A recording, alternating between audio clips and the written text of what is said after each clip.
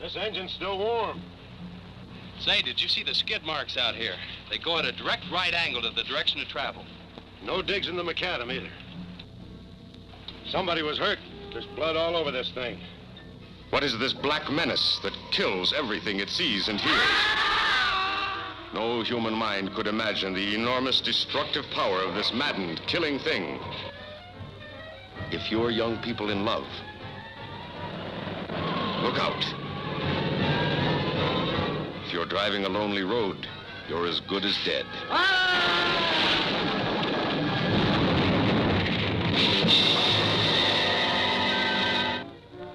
There's been a lot of livestock missing lately. That doesn't make headlines, but now it's people. Never in the history of the United States, a monster of such size and power and horrifying hatred of man.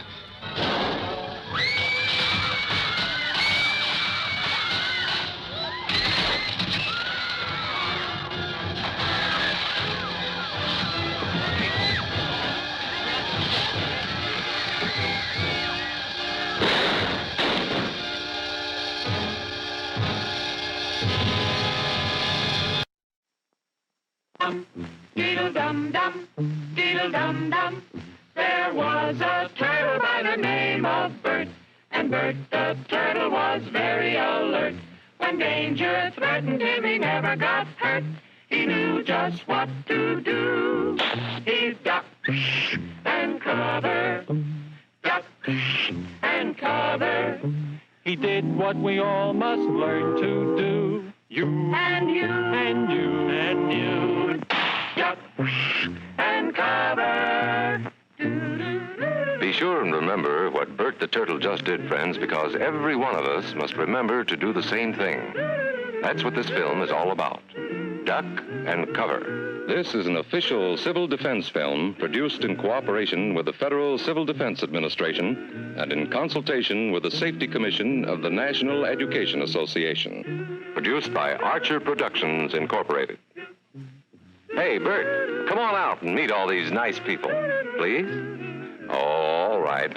We really can't blame you. You see, Bert is a very, very careful fellow. When there's danger, this is the way he keeps from being hurt. Sometimes it even saves his life. That's why these children are practicing to duck and cover just as you do in your school.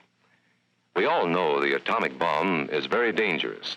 Since it may be used against us, we must get ready for it, just as we are ready for many other dangers that are around us all the time. Fire is a danger. It can burn whole buildings if someone is careless. But we are ready for fires. We have a fine fire department to put out the fire, and you have fire drills in your school so you know what to do. Automobiles can be dangerous, too. They sometimes cause bad accidents, but we are ready. We have safety rules that car drivers and people who are walking must obey. Now, we must be ready for a new danger, the atomic bomb. First, you have to know what happens when an atomic bomb explodes. You will know when it comes. We hope it never comes, but we must get ready. It looks something like this. There is a bright flash, brighter than the sun, brighter than anything you've ever seen. If you are not ready and did not know what to do, it could hurt you in different ways. It could knock you down hard or throw you against a tree or a wall. It is such a big explosion, it can smash in buildings and knock signboards over and break windows all over town. But if you duck and cover like Bert, you will be much safer. You know how bad sunburn can feel. The atomic bomb flash could burn you worse than a terrible sunburn, especially where you're not covered. Now, you and I don't have shells to crawl into like Bert the Turtle, so we have to cover up in our own way. First, you duck, and then you cover. And very tightly, you cover the back of your neck and your face. Duck and cover underneath a table or desk or anything else close by. In Betty's school, they are talking about the atomic bomb, too. Betty is asking her teacher, how can we tell when the atomic bomb may explode? and her teacher is explaining that there are two kinds of attack, with warning and without any warning. We think that most of the time we will be warned before the bomb explodes, so there will be time for us to get into our homes, schools, or some other safe place. Our civil defense workers and our men in uniform will do everything they can to warn us before enemy planes can bring a bomb near us. You may be in your schoolyard playing when the signal comes. That signal means to stop whatever you are doing and get to the nearest safe place fast. Always remember, the flash of an atomic bomb can come at any time, no matter where you may be. You might be out playing at home when the warning comes. Then be sure to get into the house fast, where your parents have fixed a safe place for you to go. If you are not close to home when you hear the warning, go to the nearest safe cover. Know where you are to go, or ask an older person to help you. You know the places marked with the S sign? They're safe places to go when you hear the alarm. If there is a warning, you will hear it before the bomb explodes. But sometimes, and this is very, very important, sometimes the bomb might explode without any warning. Then the first thing we would know about it would be the flash. And that means duck and cover fast, wherever you are. There's no time to look around or wait. Be like Bert. When there is a flash, duck and cover, and do it fast. Here are some older boys showing what to do if the flash comes when you are not in the classroom. This is what to do if you should be in a corridor. You duck and cover tight against the wall this way. Remember to keep your face and the back of your neck covered tightly. Try to fall away from windows or doors with glass in them. Then, if the glass breaks and flies through the air, it won't cut you. You might be eating your lunch when the flash comes. Duck and cover under the table. Then, if the explosion makes anything in the room fall down, it can't fall on you. Getting ready means we will all have to be able to take care of ourselves. The bomb might explode when there are no grown-ups near. Paul and Patty know this, and they're always ready to take care of themselves. Here they are on their way to school on a beautiful spring day. But no matter where they go or what they do, they always try to remember what to do if the atom bomb explodes right then. It's a bomb. Duck and cover.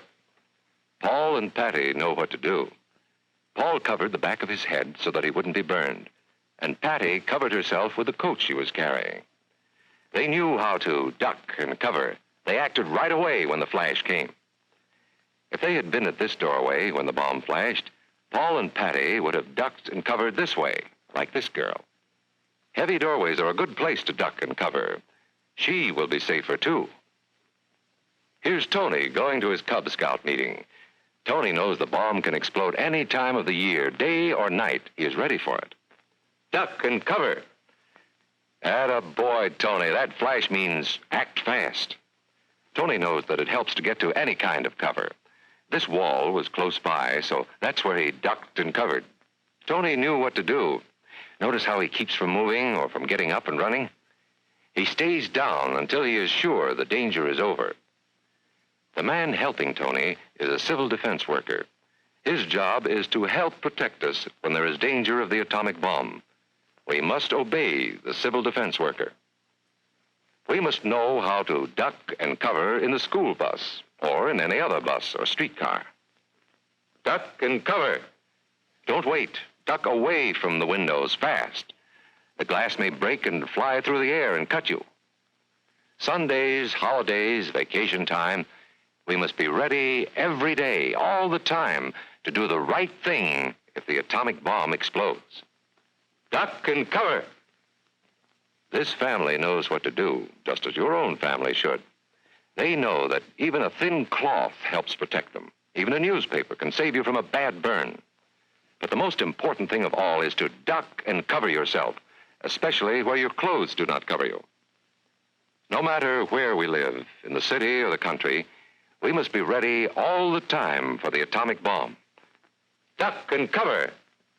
That's the first thing to do, duck and cover. The next important thing to do after that is to stay covered until the danger is over. Yes, we must all get ready now, so we know how to save ourselves if the atomic bomb ever explodes near us. If you do not know just what to do, ask your teacher when this film is over. Discuss what you could do in different places if a bomb explodes. Older people will help us as they always do, but there might not be any grown-ups around when the bomb explodes. Then, you're on your own. Remember what to do, friends. Now tell me right out loud. What are you supposed to do when you see the flash? Duck and cover. Duck and cover. Duck and cover.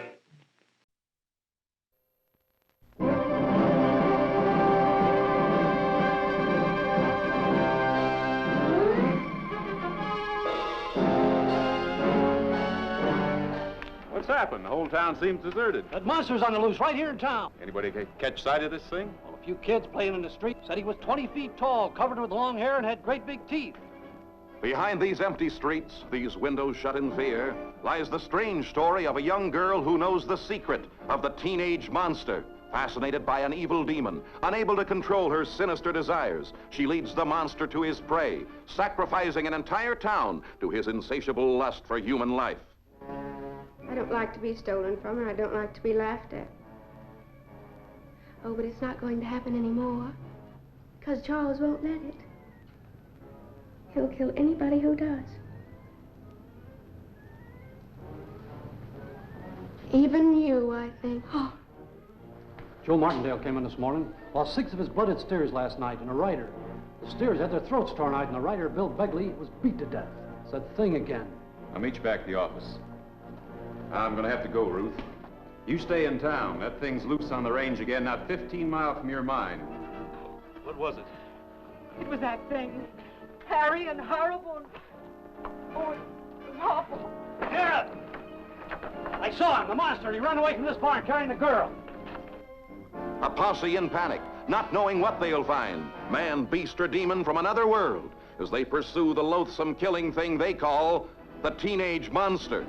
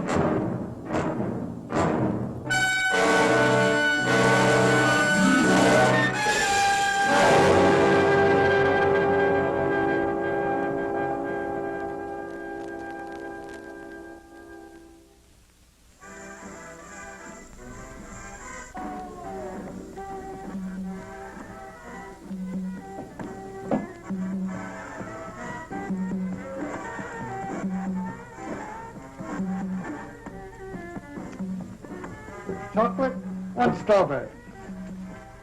You want anything, boy? No, Dottie's waiting for me. I gotta leave in a couple of minutes. 2 malts, 50 cents. Here's your chance, Kelly. Double or nothing. How do I know you've got the other half? Kelly, sometimes I don't think you're ever gonna get rich. Sometimes I worry about that myself. Hey, Rich, how about you and the other guys going horseback riding with me and Dot? No, we can't do it. I've been working all week on my boat, and it's running real good, and we're going to go water skiing. Oh, you guys, what a drag. All you ever do is water ski. You want to come along? No, I promised Dottie. Anyway, she's waiting for me at the stables. I'll tell you what. You go riding, we'll go water skiing, and I'll pick you up at 4 o'clock at the stables. Then we'll figure out something for tonight. You pick us up for sure? You know I wouldn't hang you up. Well, okay. I'll tell Dot, and I'll meet you at 4. Tell her I said to keep an eye on you. Oh, yeah, and check the stirrups. A big wind might come up. Very funny. Hiya, Pint, where you going? I'll never tell. What's the matter with him? Oh, he's been eating too much hay. He doesn't want to go water skiing. Wow. I mean, how weird can you get, huh? Are you ready? Yep, all set. Pam's making a lunch. Hey, and guess where we're going to eat it? In the boat? Nope. On an island. An island? Yeah, it's a real gas. Some guys told me about it. I've been all over that water, and I've never seen any island. You never went that far out. It's way out where the water's too rough to go skiing. Sounds crazy, Reg. Are you going to believe this scam? He's always coming up with some long shot. This time it's an island. All right. I'll tell you what I'll do. If that island isn't there, I'll buy 2 new carburetors for your boat, and I'll put them both in myself. Come on, Rex, let's find out. All right.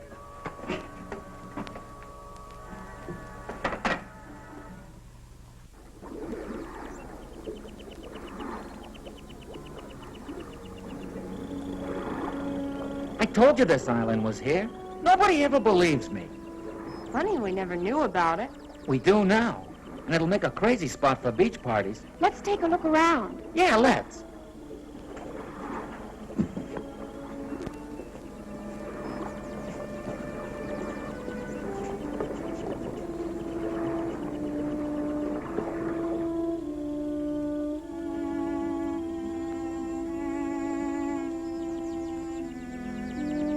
Hey, dig that.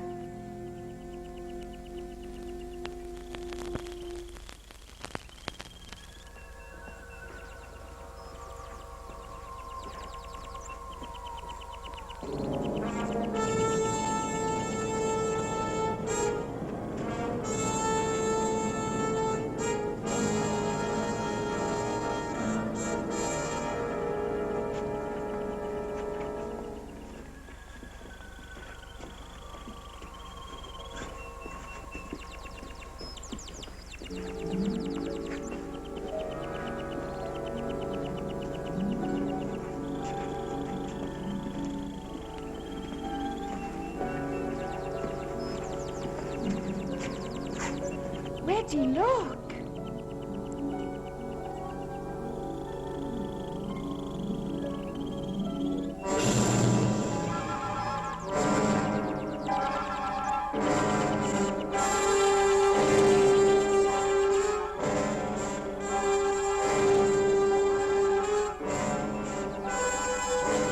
Wait, what?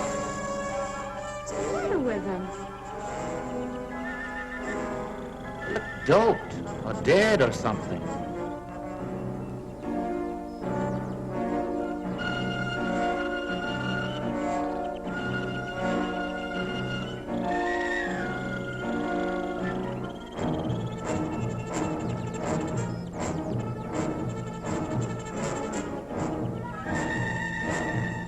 She's seen us. Let's get out of here.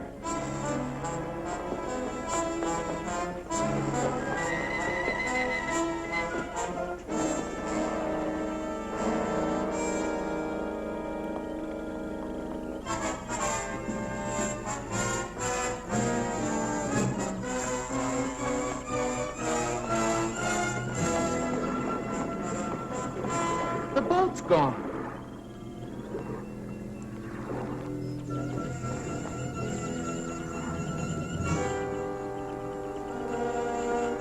Well, they couldn't have taken it far. Who couldn't have?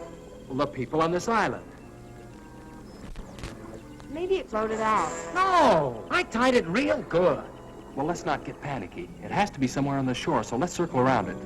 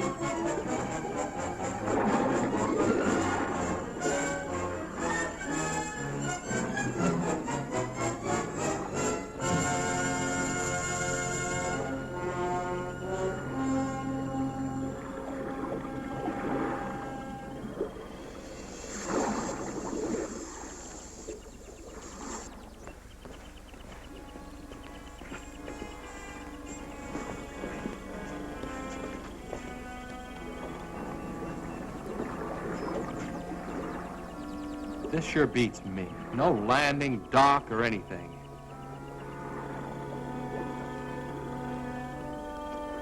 They might have tied it up at a better place. We better go see. Not me.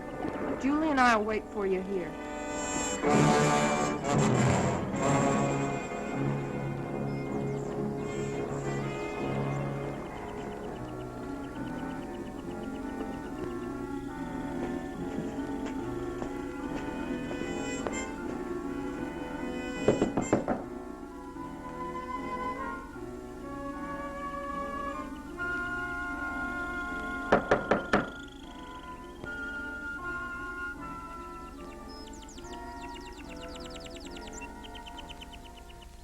Well, the kids who ran off.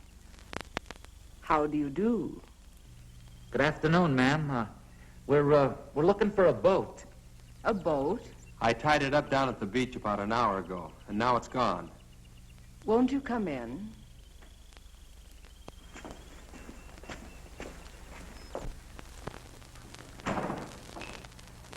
I'll get you a soft drink. Oh, thanks, ma'am, but we just... Oh, yeah, a soft drink. That'll be fine.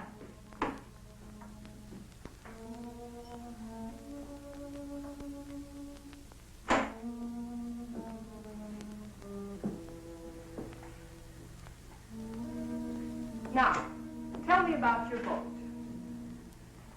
Have you got it? Your boat? Of course not. I've been here all day. Well, someone took it. And we're not supposed to be here. Well, we're sorry. I mean, if you'll just give us our boat back, we won't come back anymore. But I've told you, I haven't taken your boat. What kind of a place is this? I mean, who's in charge here? Someone knows where our boat is. Well, I'm afraid I'm the only one you can talk to. We've walked all around this island. Now, where do you keep your boats?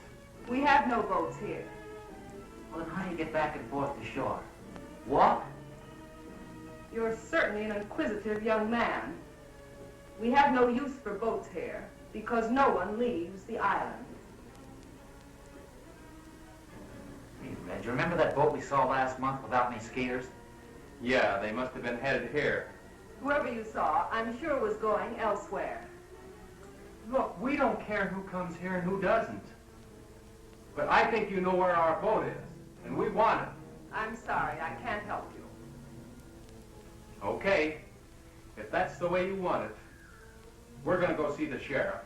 Yeah. You certainly have a lot of courage. It's very flattering. Hey, that sounds like Julie and Pam. What are the girls doing here? Where are they? I'll find out for you.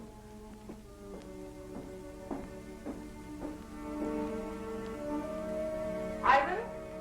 Ivan, are the two girls there?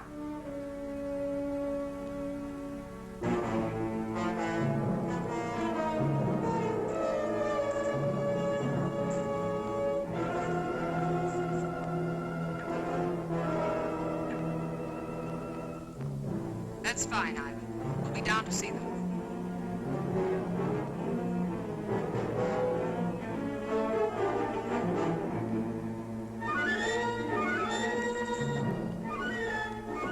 Your friends are downstairs. Come with me.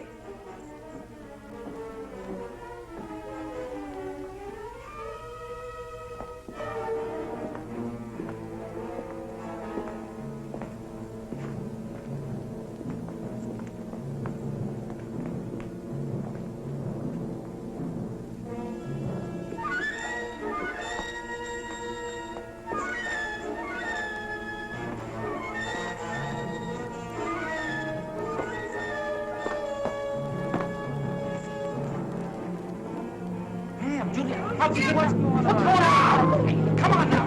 Hey, come on.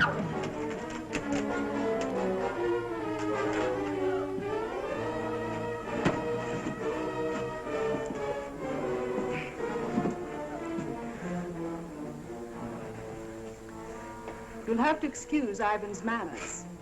He's very strong and sometimes forgets himself. If you behave yourselves, he'll not hurt you. What are you going to do with us?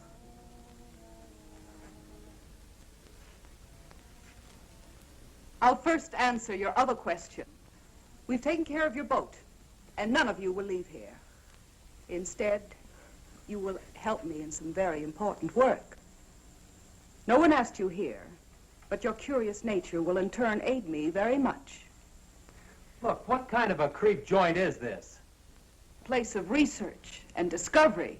A place where science is free from the interference of stupid politicians. Oh, yeah? Well, you won't get away with it. We've got some friends waiting for us. When we don't show up, they're going to follow us out here looking for us, and they're going to bust up this whole weird place. Please let us go. We'll promise never to tell anyone about it. I'm afraid that's impossible. And as far as someone discovering this island, well, that doesn't bother me in the least. You'll have to excuse me now. I have work to do.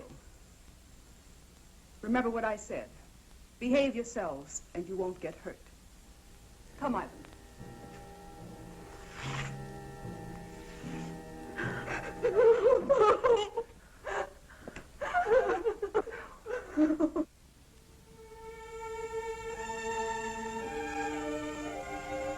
Hi, Kelly. Hey, kid, what you doing? I'm looking for Red. You seen him? Well, not since you were here this morning. How about Skip or Julie?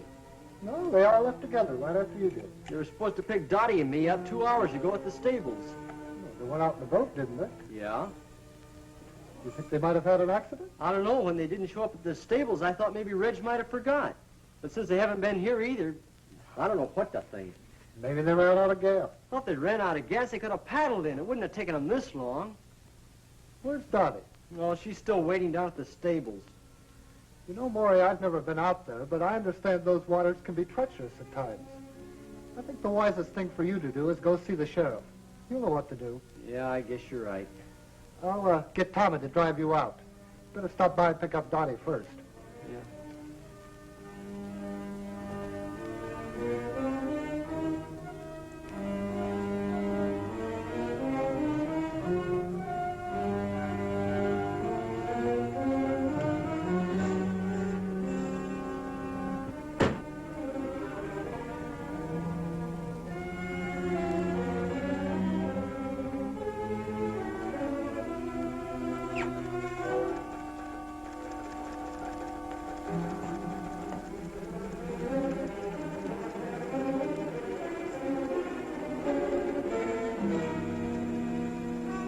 Help you?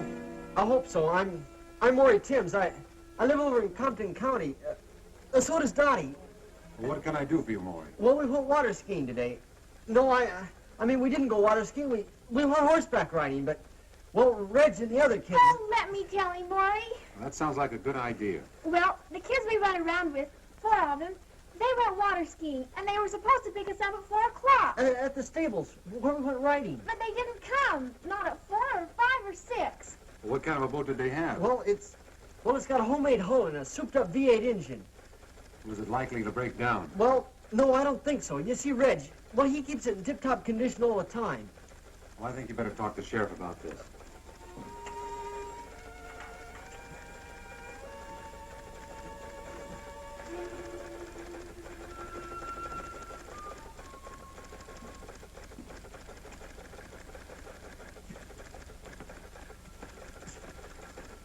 All right. Let's hear all about it. Well, we were afraid the boat tipped over something because they were supposed to pick us up a long time ago. What direction they went? No, they just went water skiing, no special direction. Well, now, we have about 800 square miles of water out there. That'll be difficult for us to search an area like that. But you gotta do something. You just got to. Now, don't misunderstand me. We'll do the very best we can, of course. You tell Regan to pick up searching immediately. You and I will relieve him at 5 in the morning. Can we go with them? I'm afraid not, miss. It's practically dark. Do you kids have a car? Well, no, not one of my own. Then I'll drive you two home. Oh, thanks, but could you drive me down to Reggie's car? I'd like to drive it. Reggie doesn't like to leave it outside. All right.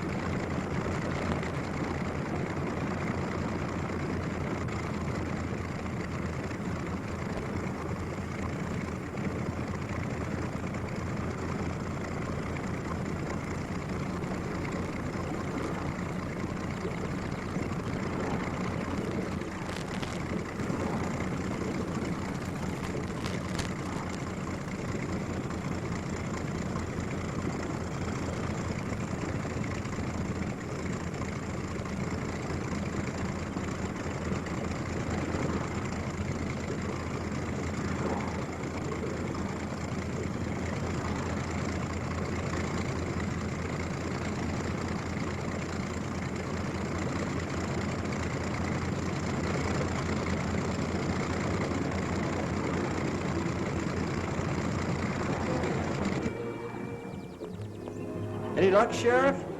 I'm sorry, son. Nothing yet.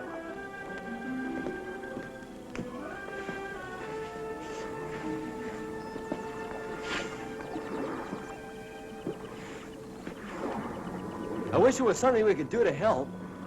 Hey, let's take one of Wally's boats and look around. Wally won't mind.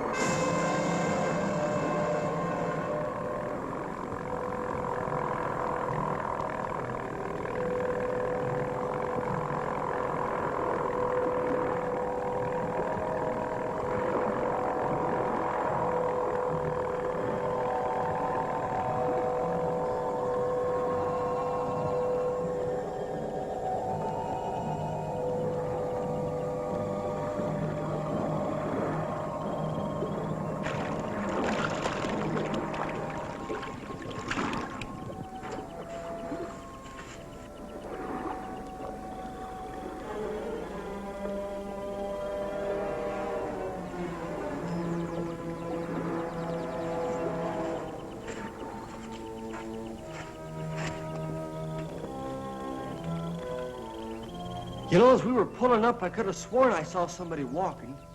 You must be carried away. If they were here, we'd have seen the boat. Look!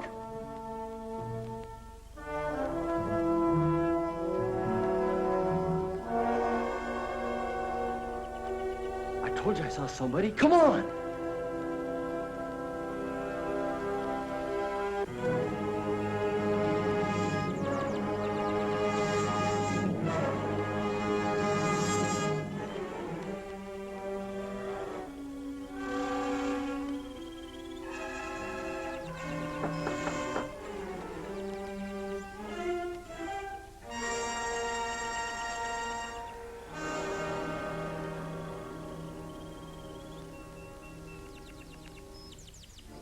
Come here.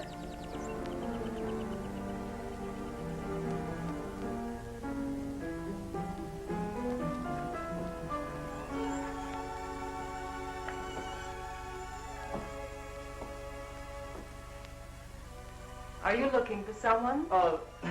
We saw a man back there. We were trying to find him. He's gone now. Can I help you? Well, I guess you can. We were going to ask him if he saw anybody, 4 kids, in a boat around here yesterday. Well, I'm sure he didn't. Neither did I. You see, we were both inside all day yesterday. Do you live here? Of course. Would you like to take a rest? No, we better get going. You see, we're searching the water for our friends. We think they might have drowned. Why, that's terrible. I hope to find them safe and well. Are you sure you wouldn't like a sandwich or something before you go? No, I think not. Thanks anyway. I bet you don't get many visitors out here.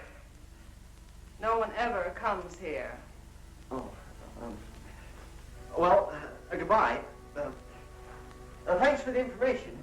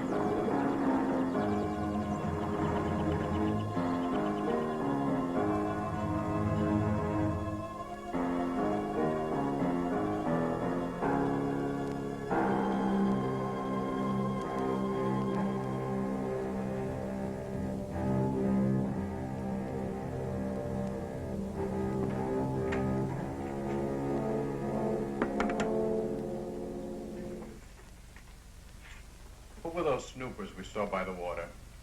Just some kids looking for their friends. I don't like people around here. There's too much at stake. You know people are of no concern. Besides, I'm the one who has to stay here, not you. A slip up now will ruin everything. You don't have to worry. I know exactly what I'm doing. That's what we're here to find out. How is the work progressing? Very well. I hope to complete phase 3 this week. Phase 3? You were on that the last time we were here. And now it's nearly completed. What do you expect in 4 months? We expect results. We must have results, and soon. Tell me, Doctor, what's the chance of finishing the research within 6 weeks? You mean the research or the actual completion of a perfect capsule? I mean the completion of 5,000 capsules, ready to drop. I've received orders from the east that we must move in another direction unless your capsules are ready in time. You mean hydrogen bombs? Yes.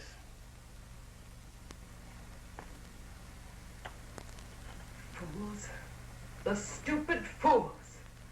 What good is land that you can't use or go near for years? You know, of course, that we don't control these things. Well, what about it? Can you speed up the work? It is possible. But I've run into a factor that may give us trouble. Come and see for yourself.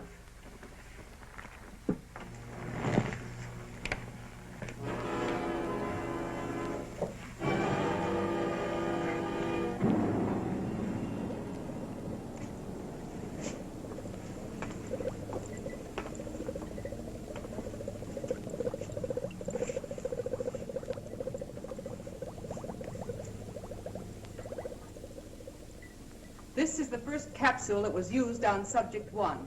It proved much too strong, as the subject died in 5 hours.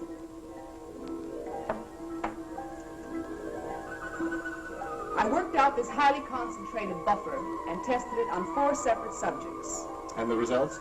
About 0 consistency. Have a look.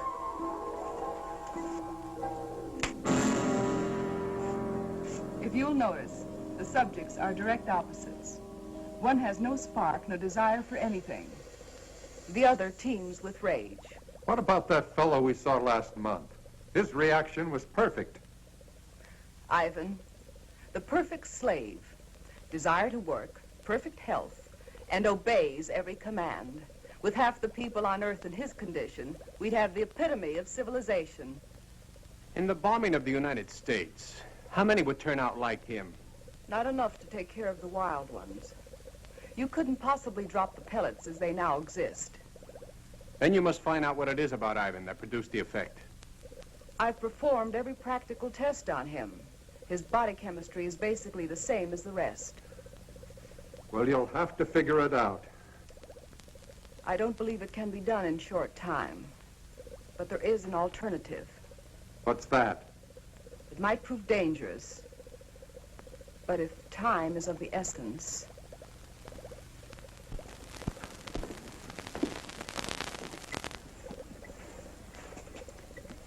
I worked out a formula using a completely different paralyzing agent.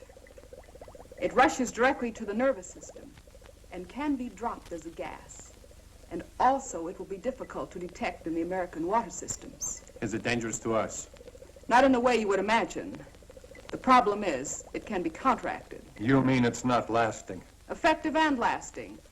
Until someone discovers what would bring the subjects back to normal.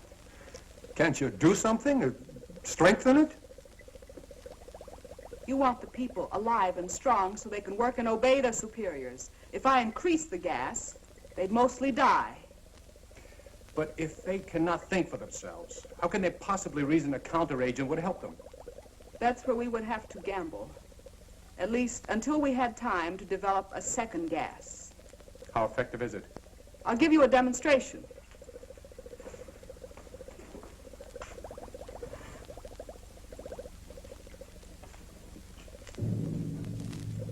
Ivan, I'm preparing a test.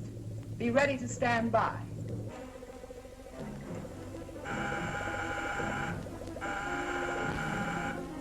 You'll now be able to see the effect taken by a near-human subject.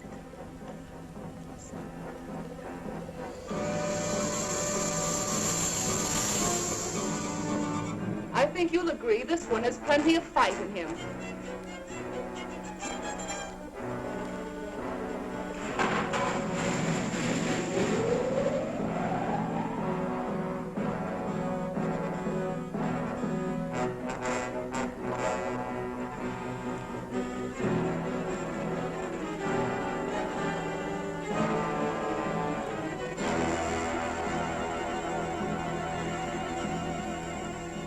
And now we tame the savage beast.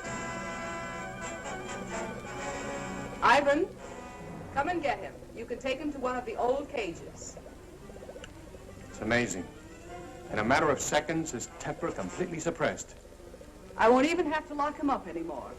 Although, unlike a man, he's not useful. After I run some tests, Ivan will destroy him.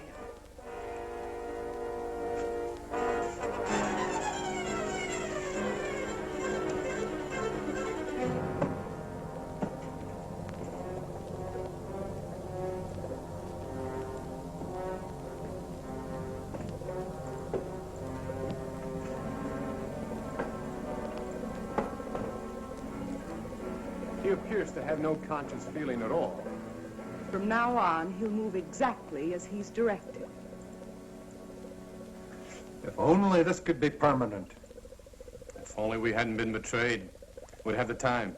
What are you talking about? Who betrayed us? Do you remember Felix, our contact in South America? The one that helped you with the passport? Very well. I last saw him in Buenos Aires. The reason that passport looked so good was because it was a legitimate one. We recently found out that he was a United States federal agent. Where is he now? Dead. But we don't know whether or not he had enough time to contact his office about this operation. This is the reason for the change in time element. If he did talk to the Pentagon, they'd soon find this place. Then it's up to you. If you want to take a chance with what you saw, then I'll hurry along with the final tests. I have 4 human subjects to use. 4 new ones? The friends of those kids you saw outside. Are you sure they won't be back? I rather doubt it. But if they do, we can handle them. We better stay here a few days, just in case.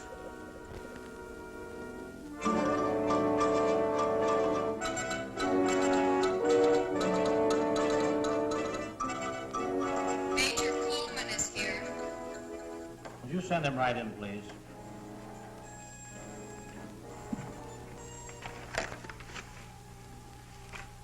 Did you bring everything they found? His suitcase contained mostly clothing and personal belongings. I have all the papers we located, but I'm afraid they don't help much. He couldn't carry anything of importance with him. Is there any chance of finding the body? If we do, it probably won't tell us much. The murderers undoubtedly checked his clothing. Everything addressed to Felix. Is that the only name he used? He used the name Felix in Argentina and Mexico. Even the police in Buenos Aires were unaware of his identity. We have other agents in Buenos Aires. Why didn't he contact them? Colonel, we felt this assignment was the most critical we've ever been on. We tried to avoid any possible channel of detection, even our own agents. Your caution certainly didn't seem to pay off. Well, I suppose you're right. But we do have one thing, a photograph. This might lead us to their headquarters. First, we're sending copies of this photo to every law enforcement agency in the country. Every city, county, and state officer will be on the lookout for her. Second, we'll detach troops from bases in this area and cover the entire state. When we finish there, we'll move to another until we've covered the western states, then move eastward. I'll contact General Mundy for additional helicopters in that area.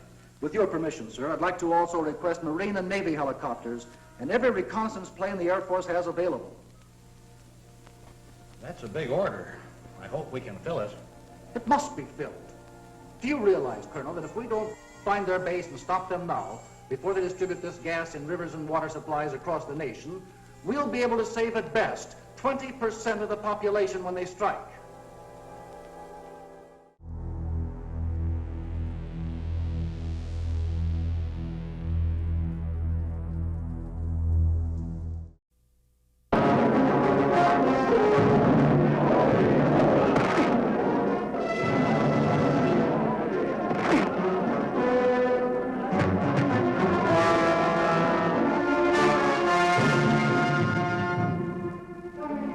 Help me, Doctor, please! I know they're going to kiss me, but don't let anyone see me like that. Please, Doctor, help me! Michael Landon in a powerful performance as the boy possessed. Yvonne Lyne, appealing as the girl who loves him. Whit Bissell, unforgettable as the scientist maddened by the mystery of the werewolf. And Tony Marshall, a tough, friendly enemy.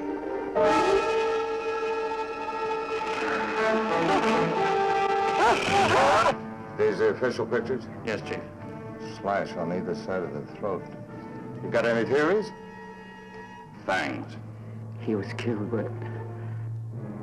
by a werewolf. Panic penetrates every home when this strange, unknown killer hits town, taking hold of the teenage crowd, coloring their practical jokes with hysterical humor that'll make you fall flat on your face with horror. Now, remember how wonderful it was when you sprang and suddenly dug in with your fangs, a soft throat, a gush of warm blood? No! No! Nothing you've ever seen has such blood-chilling savagery. Nothing you've ever conceived packs such a spine-tingling jolt. This high school boy, a teenage werewolf, a constant threat of claw-ripping attack to everyone, to the brave and the beautiful.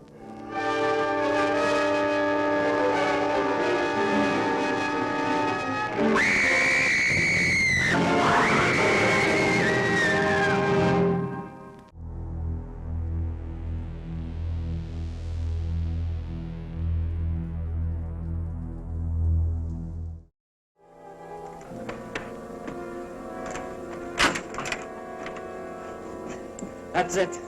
Clean as a whistle. Come on.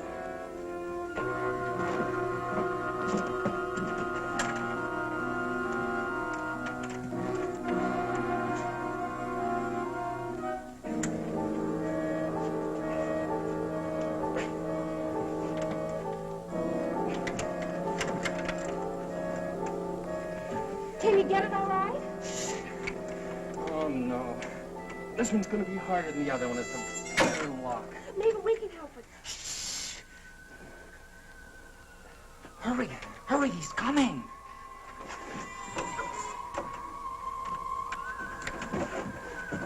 Get back against the wall, quick.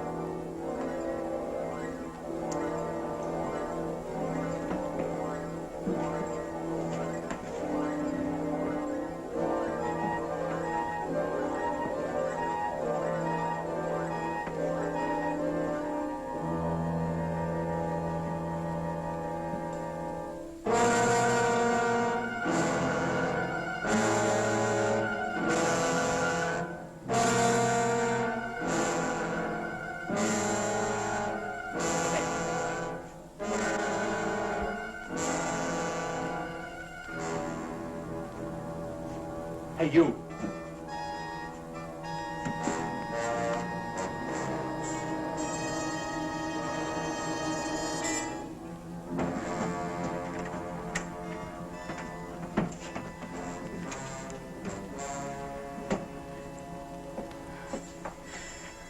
Every time he comes here, I'm afraid he's going to open the door. The way he looks at me. I don't think he can do a thing unless he's told to. He must be under some powerful drug. Maybe he can't hear us when we talk. Oh, he can hear us all right. Look, it's a good thing he didn't notice the broken lock. He probably won't be back for a while. You'll have time to open ours. No, I think we better wait till the last minute. Well, if he notices the broken lock, we'll be cooked. But now you've got the time. Look, Julie! Getting out of these cages isn't even half the battle. If we can get through that hall and outside, we've got a chance. But we've still got to get off this island. And we can't swim. Hey, look. Reg and I can sneak out of here tonight after it gets dark. Then we can go down by the water and look for the boat, huh?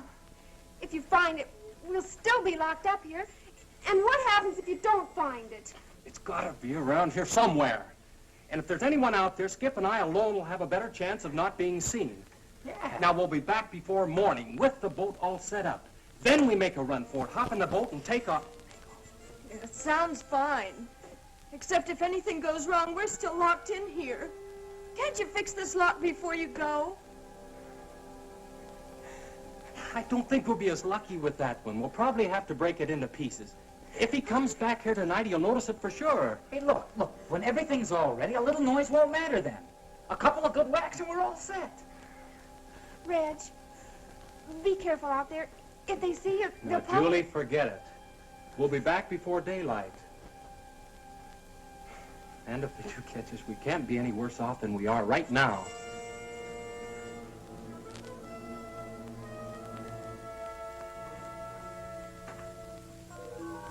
It's probably dark by now.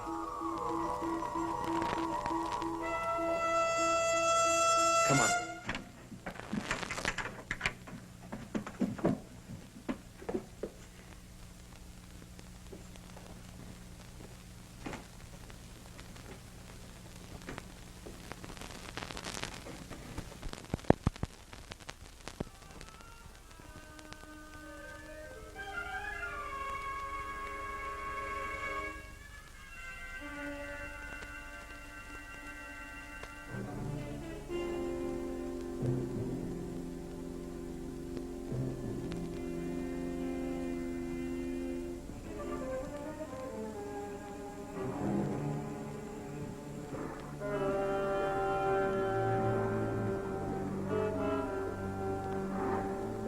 Skip, come on.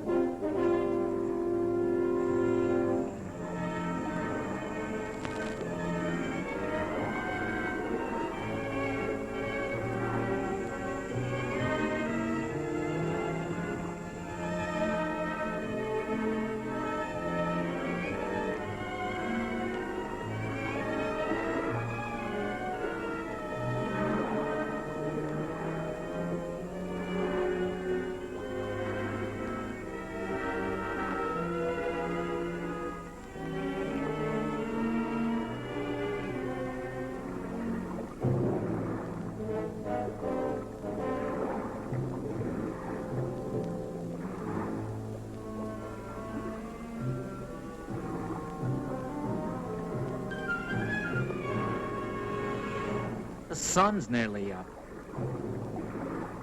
Yeah. Sort of hate to face the girls.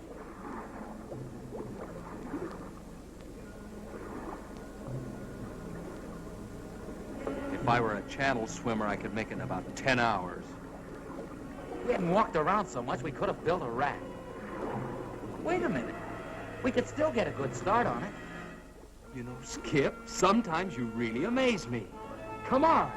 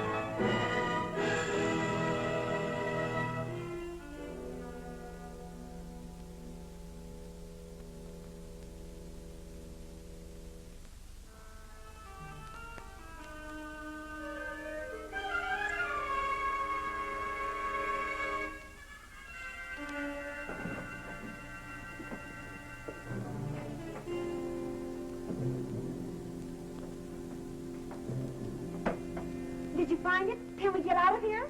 Well, it's almost daylight. We'll have to wait. But you found the boat. No. But it's okay. We're building a raft. A raft? It's our only chance. We'll have it finished tomorrow night, then we take off. Hey, we better get inside. They might be getting up. Right. And we better get some sleep.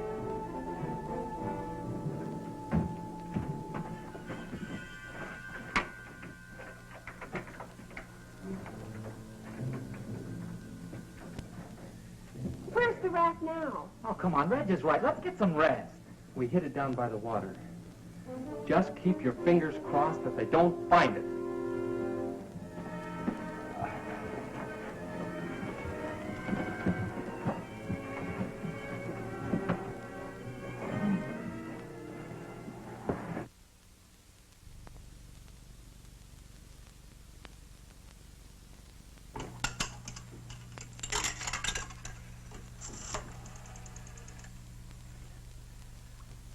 Hello?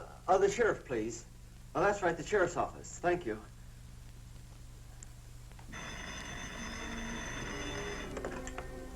Sheriff's office. Johnson. Hello? Hello, this is Maury Timms. Yeah, Maury. Listen, we were out in the boat today, and we came across something real strange. We found this island. We think the kids might be there. I see. Well, look, Maury, I'm due to go out on a call right now. The sheriff isn't here, so you'd better go see him in his home. His address is 233 Elmwood Road. Can you find it? Well, yeah, I guess so. We're not too far from there. I'll leave right now and catch him. Thanks a lot. Goodbye.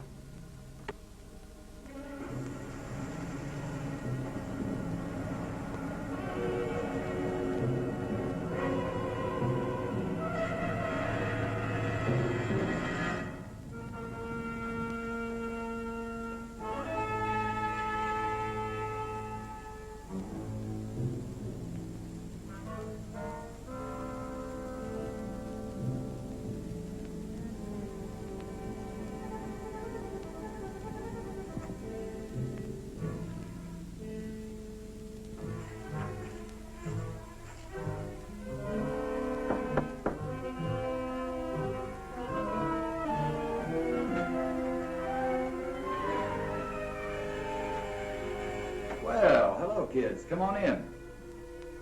Sorry to have to bother you at home, Sheriff. Oh, that's all right, but we still haven't found anything. I think we did. Not a boat or anything, but we found something that sure looked funny. Well, what'd you see? Well, we were out there in the water, in this boat we borrowed. Well, we were looking all around like you. Well, we went way over toward the east. Must have gone about, 30, 40 miles. We came to this real weird place. It was an island. Yeah, real strange like. I didn't even know it was there before. Well, that must be Mullet Island. There used to be some buildings on it about 50 years ago. That sounds like it. Well, anyway, we thought it was worth looking at, so we went there and we talked to this woman. And you talked to someone on Mullet Island? Yeah, she lived there. I can't believe anyone could be living on that old island. There's no facilities. She lives there all right. We saw her. Well, how odd. Wonder why anyone would pick that place. Well, what'd she say? Had she seen anything of the boat or the kids? She said she hadn't seen anybody, but we think she was lying. Now, what makes you think that? Well, we didn't think too much about it at the time. We wanted to look around the water some more. But Dottie brought it up on the way back. I'm sure she lied to us, Sheriff. And she might know something about the kids she's not telling. Now, wait a minute. If people want to live in isolation, that's their own business. They have that right. Don't you jump to conclusions just because this woman may have looked, well, a little odd. It's not that. It's, well, she... Now, look here. You're all upset about this thing. And it's a terrible experience. But do you really think that a person, well, anyone, would see your friends and then deliberately say they hadn't? What possible reason could they have? We don't know. That's why we came to you. I think you both let your imaginations run away with you. Now, I suggest you go home and let me handle this search. But I have to tell you the truth. I'm not too optimistic about it after all the area we've covered. Have you been out to the island? Now, do you actually believe that your friends would go out there and stay this long? Well, no. Not unless they couldn't get off. She lied to us, Sheriff. I know she did. She told us no one ever came out there. And as we left, the boat was just arriving. Have you kids been home to dinner or any place since coming back from out there? No, we didn't want to waste any time looking for you. All right. we get the boat now and ride out there and have a look around, will that give you any satisfaction? Yeah, but, well, if we find anything, are you sure you can handle it by yourself? I think so, Maury. And if not, I've got a radio in the boat.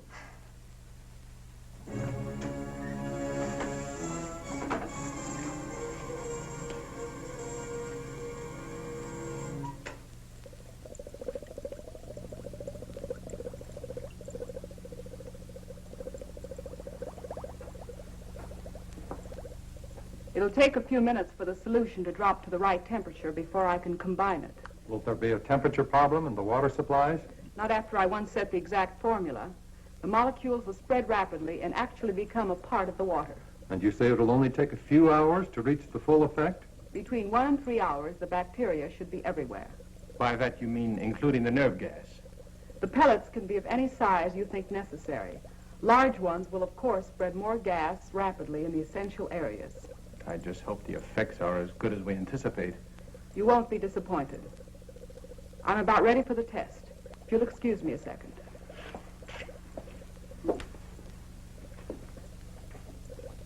Ivan, we're ready for the 2 girls. Would you bring them in, please?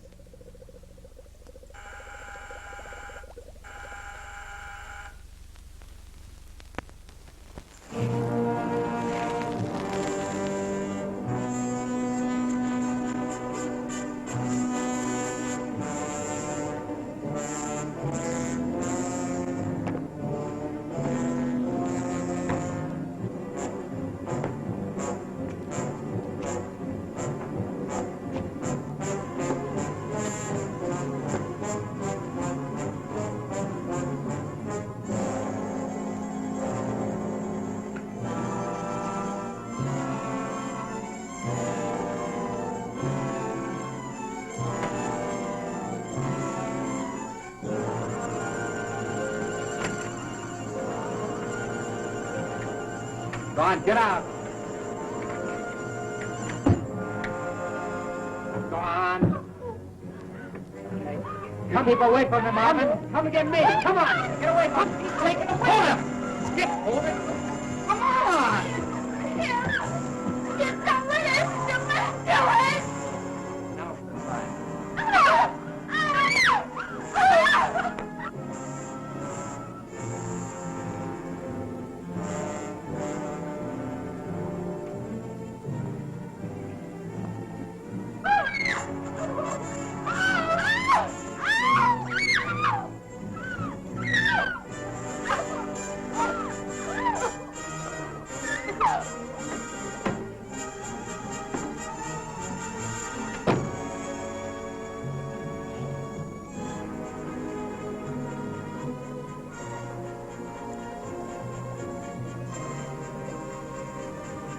They put him in that room to kill him.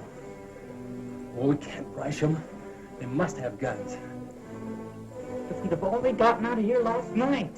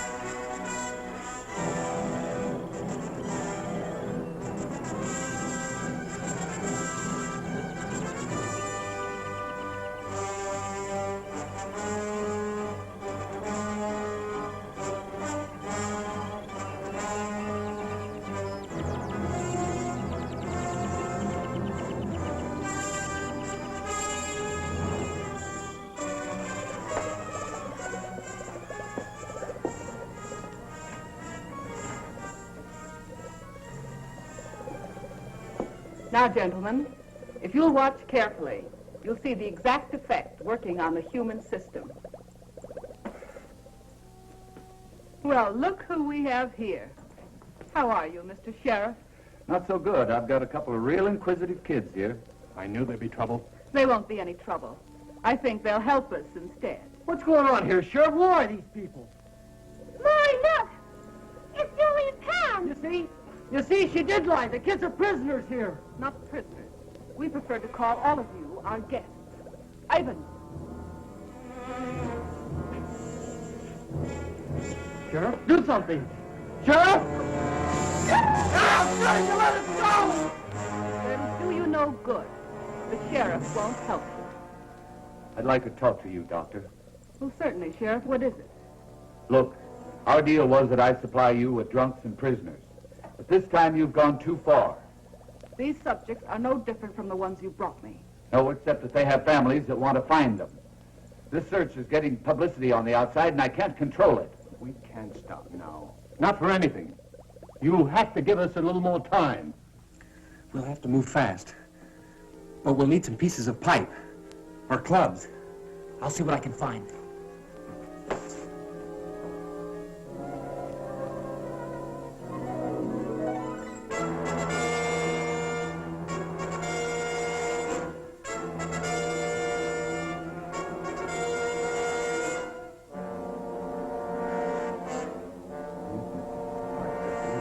Agree with you. I think we can all relax, keep our wits about this thing. After all, we haven't been discovered yet. And I don't believe we'll need any more people over here. What do you think, Doctor? I was never one to complain over a simple problem. Simple problem? Do you realize I do realize. And I also understand thoroughly what we're all expected to do. I'm doing my job under the same conditions as you, only I don't complain about every problem I run into. Very well, then. Perhaps you should appoint someone to take my place. Perhaps we will. All right. Do what you think best. Let me know what you decide. We certainly will.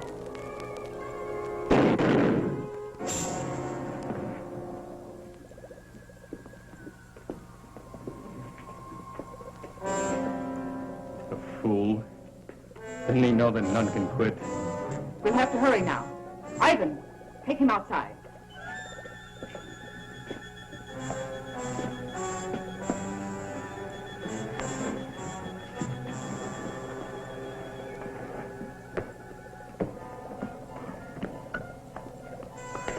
Where do you want these two? Keep them there. They'll serve as a second pet. Look, we gotta move now or it's too late. Go to the door and let the girls out.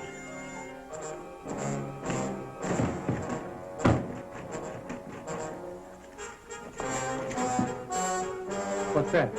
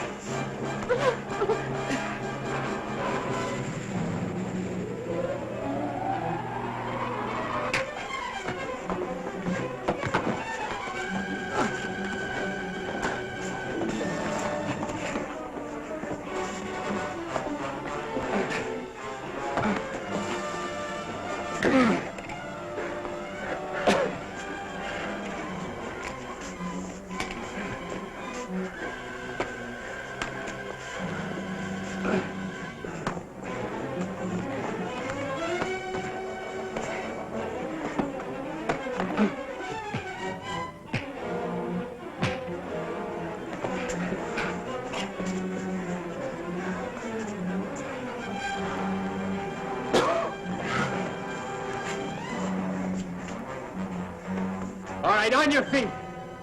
Come on! Hurry, Rick! Let's get the girls out!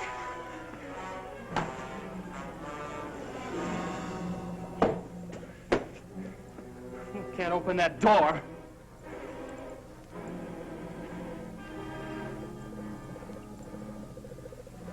But she can. Come on. Come on. All right, go open that door right now. You keep them covered, Maury. Right.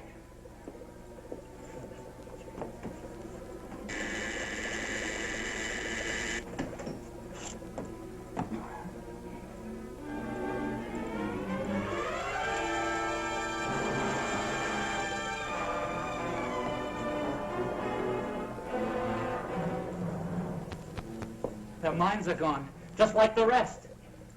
Yeah, well, she knows how to bring around, and she's gonna do it. All right, get started. Started with what? You know what I mean. Something to take care of Julie and Pam. There's nothing I can do for them. You'd rather feel a few bullets burn through you. Go ahead and kill me if you like, if that will help them. Look! You invented this stuff. It figures you can do something about it. If I could, I wouldn't, so you're wasting your time. Your time's gonna burn out if you don't do what I say. Hey, listen, Reg. When that gas is poured on someone, they lose their will, don't they? Yeah. After that, they do as they're told.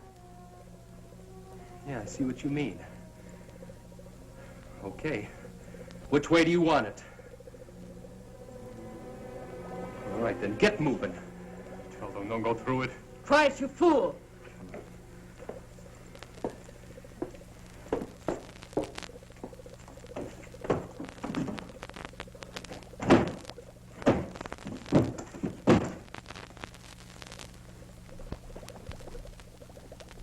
How do you release the stuff?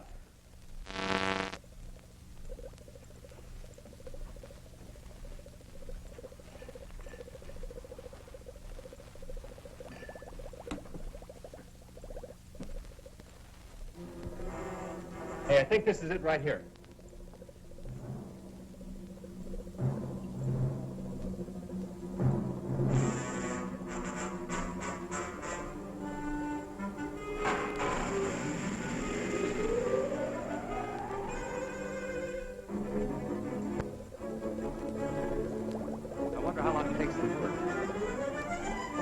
Clear enough. Let's get her.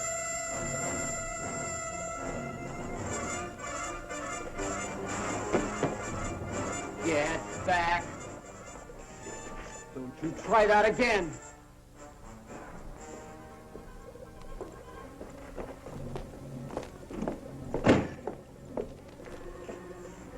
All right, now let's have it. Come on.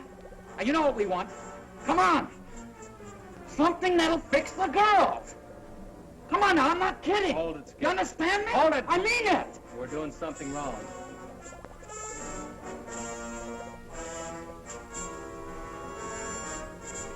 You two guys, come over here.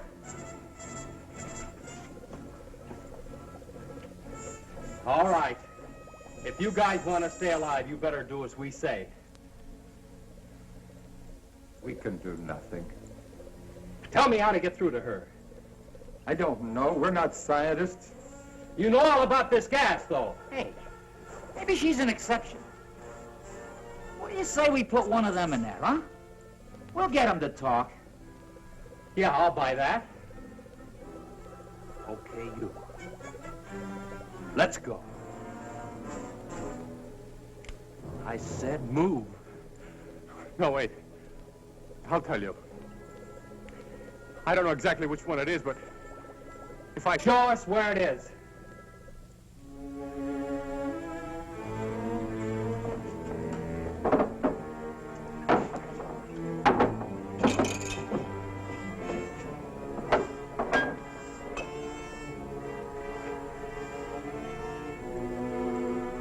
I think that's the one. What do you mean you think that's the one? Well, she only mentioned it once. I think that's the mixture to counteract the gas. Now, this might be poison. Let's give it to her first.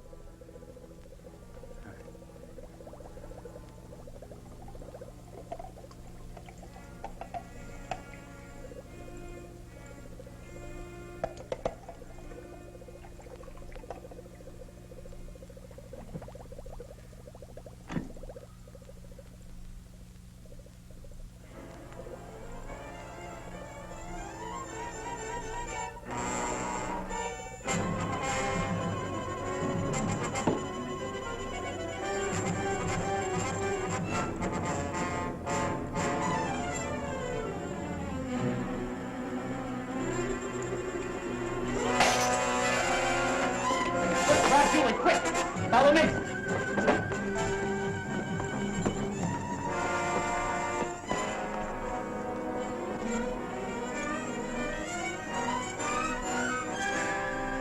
Are you all right?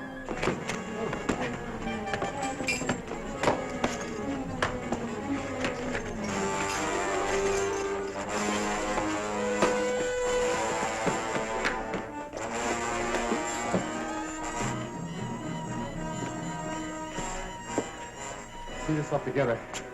We have to stop them. The police boat. We'll have to put it away with the other boats before they reach it.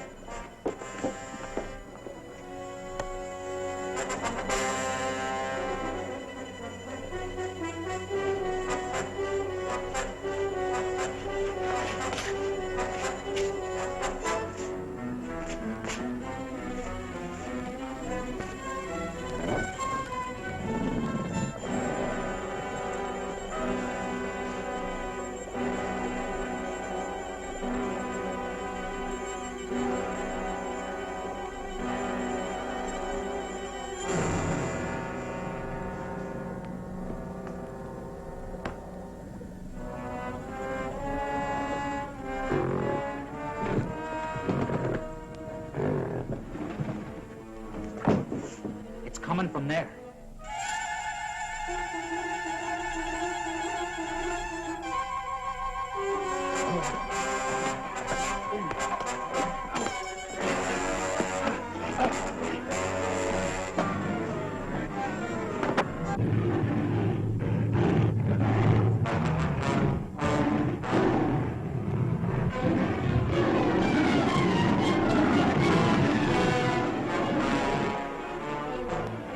Come on, hurry!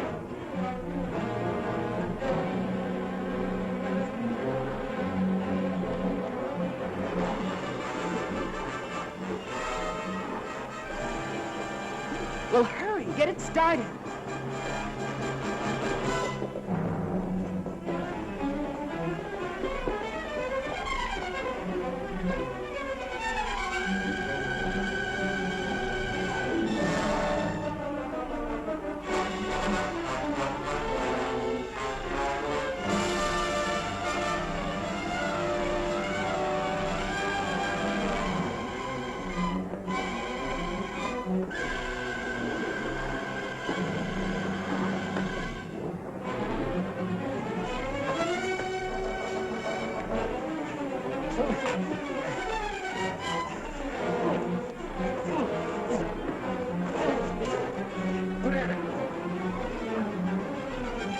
Come on!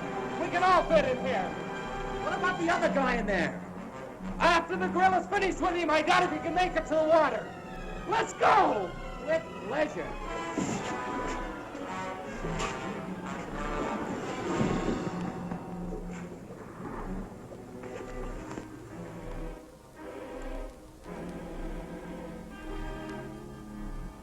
I picked up Major Coleman. We're about 10 miles in from the airport.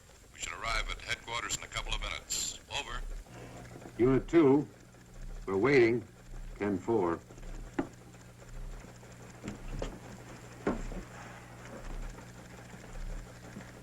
The Army will be very grateful to you kids. You know, it's funny that the picture of that woman just arrived this morning. You know, I'll bet if that sheriff had been here, you wouldn't have seen it at all. I guess you're right, Maury. I expect a full investigation of this office. We had a lot of prisoners unaccounted for. We saw quite a few men on the island. I guess they must have been the ones. Poor devils. I hope we can do something for them.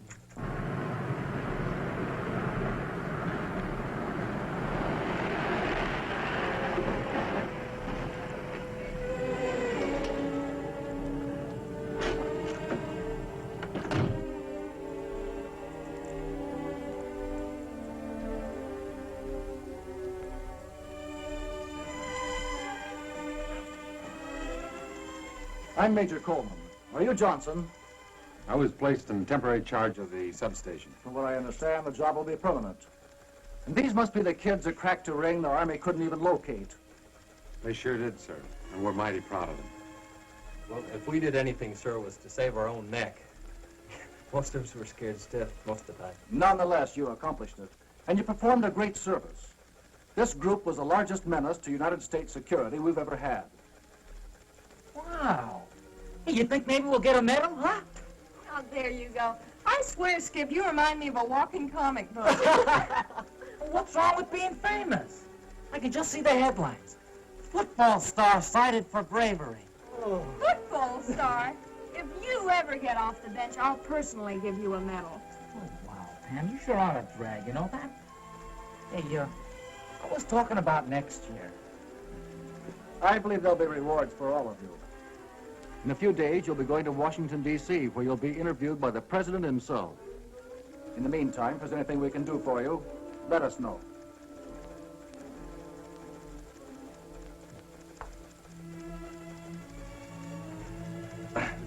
Major Coleman. Yes? Did you say you'd do anything we asked, sir? If it's at all possible, of course. Well, sir, I mean, Skip and I, we sort of... Well, sir, there's a secret boat dock somewhere on that island. And we looked and looked for it. And I'm gonna flip if I don't see it. Can we go with you when you go to search for it? I've got something at stake, you know. My boat's there, and I've got to get it back. Son, I'm sure you're perfectly welcome. Come back in about 2 hours, and we'll be glad to take you with us. Thank you, sir. Hey, crazy. How about that? Well, what do you say we all have a ball, huh? Let's go water ski. Yeah. What do we use for a boat? Oh, yeah. Anybody for horseback riding?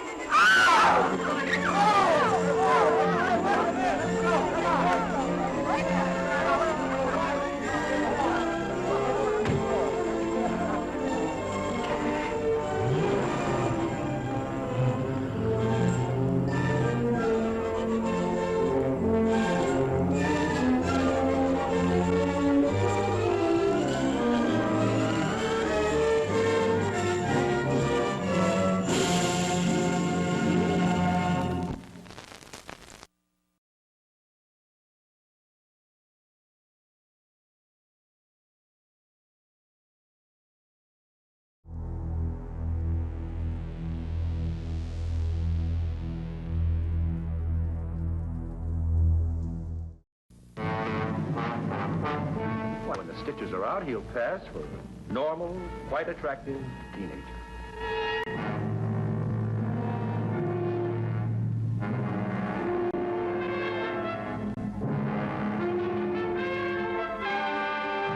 I want him to know and feel pain. What I create, I must control. Go on, activate this body.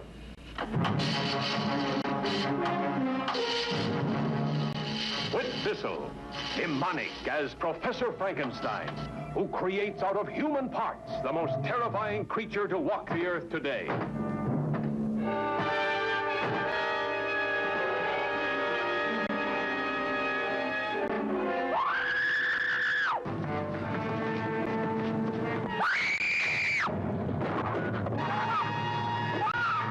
I should destroy you as dangerous evidence.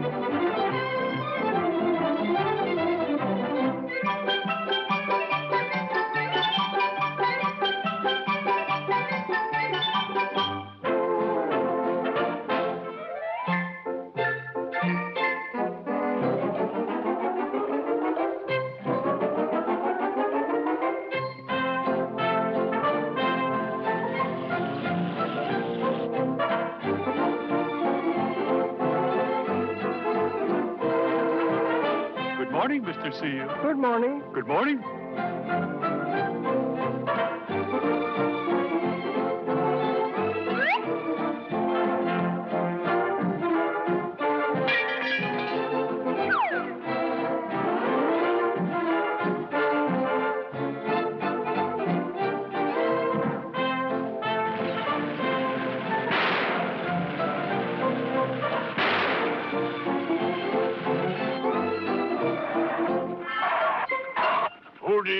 think you are? Beans is the name. One of the Boston beans.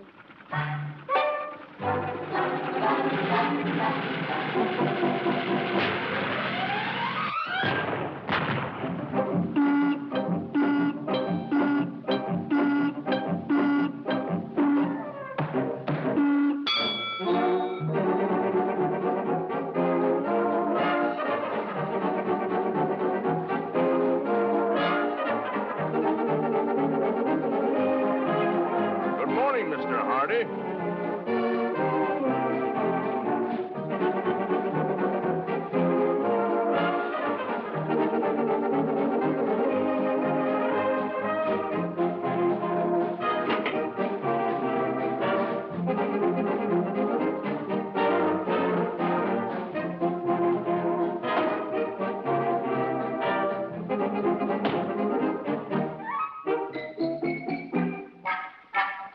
Quiet.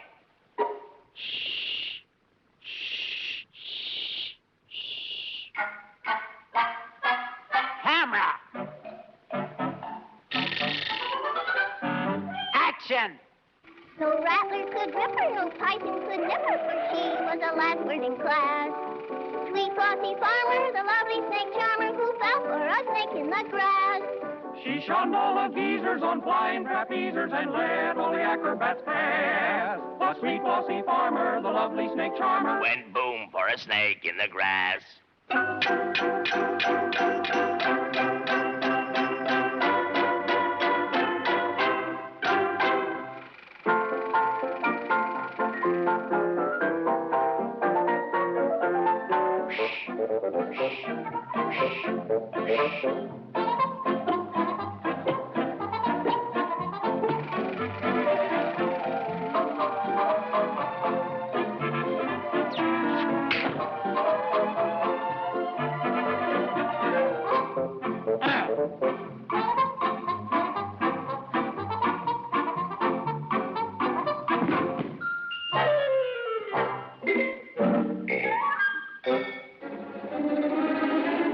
Beans is the name. One of the Boston beans.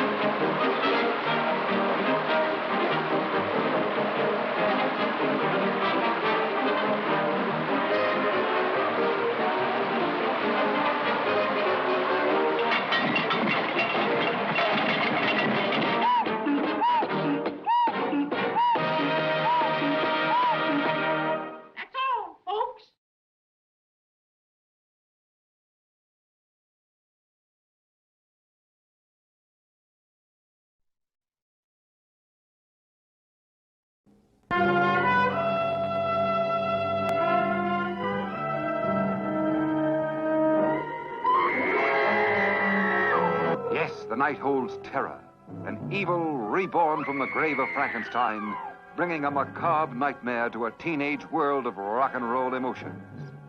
For the first time, a female descendant of the infamous Frankenstein, deadlier, more terrifying than ever before.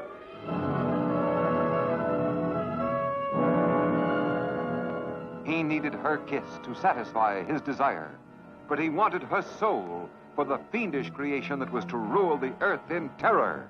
I'm sure of one thing. You better hurry before that brain cells are damaged completely. Frankenstein's daughter. Now everything was ready. Who would be his first victim? Who will feel the cold sting of death? Kill him! Call her off. Don't make me shoot. Go ahead and shoot. You can't even feel it. Kill him! Back! Get back! Kill him! For the most suspenseful and gripping moments you have ever spent, see this masterpiece of Scream a Second Terror. You will never forget it.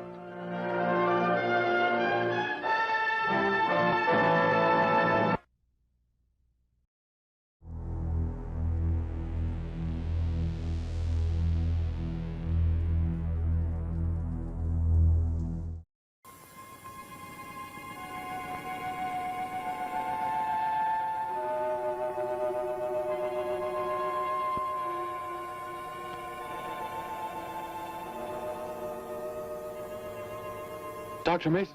Dr. Mason!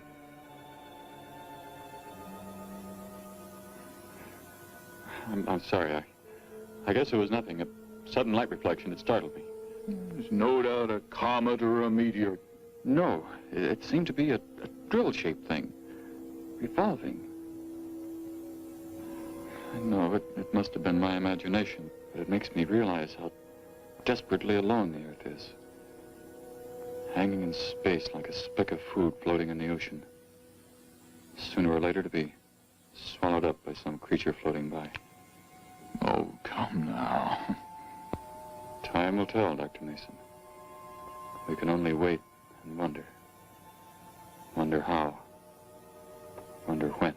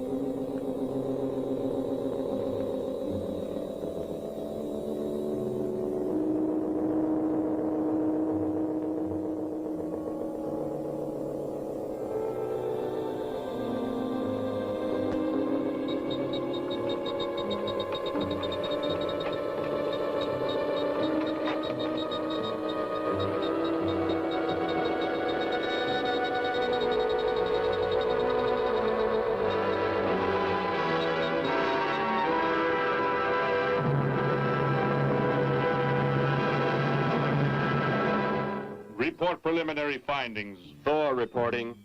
42 saturation degrees and 96 volumes. Intermediate fluctuation in Marfan content. Derek reporting. Tridex mixer components ratio exceeding 7 to 1.4. Morrow reporting. Diagonal adjustment reading resisting structural forms by 2.8.0 vernums. Saul reporting. Uneven cartoid levels intersect planes below 0.03.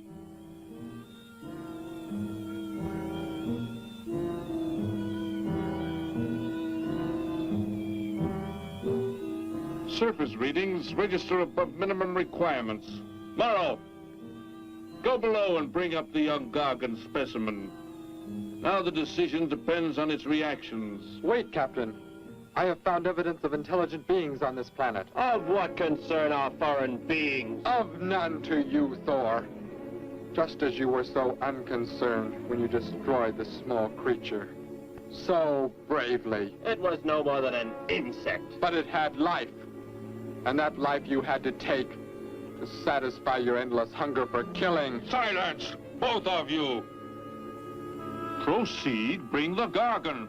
That will not be necessary, Captain. Conditions here will be reported as unsatisfactory, as they were on the other planets we have charted. By what authority? You will prepare for takeoff. The ship will leave this planet immediately. According to our code of operations? You may forget the code of operations, Captain. Only civilized beings could have made the inscription on this metal piece. We shall not have the thousands of gargans brought here to destroy them. You have concern for foreign beings over our mission to locate grazing land for our gargan herds? Recall, it is necessary as a reserve food supply for our people. Our people? We live like parts of a machine. We don't know our fathers or mothers were raised in cubicles. The sick and the old are put to death. It is the one and only way to maintain the supreme race. Have you forgotten that? Our people have forgotten. They have been made to forget for centuries. But I have learned how it once was. Families, brothers and sisters. There was happiness. There was love. Of what do you speak?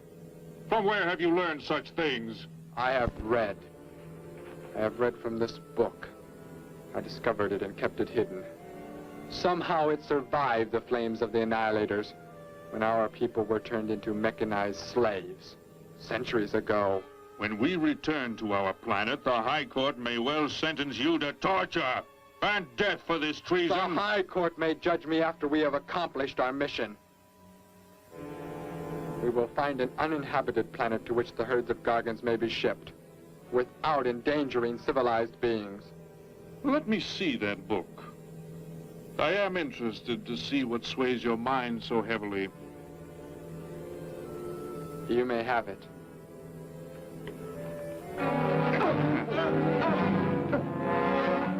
Bring up the gargan. You're a fool, Derek. This book has poisoned your mind, and you shall suffer for it.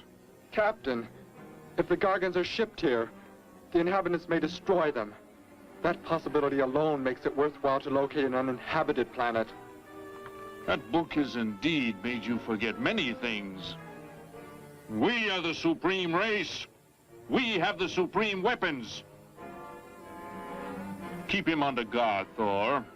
I will study the reactions of the young gargan.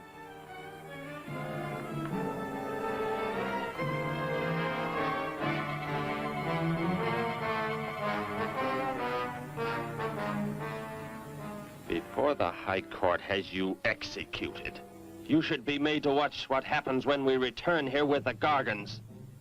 By the elements alone, they will grow to millions of times their original size in less time than it takes for the sun to rise and fall. It thrives, Captain. Already I can feel it has grown heavier. We shall return to our base and lead the transport ships here. Soon this planet will be covered with full-grown gargans. A safe distance from our planet, yet their meat will be available to us for the harvesting. Repack the instruments. I shall radio back the news of our success.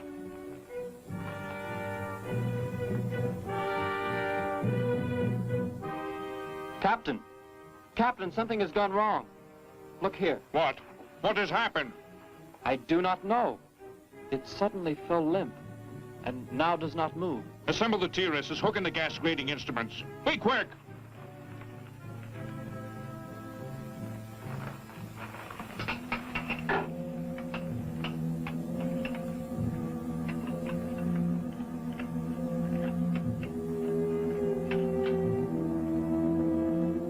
The atmosphere here tested above minimum, but the gargan species cannot live due to excessive nitrogenic gas compounds emitted in our preliminary diagnosis. Then this planet will be reported as unsuitable? Repack the instruments and prepare for takeoff. We will continue our search in another solar system. And when we return to our home base, you will be presented to the High Court with the evidence against you. Thor, Saul, bind the prisoner and prepare him for the isolation chamber. I will make contact with base.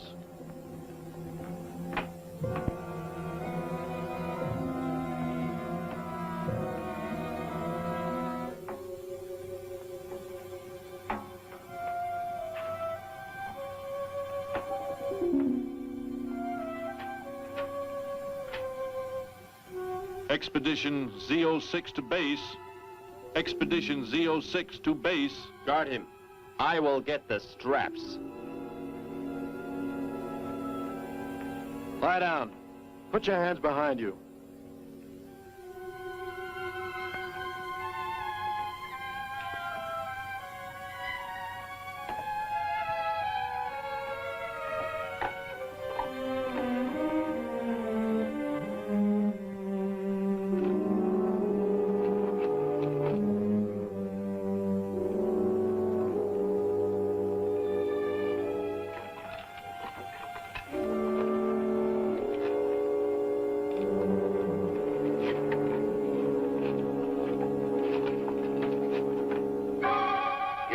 Are complete. He is escaping! Go, Thor!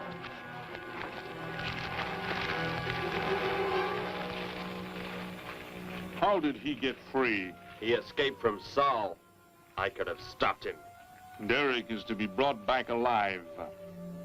He is the son of our leader. Derek? I reported his actions and was connected with the leader himself. He told me this. He said Derek does not know. As the son of our leader, the High Court will pardon him. He will be pardoned.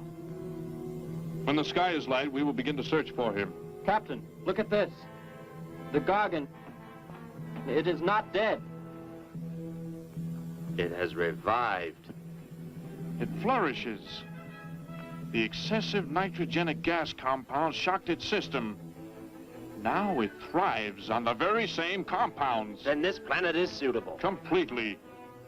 I must resume radio vision contact. Morrow, Saul, secure the gargan by expandable leg bands. Out of sight in that cave. The size it attains by the time we return will give us an exact growth rate to expect of the herds. At the rate the gargan is expected to grow, what will prevent it from tearing loose the leg bands and escaping from the cave? We shall be back before that happens, unless it should receive food in excess of the atmospheric elements. We will leave nothing else for it to consume. Imagine thousands of beasts like that, millions of times enlarged, roaming over this planet. They will be harvested from the air, so there will be no danger to us. Let us be quick. I do not like to look upon it.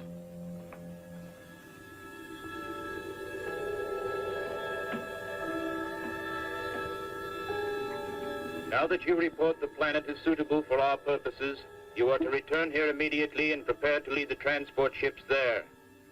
Derek's escape could now mean difficulty in our operation should he communicate in any way with the inhabitants, inferior though they may be. If we are to return now, how can he be stopped? Leave your best man to find Derek and inform him he is my son. I will join you on the return trip to meet him there. He may be stubborn. He has already threatened our lives. If that becomes the case, he must be destroyed. And any beings with whom he might communicate, they must be destroyed. Your orders are complete. I shall send my best man. I heard the orders, Captain. Let me find Derek. You will wait until the sky is light enough to begin the search. We will leave now and return here to meet you when we bring the gargans.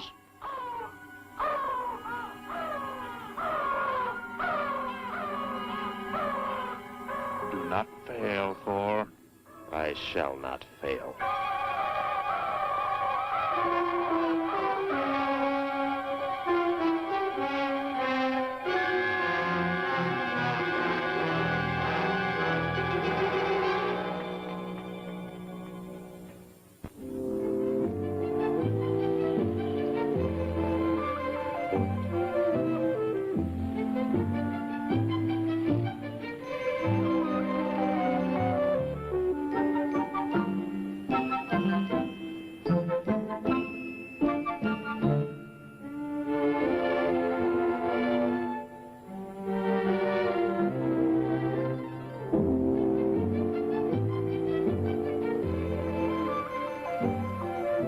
Can I help you, sir?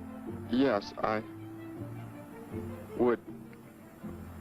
Would you tell me the meaning of the inscription on this metal piece? Sparky, 1243 Willowcrest Drive. That's just 3 blocks down there and a few doors up. You can't miss it.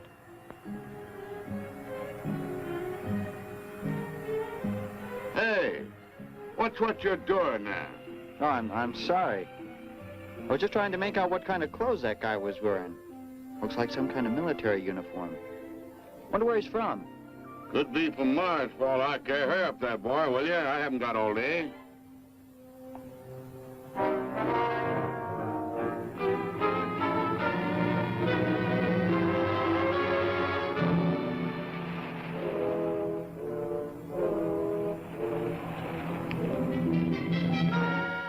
Hop in, I'll give you a lift. Lift? Well, it's a long way into town. Okay, it's all right with me. Wait.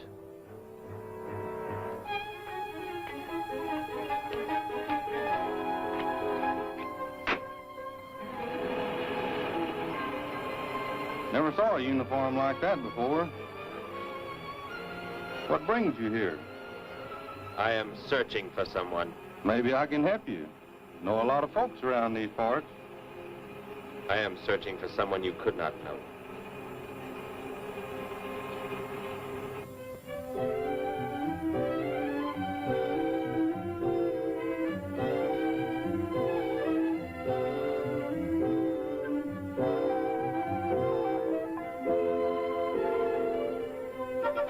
I put Sparky's breakfast out 20 minutes ago, Grandpa, and it's still here. He's probably still out chasing gophers. Hello. You've come to see our room for rent? What's that? A fellow to see the room for rent, Grandpa. You show it to him, will you? Joe'll be by for me in a minute. We're going swimming at Alice's, and I haven't even changed yet. Well, come on in.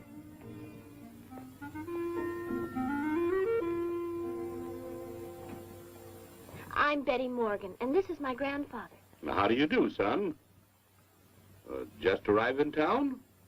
Don't believe I've seen you around before. I just arrived. And your name? Derek.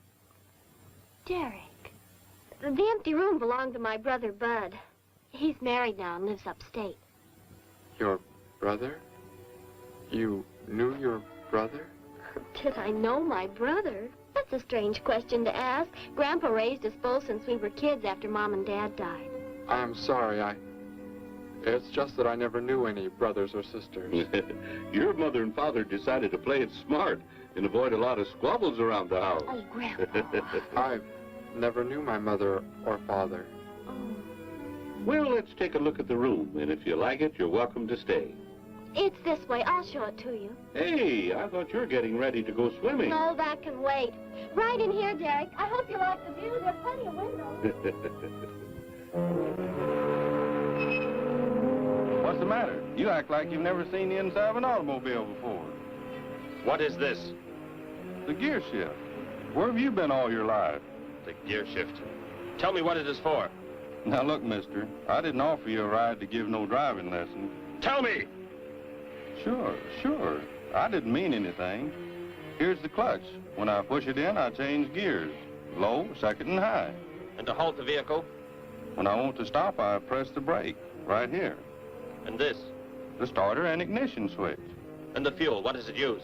Are you kidding? Gasoline, of course. Here's the gas pedal right here. It's about time I have the tank filled.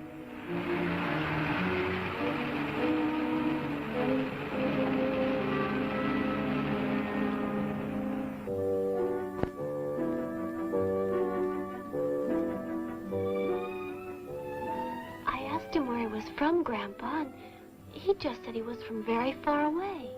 He did, huh? Well, maybe he doesn't like to talk about where he's from. By the looks of his outfit, I'd say he's raised in a private school of some sort. Well, Grandpa, if he just got into town and can't pay the rent until he gets a job or something, would... Well, what do you say, young man? What do you think of the room? You will let me live here with you? Well, sure. That's why we had the sign up. That's why you came here, wasn't it? Not exactly, Derek, I was just talking to Grandpa, and... Well, if you don't have the rent money right away, that could wait until he gets a job, couldn't it, Grandpa? Why, sure. That's all right with me, Betty. But then if he doesn't like the room... I like it here very much. I would like to stay. Fine. I'll go out and take down the sign. You can use the phone to have your bags brought over. My bags? I have nothing else. No other clothes or anything? We were not allowed to. I mean, my uniform is all I have. Gosh, you've got to have more than that. Bud left some of his clothes in the closet, Grandpa. Couldn't Derek use some of them? Of course, my dear. Bud wouldn't mind a bit, I'm sure. Oh, golly, that's Joe. Put on whatever you like from the closet, Derek. I'll be right back. Make yourself at home. Hi there, Joe. Hi, Gramps. Betty, I'm afraid I can't make the swimming date. Not till later, anyway. Got a sudden assignment for the paper. Oh, gosh, what now, Joe? I have a list of folks to interview. Say they saw a new flying saucer last night. That sounds like it might take you all day. I hope not. I'll call you as soon as I get through, okay? Okay, Joe. I guess a reporter's life can be pretty hectic. You never know when a news story will break. I was just thinking. Maybe Derek would like to go swimming if you let us borrow the car. Betty would at that. If you don't think Alice would mind. You don't know Alice. I won't be able to keep them apart.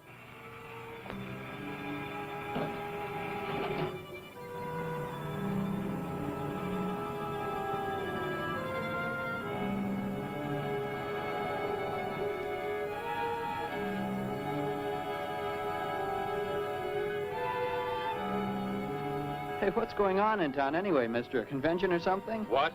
For those clothes you're wearing. I talked to a guy this morning who was wearing the same kind of outfit.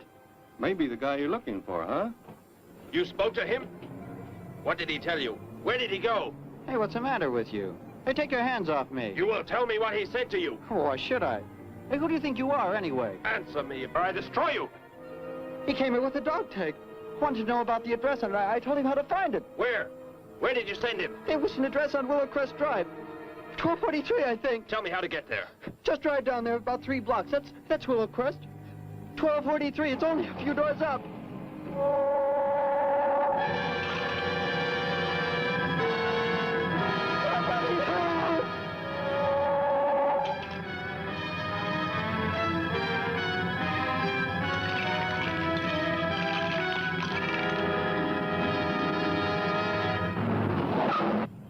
You don't have to put the brake on so hard, Derek. That is, unless you want us to go through the windshield every time. I have never piloted a vehicle like this before.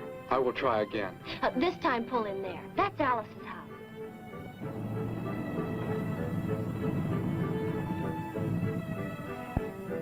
Ah, much better. Wait, Betty. Yes, Derek? What is it? When I came to your place, it was because of... Yes? I had just arrived here. I did not know where else to go, but everything was so strange to me. I'm glad you came. So's Grandpa. Without any family or friends, you wouldn't like it at a hotel or any place like that. Come on. I hope Alice can dig up some swim trunks for you.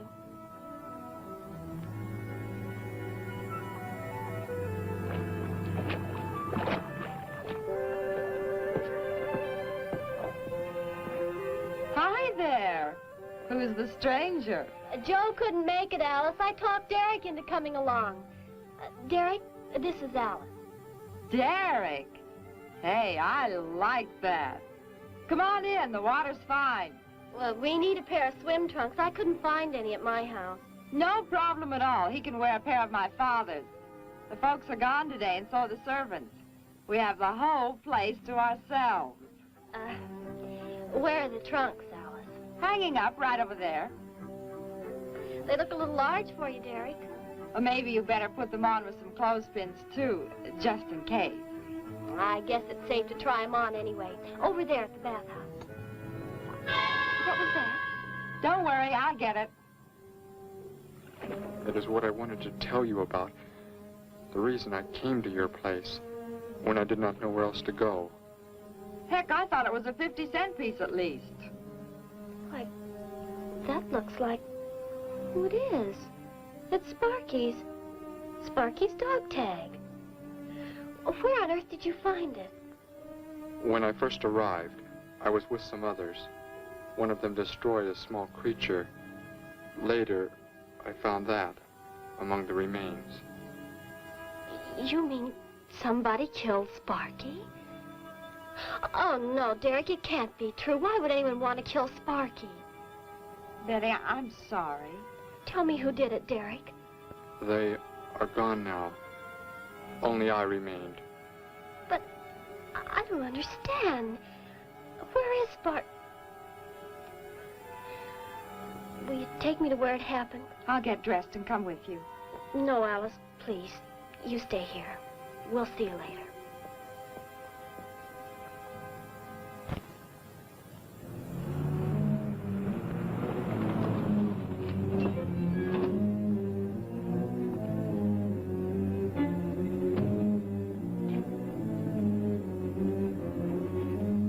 Well, so Derek didn't come into town alone. If you're looking for him, he isn't here now. He and Betty, that's my granddaughter, they went over to the Woodwards. Why don't you go on over there? No doubt they'd be glad to have you joined in the fun. Yes. How do I go there? The Woodwards are straight on down the street about 3 miles, just before you get to the park. Got the biggest house in the block down there. You can't miss it. Where are you fellas from, anyway? Don't believe I've seen uniforms like yours before. Military secret, eh? Well, it doesn't matter. Derek didn't say where he's from either. Don't let me keep you. You're probably anxious to see him.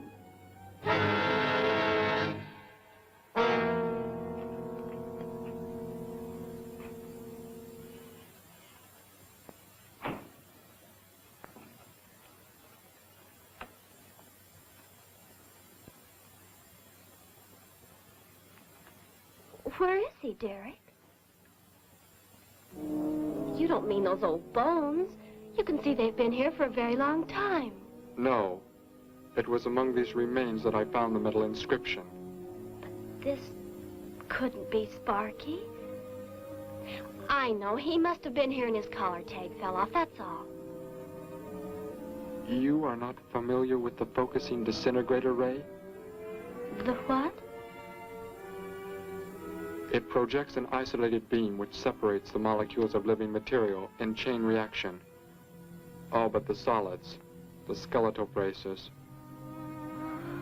Horrible. And you mean Sparky? But... Over there is what happened when the same beam was aimed at me. It missed, and that is what is left. Good heavens, Derek. You've got to explain it to me. Why were they doing this? Where were they from? How did you? Betty, tell me, what is the most advanced form of transportation that you know? What do you mean? What's that got to do with it? Please, tell me, Betty. Well, airplanes. Jet airplanes, I guess. Why? And where do they go? From where to where? To anywhere in the world. And that's all? Where else is there to go? I should not have brought you here. Is it about a new secret weapon? Something you and the others invented and then they turned against you? It is something like that. I guess I should try to find someone I can explain it to. Maybe Professor Simpson at the college. He's head of the science department. He will... What is it, Derek?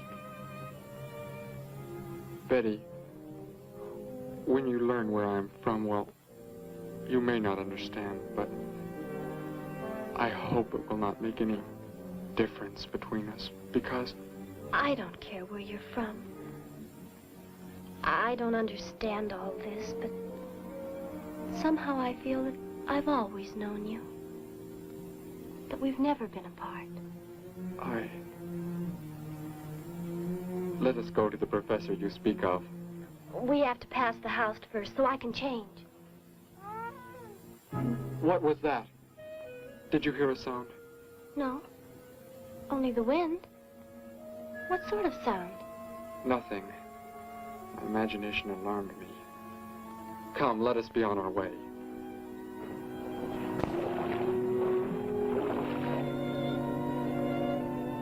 Well, hello. What can I do for you? You are alone? Could be. Where are the others? The ones who were with you? Why do you want to know that? Tell me where they are. Say, who are you anyway? Never mind. Just tell me. Well, they left here. They're gone. Where did they go? I think you better get out of here before I call the police. You will call no one. You will do as I say. That's what you think, mister. I said you will call no one.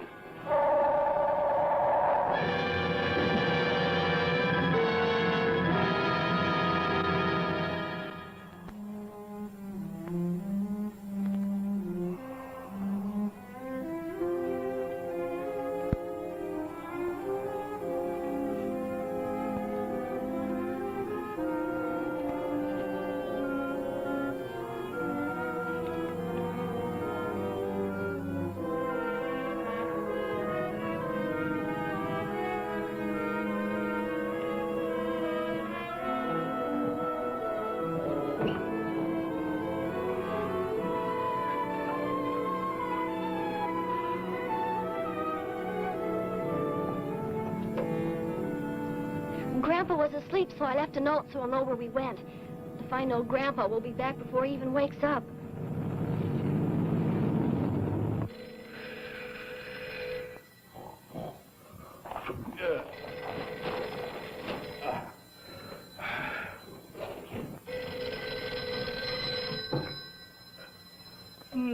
Hello. Hello, Gramps. This is Joe. Betty there? No, she and Derek went out over to the Woodward's pool. You could probably reach her over there. Derek? Who's Derek? Oh, you haven't met him yet, have you? He rented Bud's old room this morning. Seems like a nice fellow. Oh? Well, the reason I called, I wanted to tell Betty I stumbled onto a double murder story that may keep me longer, but, well, after I get the story into the paper, I'll go on over to Alice's and see her there. A double murder, Joe? When was it? Where? We're not sure yet, Gramps. There's only a couple of skeletons. We'll know more when the coroner gets here. We're gonna get busy now, Gramps. I'll talk to you later. Bye. Joe! Joe, I just found a note. Joe! Hello, hello.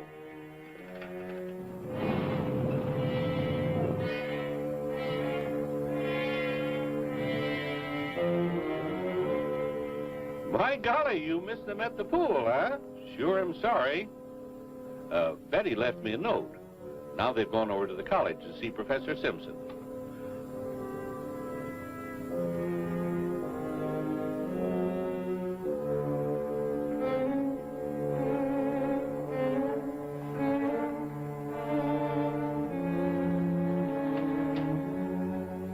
Hello. Where can we find Professor Simpson? This is his office, but he hasn't come in yet. Well, let's wait for him at the faculty parking lot. It's just around the building. You may wait here if you like. No, thank you. We'll wait outside.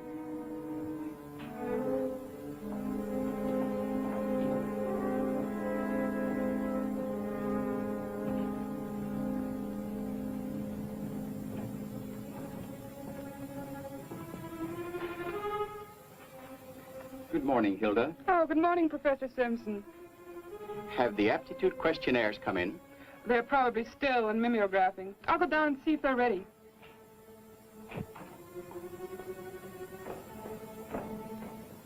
That's Professor Simpson's office. The third door down. He's head of the science department.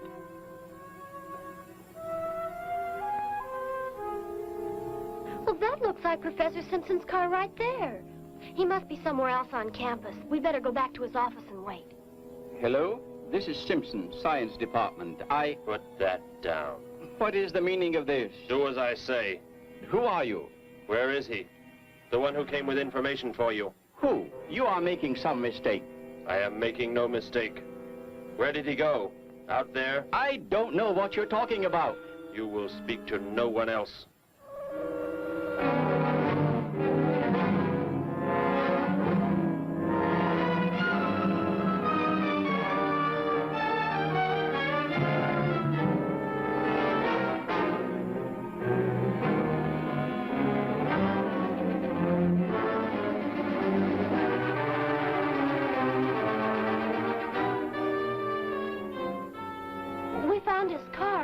Yes, I know. He came in right after you left.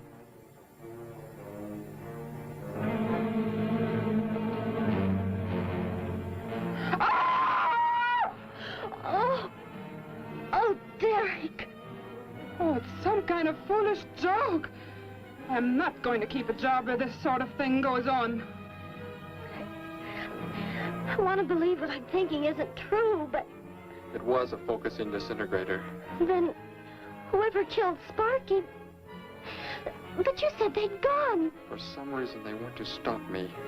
Somehow we were traced here. I want you to get in your vehicle and go to a place where you will be safe. But how could they... Grandpa. I left a note for Grandpa. They must have... Oh, Derek. I will go to your place. No, they may be waiting for you there. I can call Grandpa.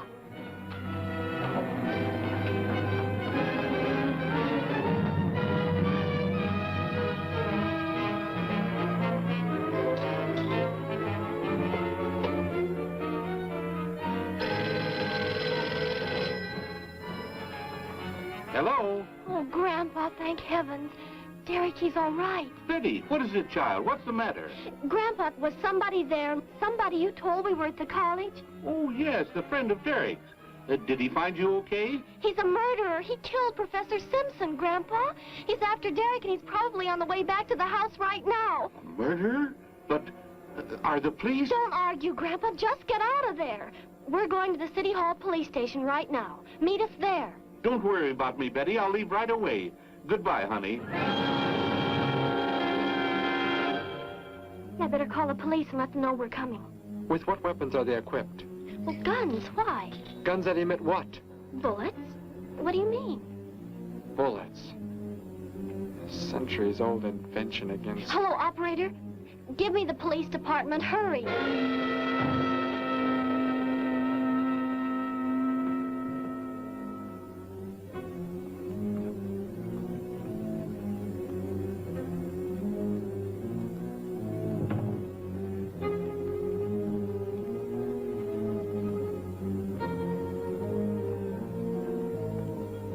Yes, we'll be there right away. Thank you. Betty, tell me how to go there. I want you to go somewhere else where you will be safe. We're safer than the City Hall. The police said they're going to have armed guards waiting for us on the front steps. I told them we'd be right there. Let's hurry.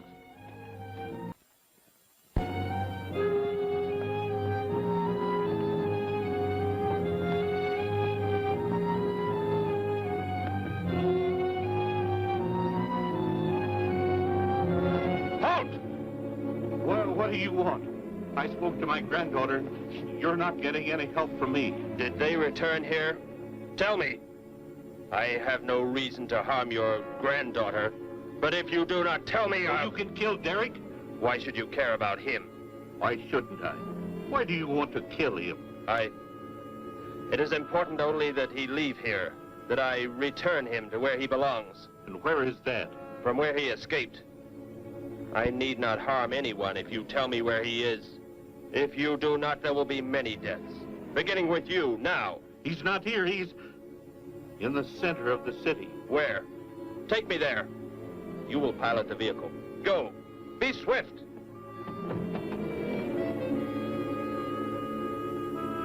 Alice? Betty? Anybody here? Holy mackerel. You think the tip might have been a phony, Mac? Don't think so, Harry. The girl who called seemed to know what she was talking about. Another call, Mac. Joe Rogers, reporter on the Daily News. He's on the way over. Found another skeleton. Only this time at the bottom of a swimming pool. The city hall is just up ahead in the next block. Oh, I hope Grandpa's there waiting for us safe and sound. What are you doing? Be silent. Continue ahead.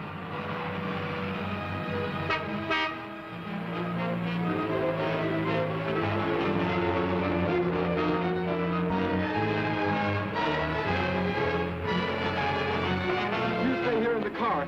You'll be safe. He's after me, not you.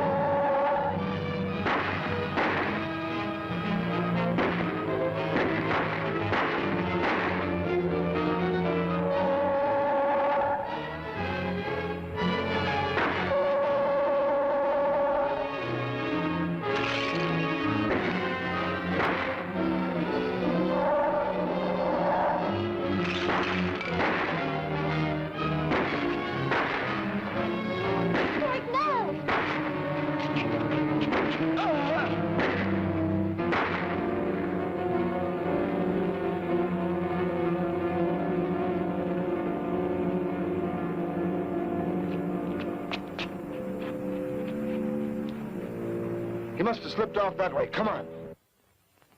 Stay under cover.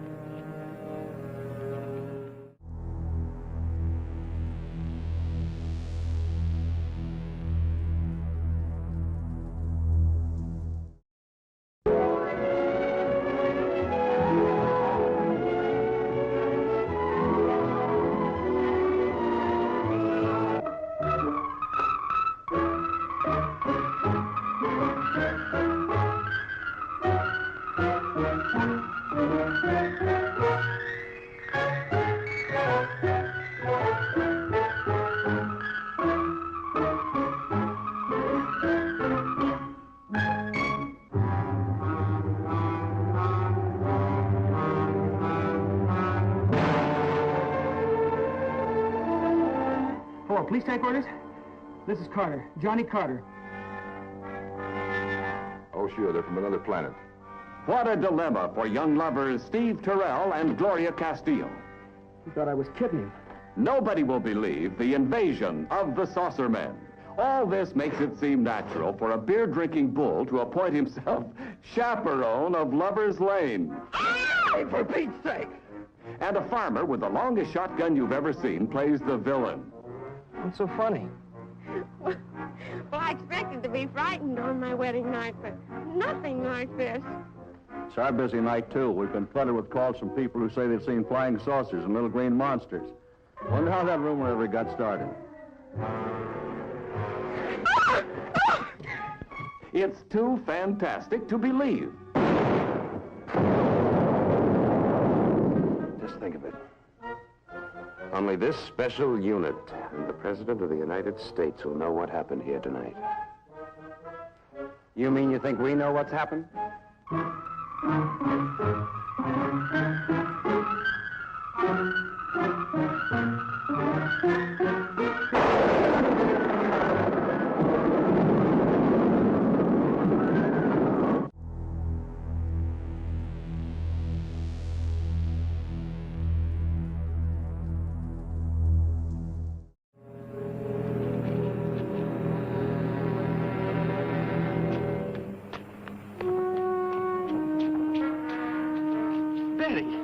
Thank the Lord you're safe.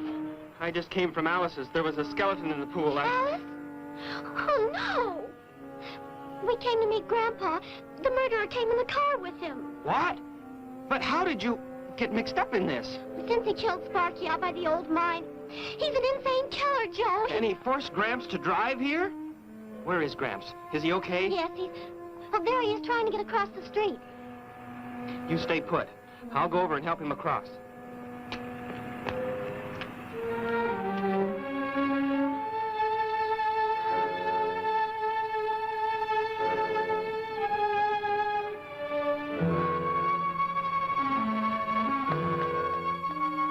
What are you doing down here?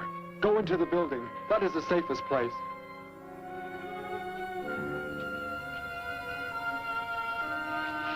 Look.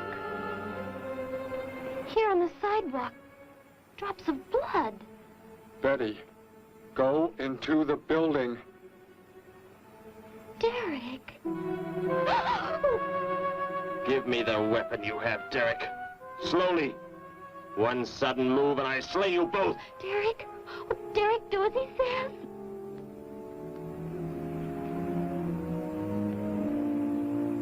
Get in!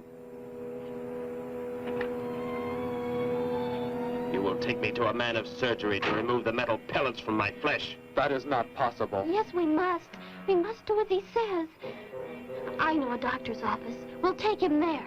She is very wise. Now go!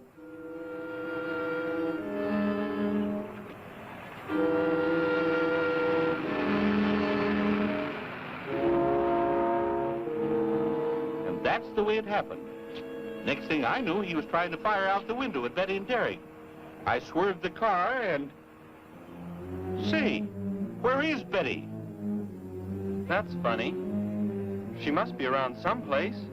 But the car's gone. They must have left without me. Well, don't worry, Gramps. You'll get an escort home.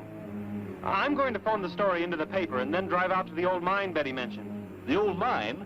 What's out there? I don't know. That's where she said Sparky was killed by the guy. Sparky, our dog? She didn't tell me about that. Hey, Mac, over here. Blood spots on the sidewalk. And where's that car that was parked here? That's it. That's how the killer got away. In our car? Then Betty and Derek, they must have been kidnapped. You've got to do something. You've got to find them.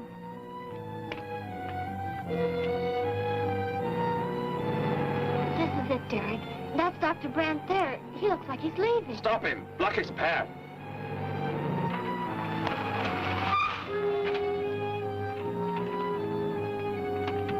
Is there some emergency? I have a house call to make. Office hours don't begin for another hour. Go inside, all of you. I say, what is this? He's holding a gun on us, Dr. Brandt. We had to bring him here. He wants bullets removed. I see. I'm afraid I cannot be of any help. You will need hospital facilities for anything else. Be silent and get inside. You will remove the pellets here, now. Leave these people alone, Thor. Where is our ship? I will take you there. No, it is gone. Do as I say. Derek, please. Doctor, you must try.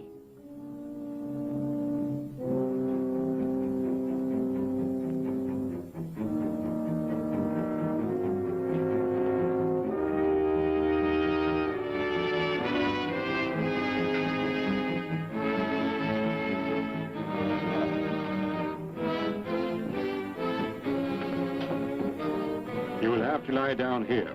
I will prepare an anesthetic. The pain will be great. I will not be drugged. You will simply remove the pellets. Both of you, sit there. I shall keep you covered. Take heed. One treacherous move and they pay with their lives. Now proceed.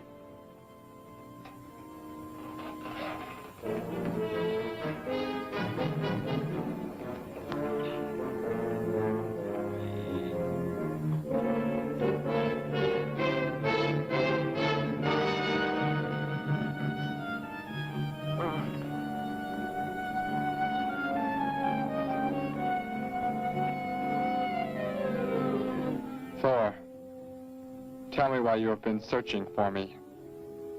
must have been important for you to have... The gargan are to be raised here. You could not be allowed to run free. But the specimen reaction was negative. It was verified positive after you escaped. The captain should have let me kill you when I had a chance. And why didn't he? I saw him stop you when you fired at me. Because he just learned that you were the son of our leader.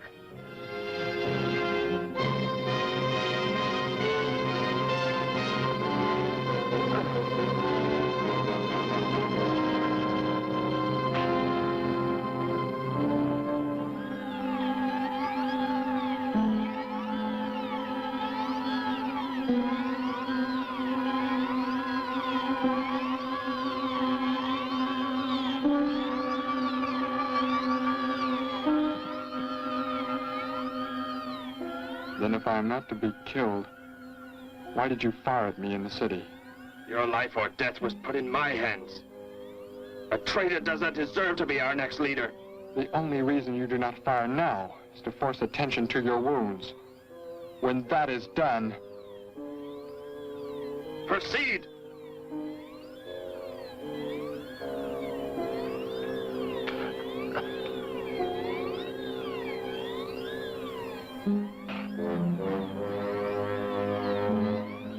Antiseptic must be applied to your wounds, and you will need bandages.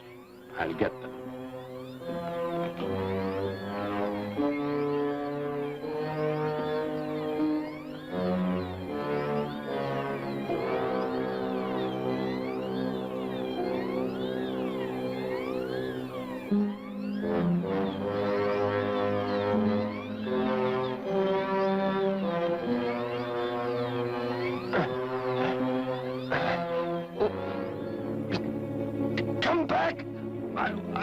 I'll find you.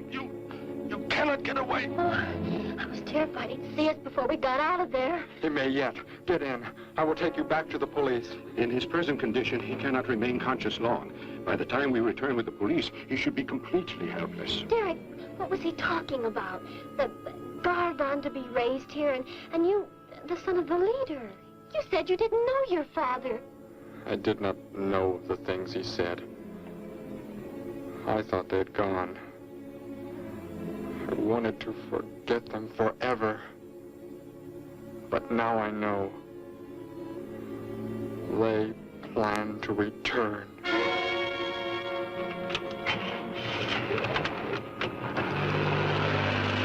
Hey, wait a minute. I'm going with you. Where? To the old mine shaft. How did you hear about that? The old fellow inside. He's been telling us everything he can think of. Mentioned that's where you were going. Okay, hop in. Maybe something will turn up out there.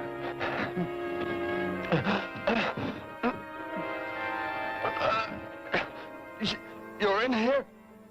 I know you are. I'll find you.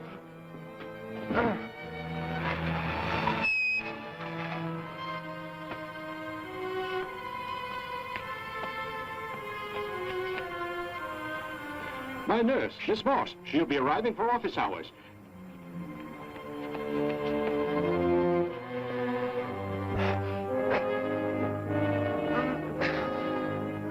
I can hear you. I can hear you breathing. You cannot escape me.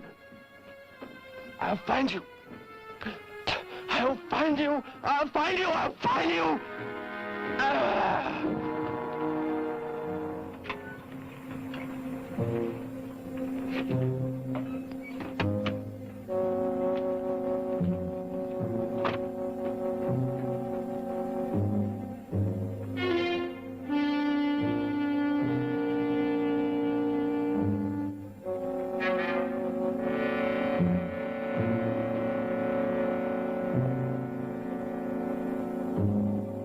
Dr. Brandt!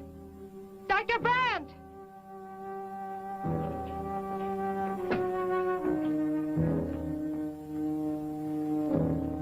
She's already left?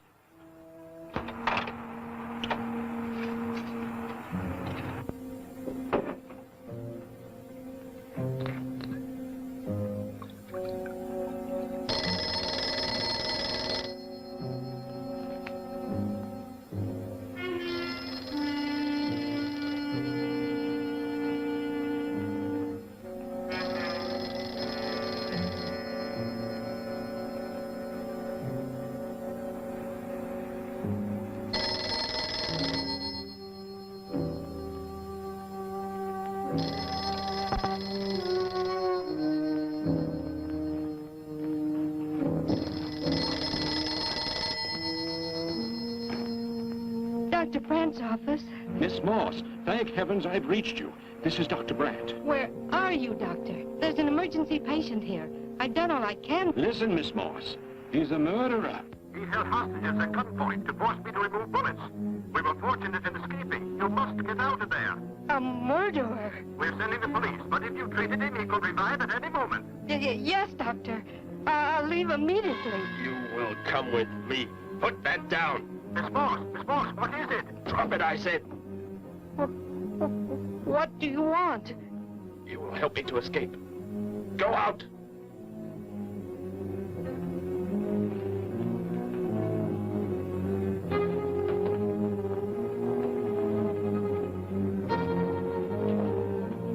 That vehicle. Is that how you arrived? Yes, that's my car. Get in. You will take me where I say. If you disobey, you will be killed.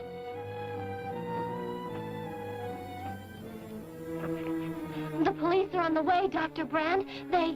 It's no use. I was too late. They're gone. Thor has escaped? But how could he? You said he would be helpless that... Without aid. But my nurse, she didn't know. She bandaged him, gave him an injection.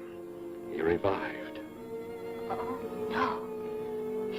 We've got to tell the police. They might be able to do something. I'll tell them. I'll tell them what happened.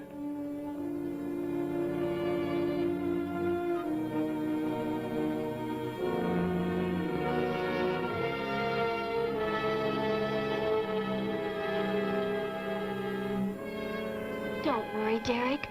Thor will be caught. They're sure to find him eventually. It is what I know is coming here. The gargan. They are small when young, but they can attain the size of this building in no more than a day. But can't you stop them? The only chance is to duplicate the operation of the disintegrator. How can that be done? The men of science here might be able to do it if they could get Thor's as a model. If only there is enough time.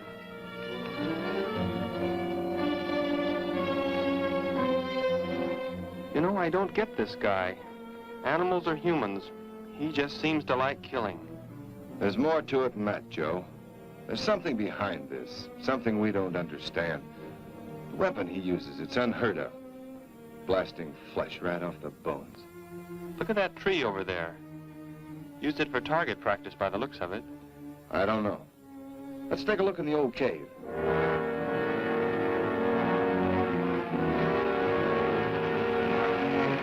Where are we going? You've got to tell me. It is not far now. Look, you can't escape. The police will find you. Possibly they will. But barricaded in the mouth of a cave, with you as hostage and me with this... How long do you think you can hold out that way? Long enough. There will not be too long to wait.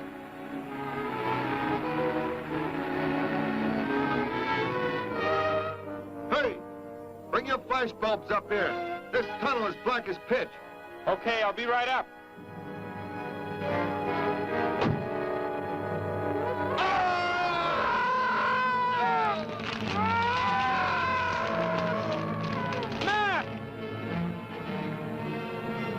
An intruder already. No! I won't let you kill anyone. I see you do not value your life. He's getting away. Follow him. No. Dare refuse?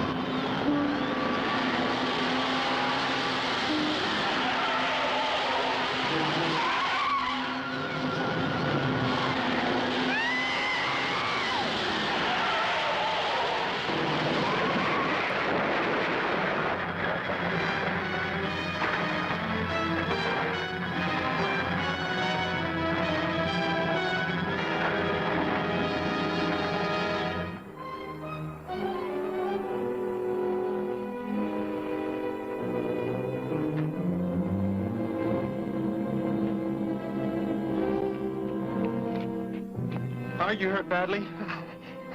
I don't think so. Just bruised. Oh, thank heavens it's over. It was like a nightmare. I wish it was over. Oh, what do you mean? Back in the cave, where he shot at me. Some kind of man-eating monster. Poor Mac, the guy I was with. I could hear the thing tearing him apart. He was dead in a few seconds. Oh, how horrible. What could it have been? I don't know. But whatever it is, I'm afraid the nightmare has just begun. The man guilty of these strange killings now lies mute in confinement at General Hospital, where he is being treated for minor injuries. Authorities plan to transfer him to City Jail tonight. The fantastic murder weapon he used has not been located. Mystery still surrounds the disappearance of a man-eating beast said to have been in an abandoned mine shaft outside the city limits. These newsreel shots were made immediately after the city police surrounded the cave and found it completely empty. Evidence in the cave appeared to confirm the report that a monster of some sort had been shackled there, but had somehow attained strength enough to pull itself loose and escape. Groups of armed volunteers have set out in search of the creature, hoping to track it down and destroy it. Meanwhile,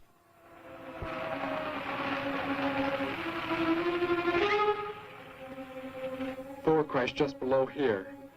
If that disintegrator is down there, I'm going to find it. Derek, I just thought. The monster that escaped from the cave. It must have been there at the same time we were. What I can't figure out is, why did it escape when it did? Why not sooner?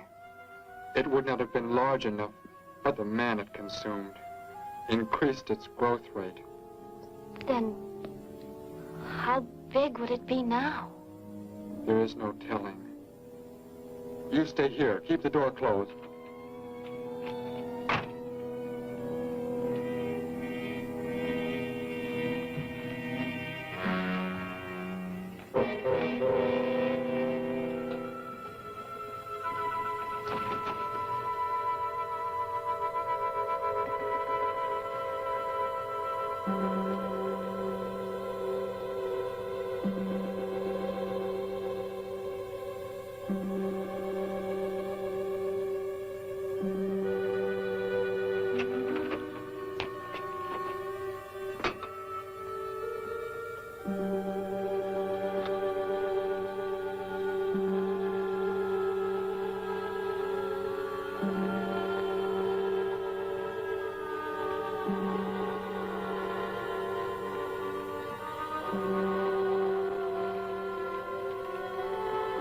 No, Betty, go back. It's too dangerous for We you can find that thing twice as fast if we both look. You make me angry, but I like you very much. In a moment, the moon will come from behind a cloud. It'll be easier to see what we're looking for. Yes. The light from your moon, it will help. My moon? Where are you from, Derek? I think I know. I think I've known for some time. You're not from this world, are you? I did not know how to tell you. It seems impossible to believe. You're so much like us. Like my brother or Grandpa when he was young. And to think. We were made the same. The only difference is that we were put on places far, far apart. What is it like where you're from? Babies are bred and raised like livestock, parented by the most perfect specimens of our race. If you become ill, you are put to death, as are the old. You won't be going back ever, will you? I shall make the earth my home, and I shall never, never leave it.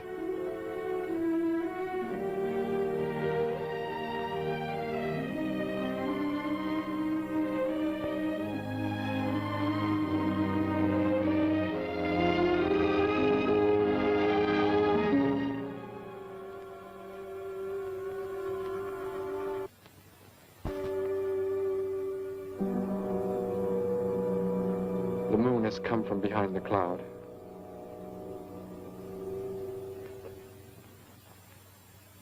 Derek.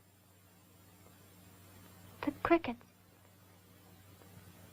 It's so quiet. The gargan, get back! There it is, Derek! It was under the rock! Shoot it, Derek! Shoot it! That won't work. Run! Go start the motor! Hurry!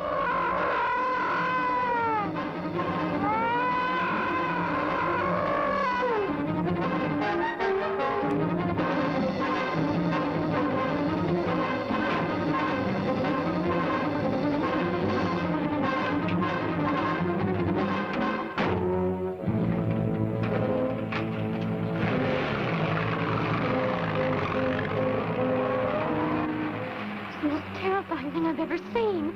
Why wouldn't the gun work? Must have been damaged somehow when Thor was thrown in the crash. You said that thing would keep growing. If it does, what can stop it from wrecking the city? And I may be able to repair the damaged part of the disintegrator. If I can, we will stop the gargan and give the Earth a weapon against invasion as well. If only I can get it to work.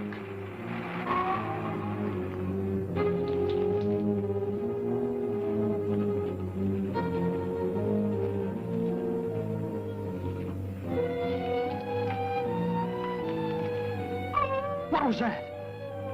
Only a coyote.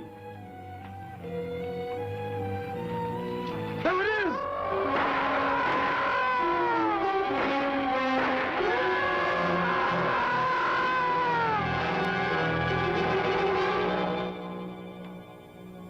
Grandpa was so exhausted he fell sound asleep with all his clothes on.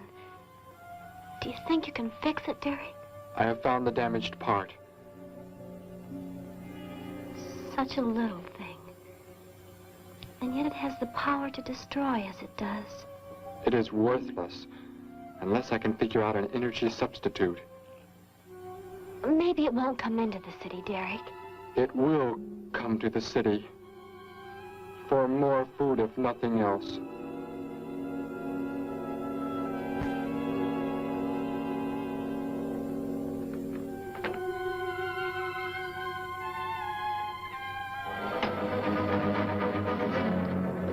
This is Johnson at Station 86. Out by the hills, due northeast. There's some kind of a monster. It suddenly bobbed up and seemed to touch the sky.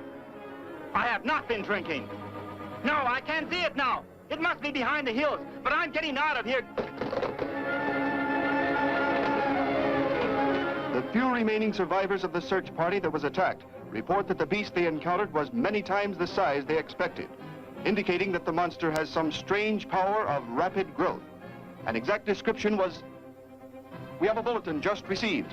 According to a report not yet confirmed, a beast of seemingly gigantic proportions has been sighted lurking in the hills due northeast of town.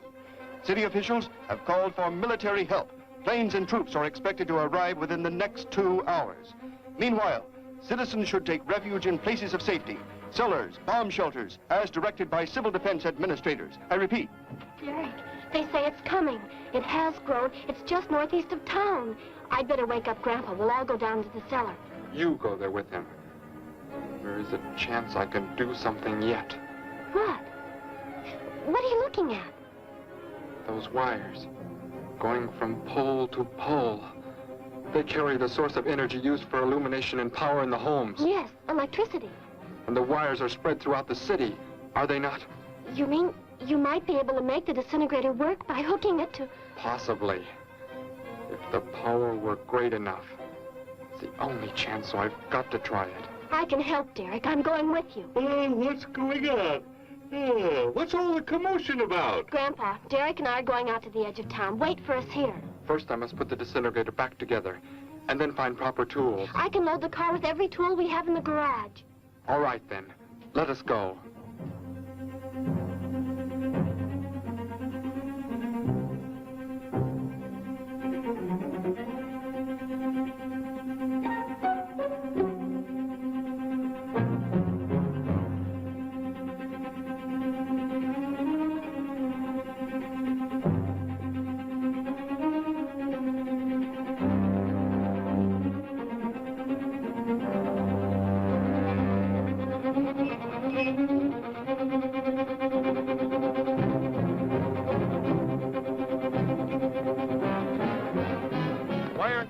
cellar, Gramps, with Betty. What makes you think Betty's in the cellar? She's out somewhere with Derek again. Everybody's supposed to take shelter.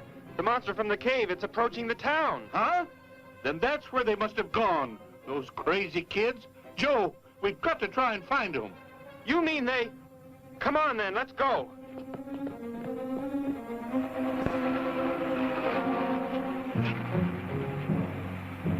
Derek, look. You drive away. You can't cut live wires.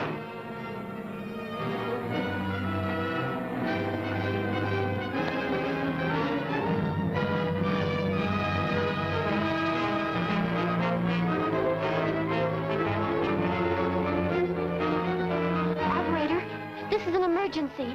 You must connect me with the city electrical generating plant. Hurry! Generating plant. Hello? Please listen to me. You must do as I say.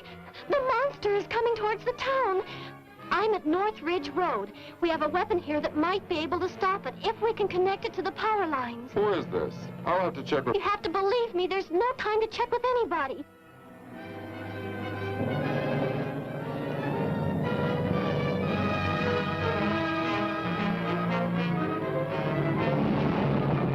Out there! That looks like him. Derek is climbing down a pole. And look what's coming. We're not going to make it in time.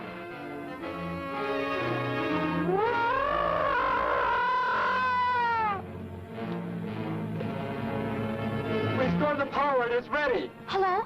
Turn the power back on. Okay.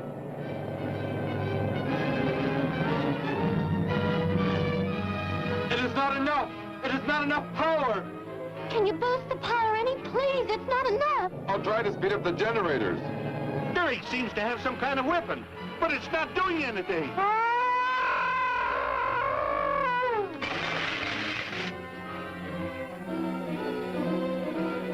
If only there were more power, Betty. Is there any way to generate more power? We've got to have more. I can join in more circuits, but it may blow up the line. Try anything. It's our only chance.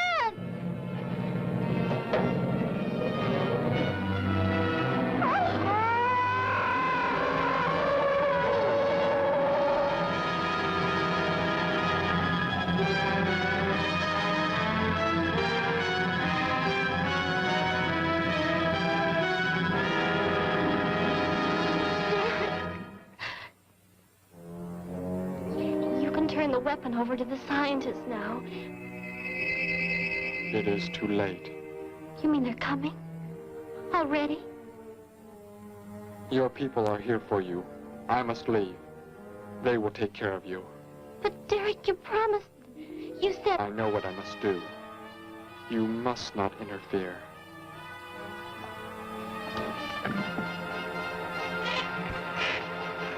Betty, thank heavens you're all right.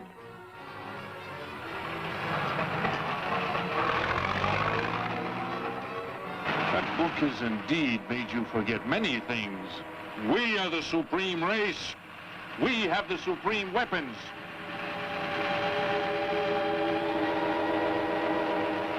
Somehow I feel that I've always known you. But we've never been apart.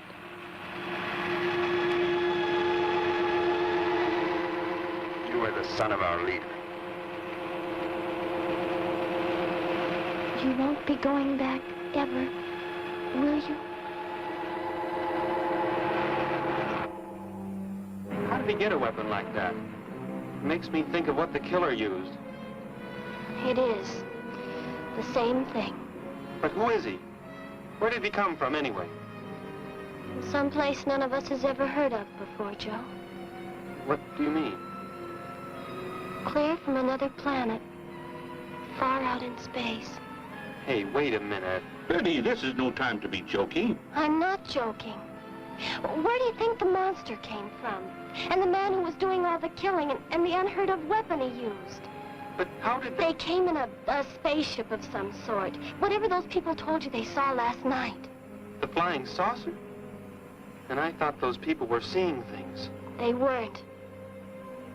Derek looked into the sky just before he left here. Somehow, he could tell that more are on the way.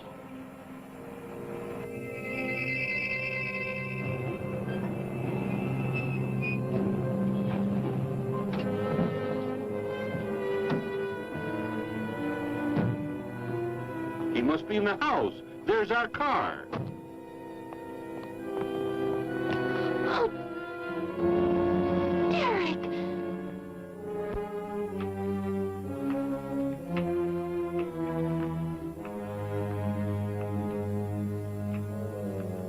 Goodbye, Betty. No, Derek, no. You are Joe. I want you to take me somewhere in your vehicle. What makes you think I will? You refuse to take me? That's right. I'm staying right here. You will do as I say. Oh, no, Derek, this isn't you.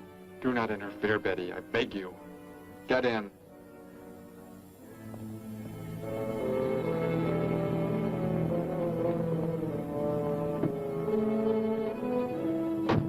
Take me to where they are keeping the prisoner. The killer? He's at General Hospital, but... Then take me there. Joe, don't! The disintegrator, it won't... Betty! Trust me, Betty. Trust me.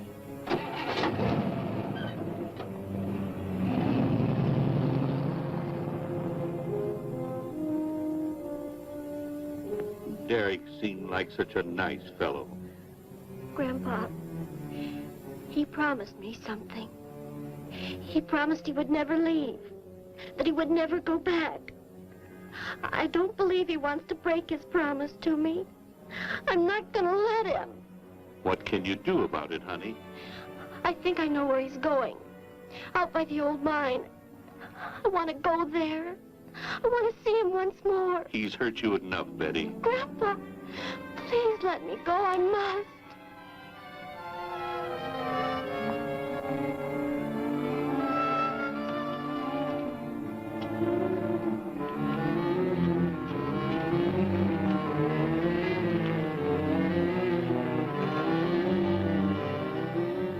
The prisoner is in this building. It looks like they haven't transferred him to city jail yet. What are you planning to do? Never mind. Just get out of the car and walk in front of me.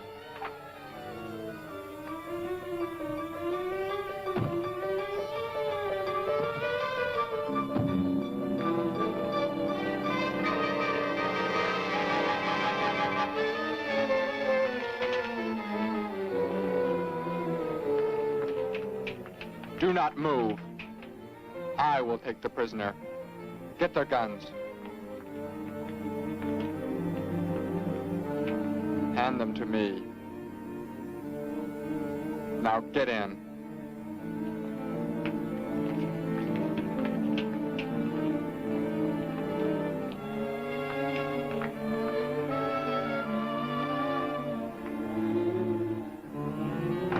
You face the wall. Keep your hands above your heads. I was stupid, Thor.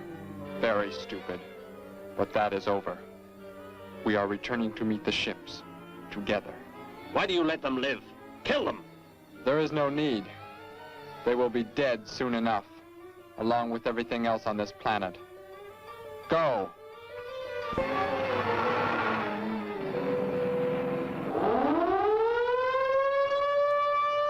Ships of an alien source are approaching from the sky. Radio contact has been attempted but cannot be established. Instructions are to prepare for an attack by an unknown enemy.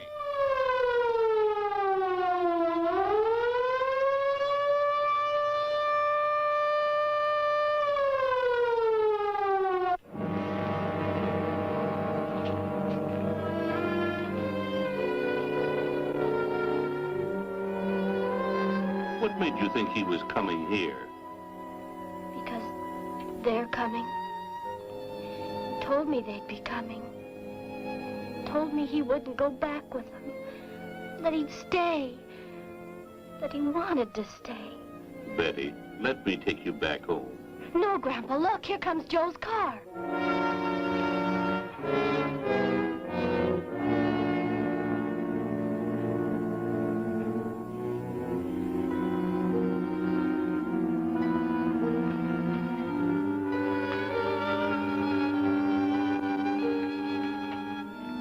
Betty! Gramps, what are you doing here? Why do you concern yourself with them? Destroy them! Why, Thor? They cannot change what is going to happen. What is going to happen, Derek? You must understand. Death must come to all. Sooner to some, later to others. The guide ship is about to land. We must go to meet it. Your promise, Derek. Don't you remember your promise? I have not forgotten it.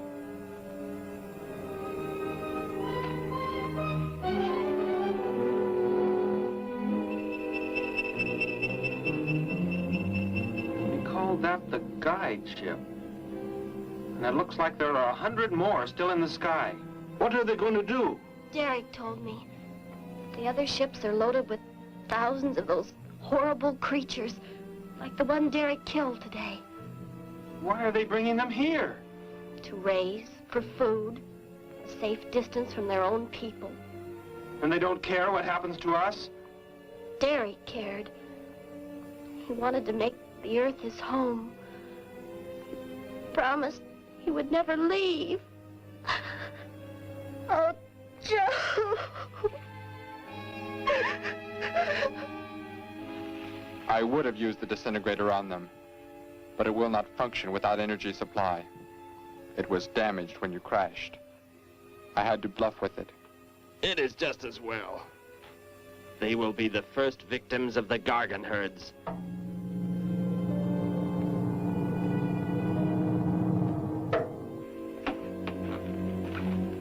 So you were able to bring him back, Thor? He brought me. I am sorry I acted the way I did. I am ready to take my punishment. There will be no punishment, my son.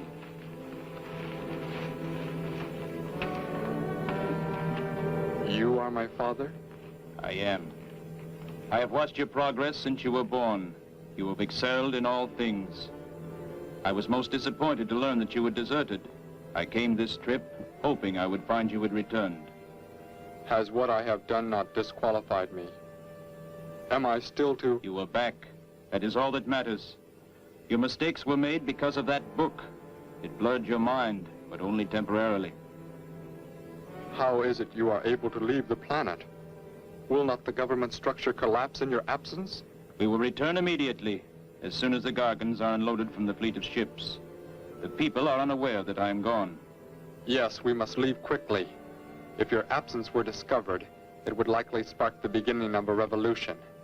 I am not the only one who had that book, Father. Yes, I know. And you will help in tracking down others who may have such books. Yes, I see the fleet is approaching. They are flying from radio signals from the guide ship, are they not? Let me be the one to direct them in for landing. Captain, are the ships close enough to receive their landing signals? Momentarily, but... Then go below, Derek. You will bring them in.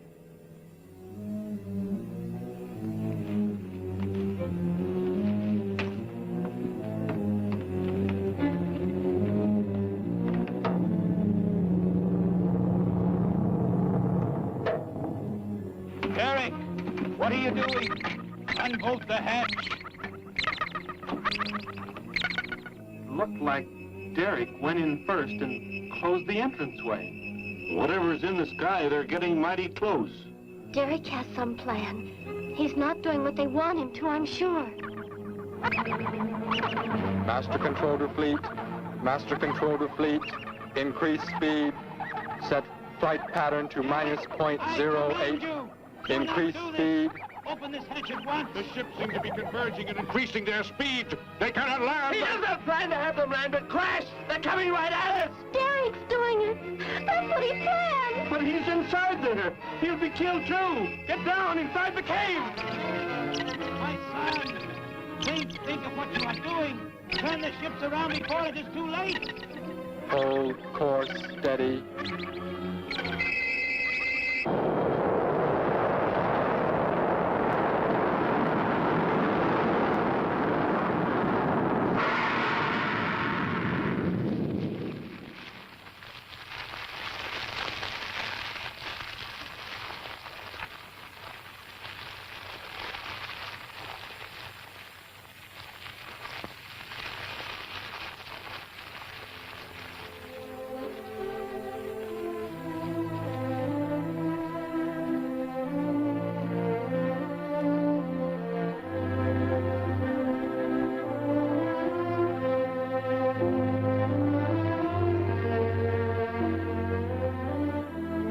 shall make the earth my home, and I shall never, never leave it.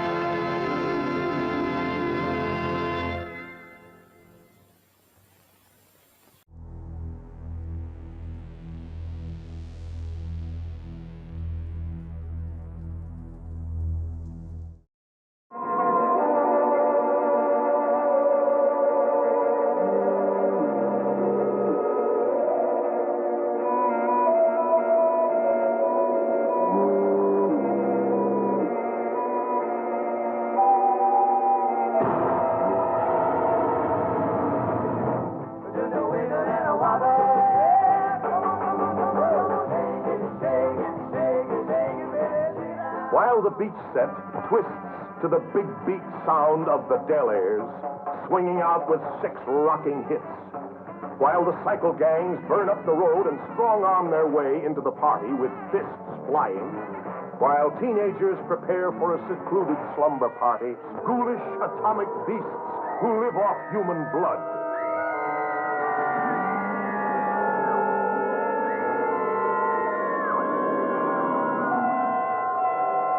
Again and again, the fiendish monsters struck like nothing that ever stalked this earth.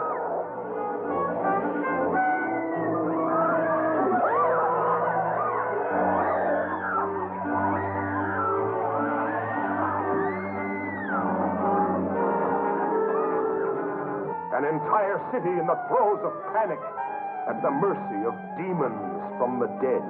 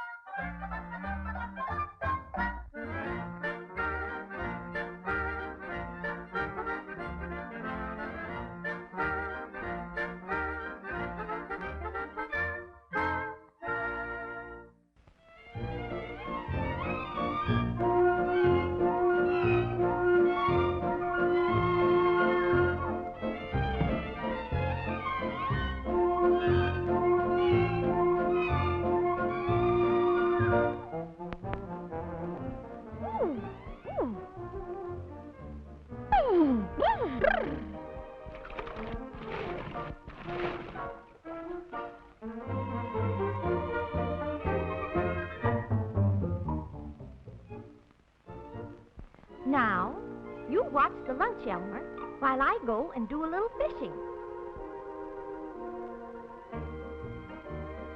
And if you don't, I'll...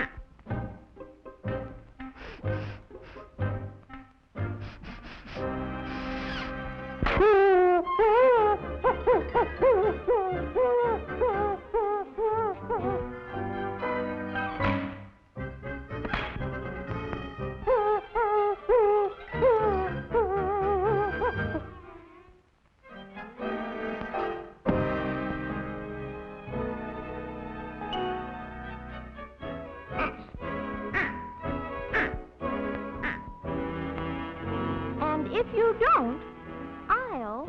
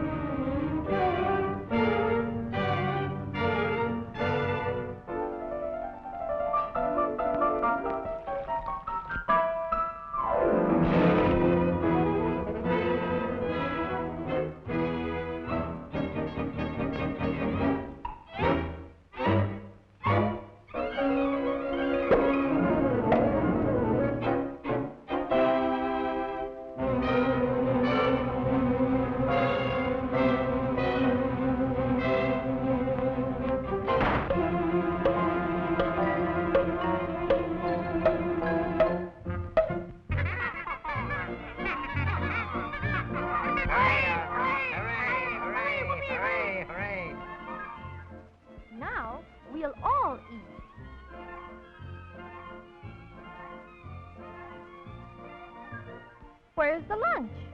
You want to know? Yes. Shall I tell him?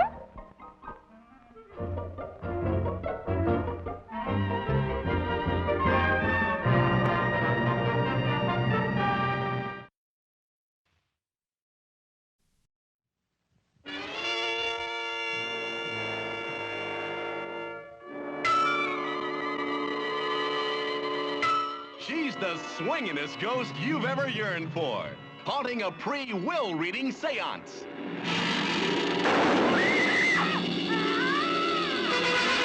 I thought I made it clear to you and your wretched crew that you were to dispose of everybody before I read the will. What you have to do is to see that my rightful heirs get the money.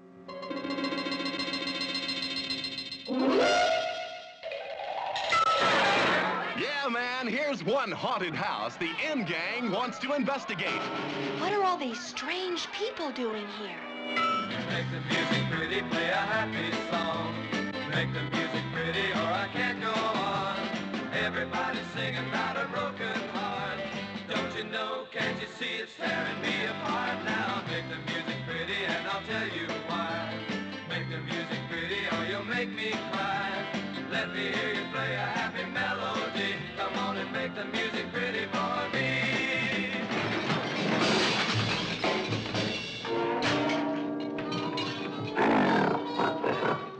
Television repairman. Just take a look into my eyes. Looking for maybe Sex and the Single Ghoul?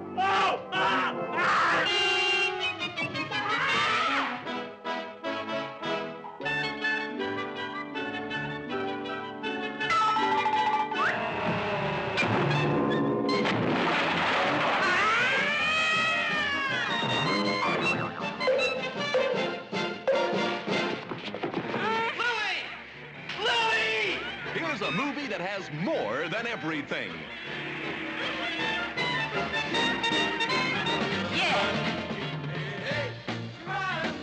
When you need me, when you want me, hey baby, let's go.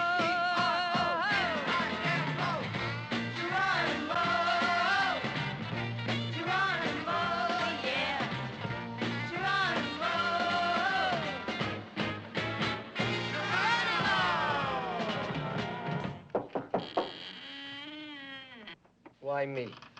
Why me all the time?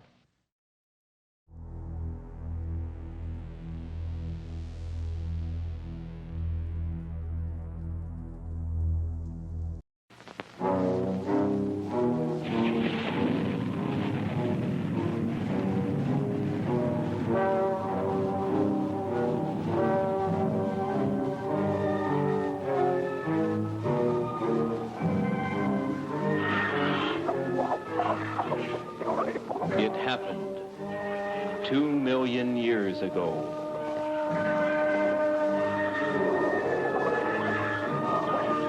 In steaming swamps and prehistoric jungles.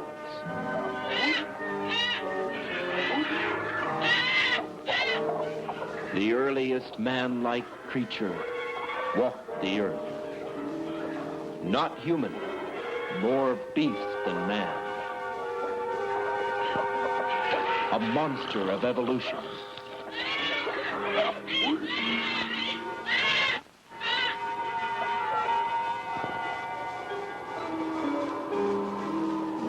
It walked across the eons of time, slowly changing, becoming more and more human,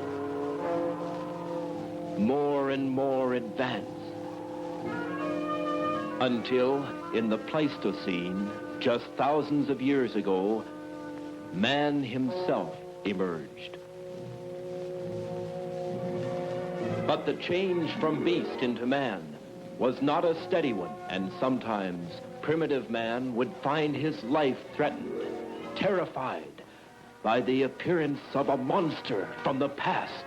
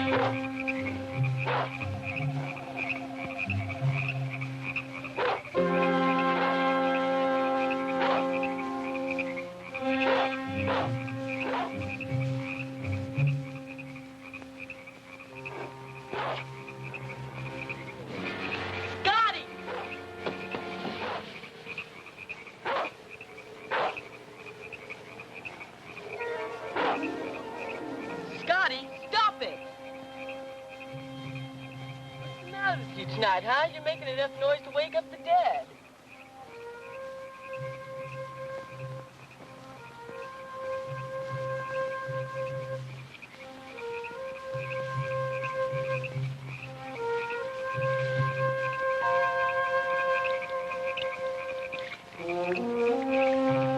There now, will you please finish that and go back to sleep? Must you bark at every jackrabbit?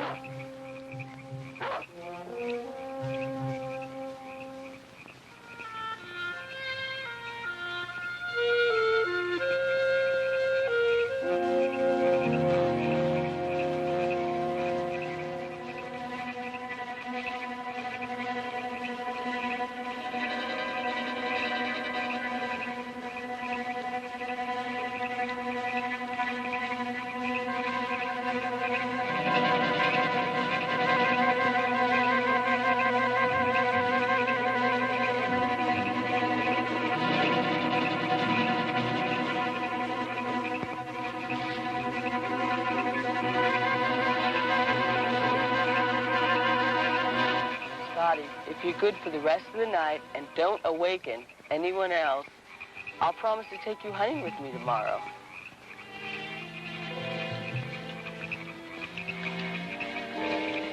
And you can chase all the jackrabbits you want.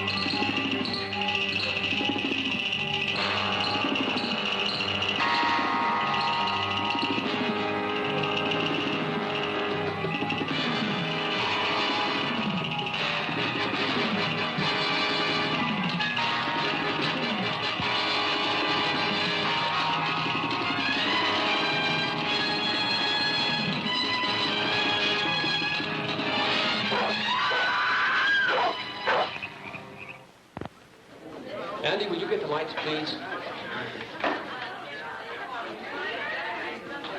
But Guy, Mr. Whitmore, you stopped it at the best part. Well, you get the idea.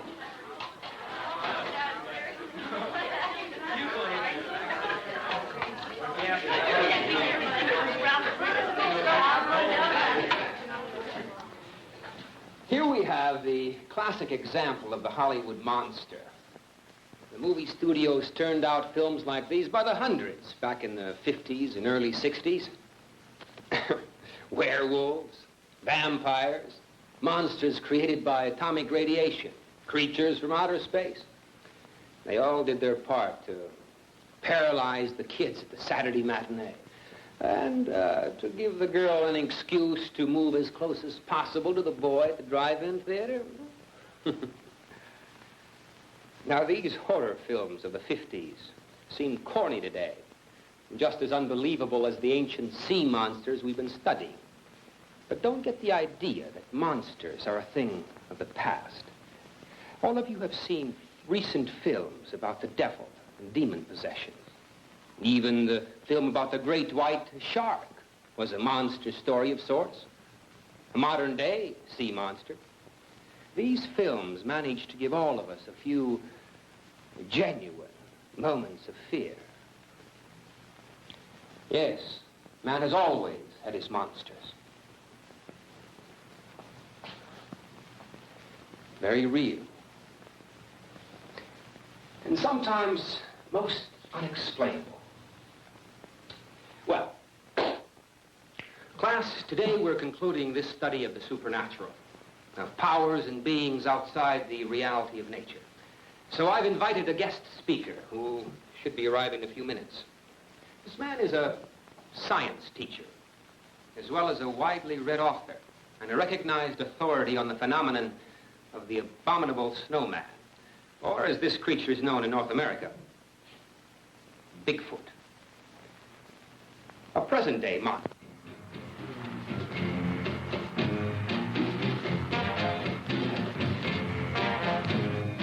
The search for these giant, man-like creatures started with the discovery of mysterious footprints. Huge footprints, which obviously were not made by any known form of human life. These initial discoveries were made mostly in the snowbound regions of the world, parts of Alaska, Canada, and most often by mountaineering expeditions in the Himalayas.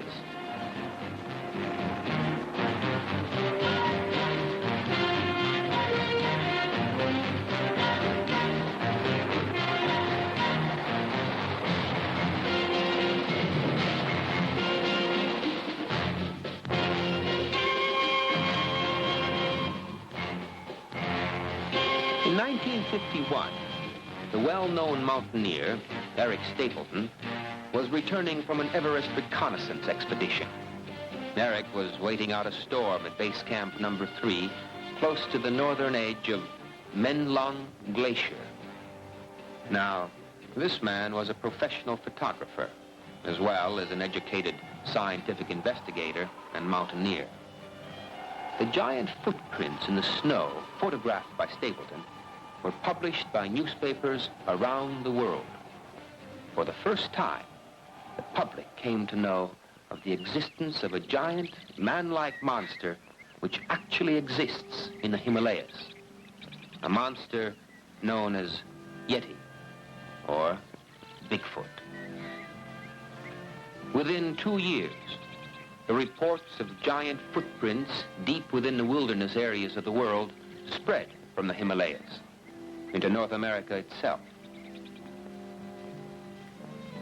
In May of 1956, a man by the name of James Hunt not only discovered footprints along the muddy banks of the Fraser River near Alberta, but Hunt actually sighted the Bigfoot monster running into the woods.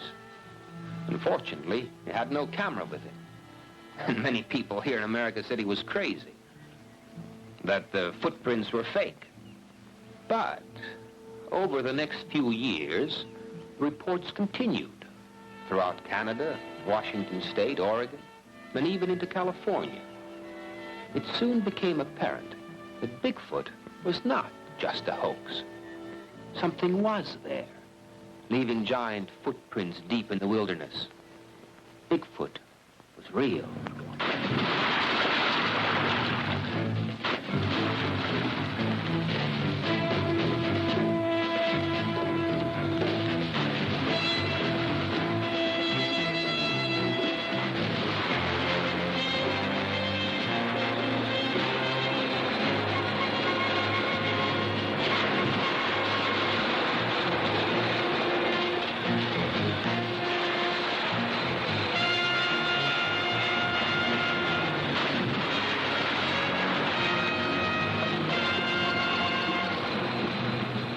It was, wherever these giant creatures came from, it was obvious that they were becoming as curious about us as we were about them.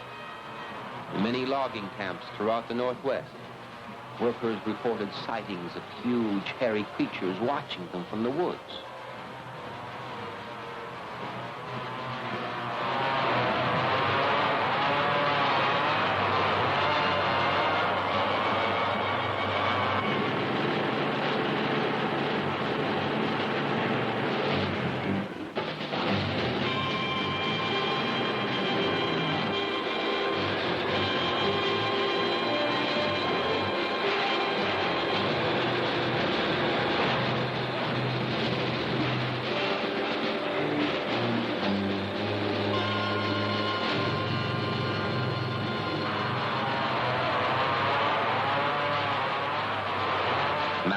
Invading Bigfoot's domain, moving into the virgin forests, cutting trees, taking over what had always been the hiding place for these mysterious monsters.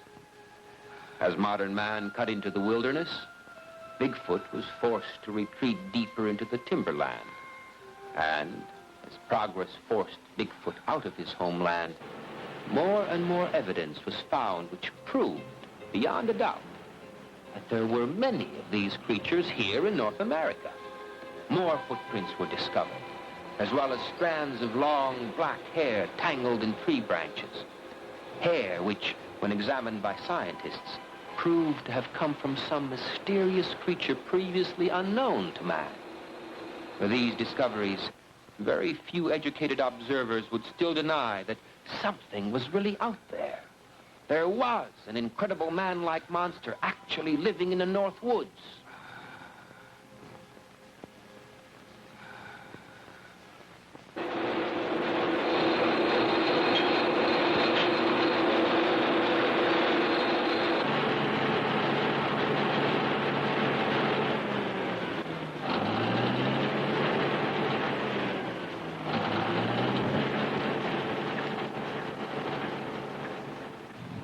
Just a few years ago, in the wilderness of Oregon, 2 employees of a larger lumber mill set out late one afternoon to visit a favorite fishing spot. As it turned out, these 2 men were destined to become the first unfortunate persons to encounter Bigfoot, face to face.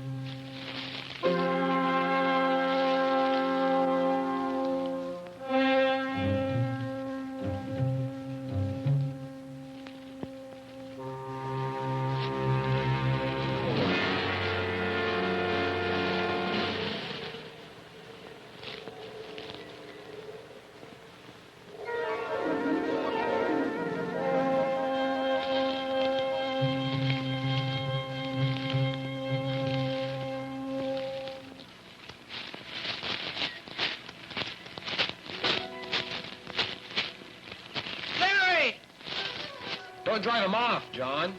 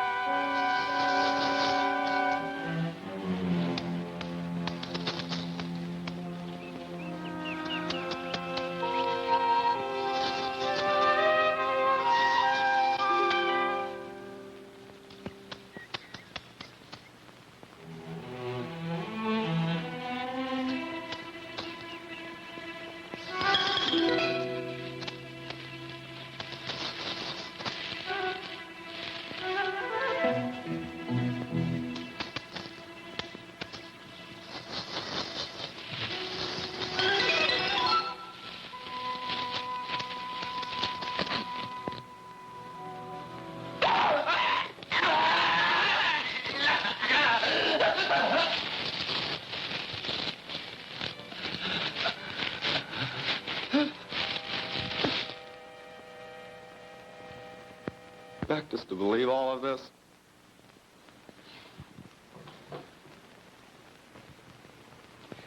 Thomas, Shakespeare once said, through Hamlet, there are more things in heaven and earth, Horatio, than are dreamt of in your philosophy.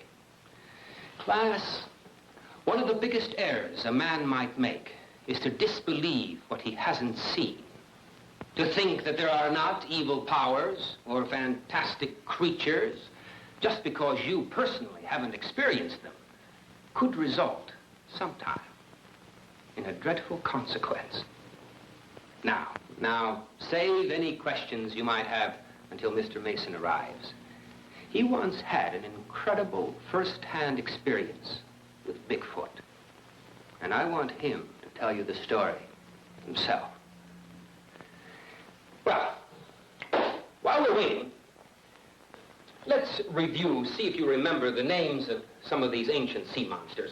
Anne, can you tell me about this fellow? Let's see. That's one of the dragons from the 16th century, I think. He was a flesh eater and supposedly grew to a length of about 30 feet or more. Good. Now, who can tell me about this fellow?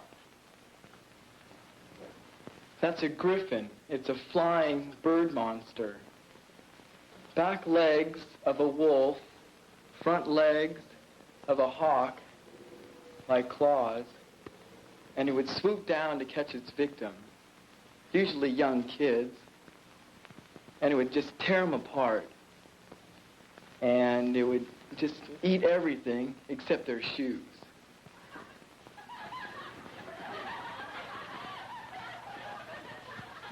When the griffin got you, all they'd ever find is your shoes.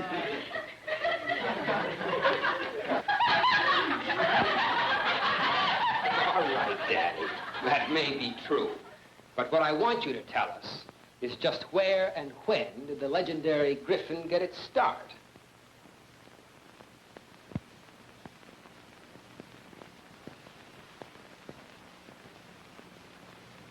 Andy.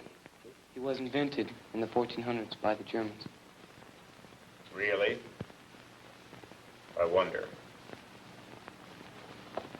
young man, if the ancient griffin was really invented, as you say, by some demented madman. Roger, thank you for coming today. I wonder if I should have come.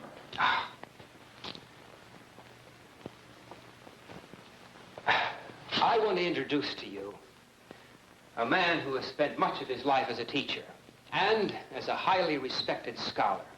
He's written several books on the subject of Bigfoot, and his actual story, experience, incredible experience, with the giant man-beast of America is an amazing story he so kindly agreed to tell us about today.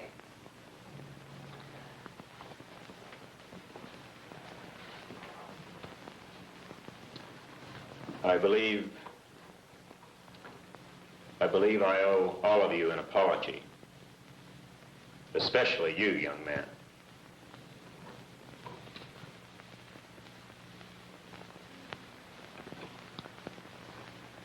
Your teacher has been very kind in introducing me as a scholar.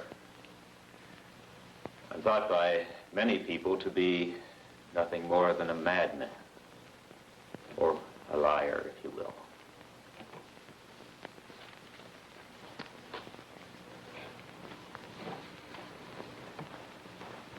"15 years ago, in a high school much like this one, I was teaching science to a group of students not unlike yourselves. 5 of those students, 3 boys and 2 girls, were especially fascinated with the study of archaeology. So I arranged a field trip.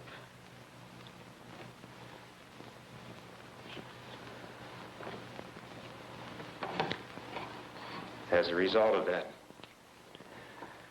field trip, 3 of those students will spend the rest of their lives in a mental institution.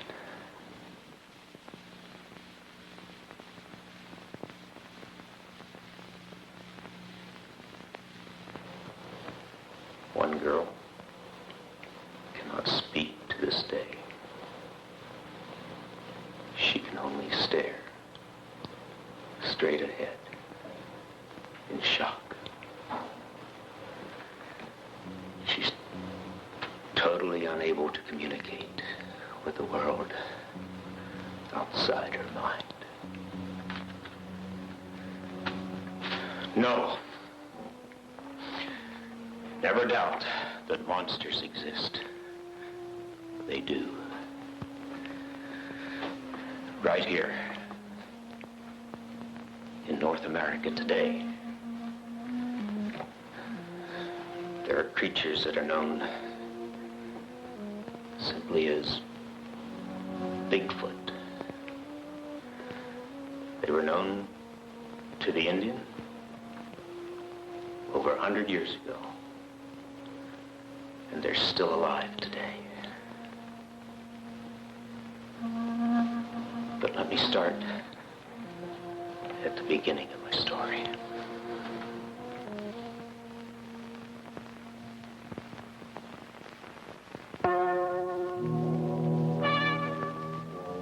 In museums and universities throughout the world, archaeologists are learning more each day about prehistoric man.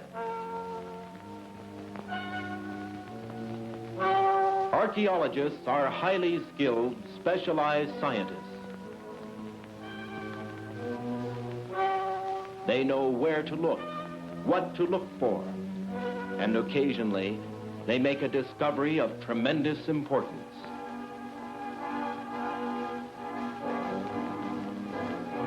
This is the story of such a discovery. It began a year ago, not in a museum, but on the campus of a high school in the Southwest. 5 high school students and their teacher met with Dr. Bill Wyman, curator of the Lincoln County Museum, an outstanding archaeologist. These 7 people were planning a trip to the small town of Ivanpah. Their purpose? To help the museum excavate and uncover the ruins of an ancient Indian campsite. Not one of these 7 ever suspected that they would soon make a startling, terrifying discovery.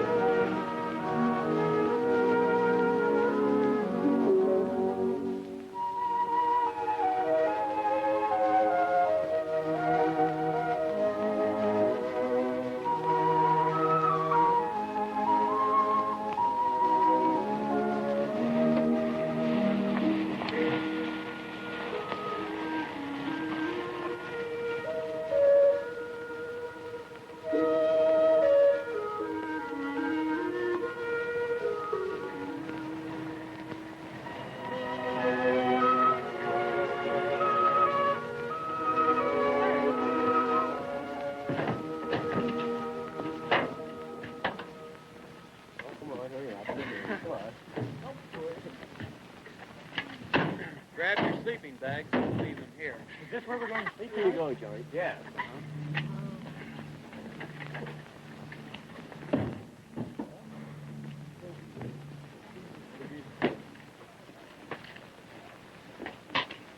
Whose house is this? This belongs to one of the Museum Association members. No one lives here right now, so he lets us use the place whenever we want.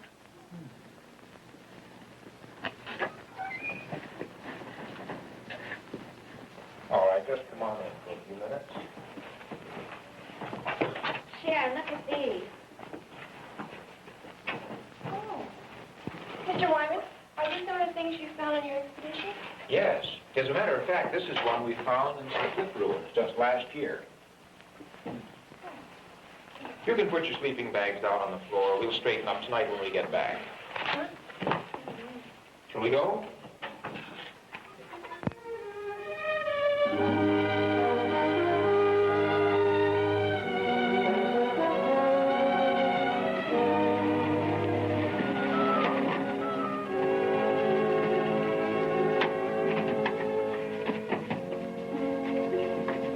Excavation site out there on it.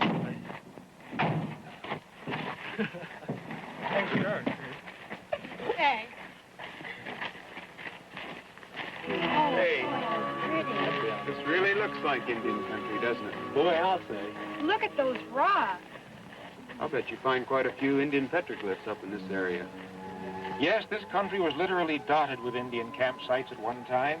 Mr. Mason, what are petroglyphs? Oh, well, petroglyphs are Indian rock writing.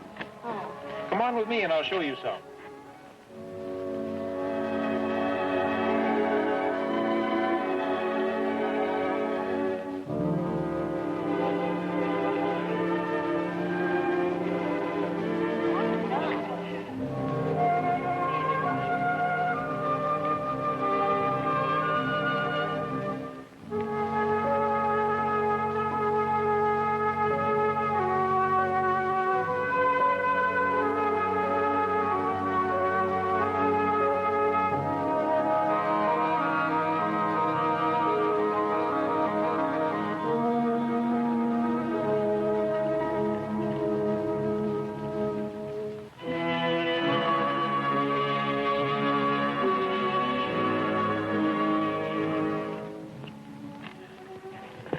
Well, there we are.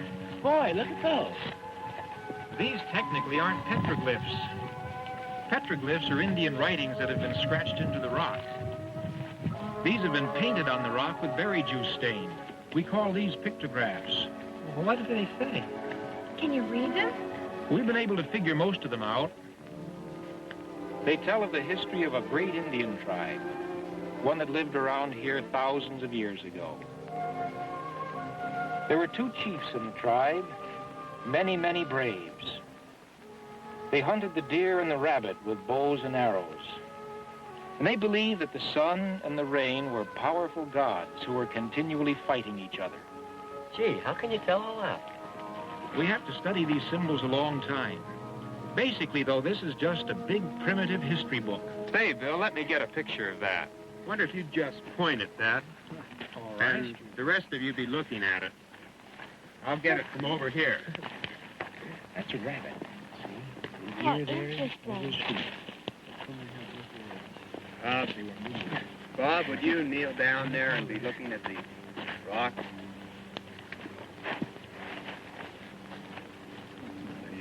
Now, that's good. Just look at the rock and hold it.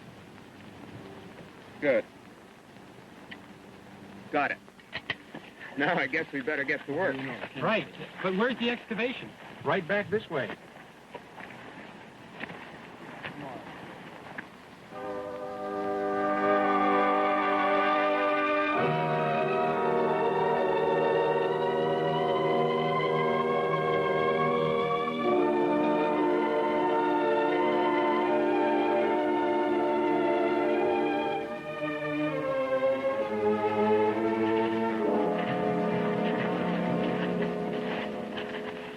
This is where we've begun excavation.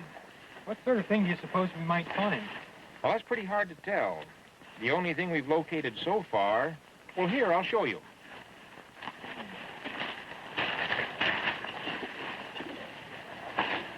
These are pieces of old Indian pottery. And these are prayer sticks. Prayer sticks? Mm-hmm. At least that's what we think they are. Prayer sticks were used by some of the ancient tribes as religious symbols. They actually buried them with their dead. You mean we're going to dig in a graveyard? Well, that's possible, though I doubt if we'll locate any bodies. These prayer sticks may be over 1,000 years old. Say, do you think we'll find any bones? With everything being this old, it's very unlikely, but it's still possible. Of course, it's also possible we may not find a thing. It's sure we won't find anything if we don't get busy. What are we supposed to do? I don't know. What do we do? Let's start digging. Okay.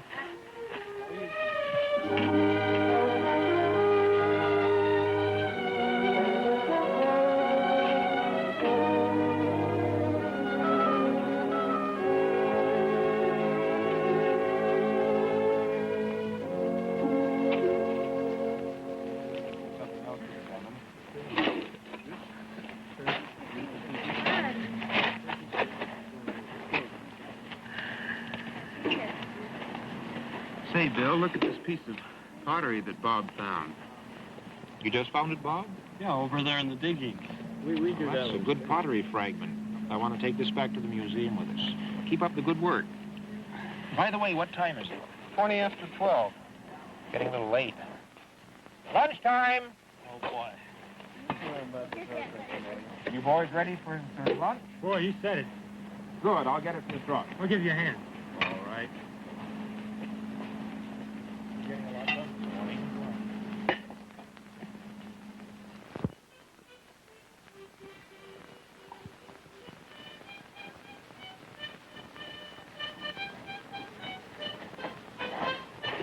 Well, everybody hungry?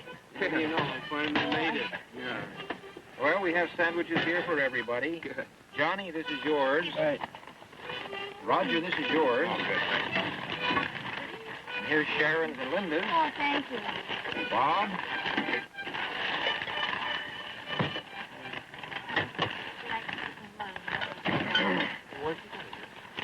Hey. Well, I suppose you see now why most people don't like this part of museum work. You mean the food or the digging? The digging. By the way, did we find anything of value today, Mr. Wyman? Oh, yes.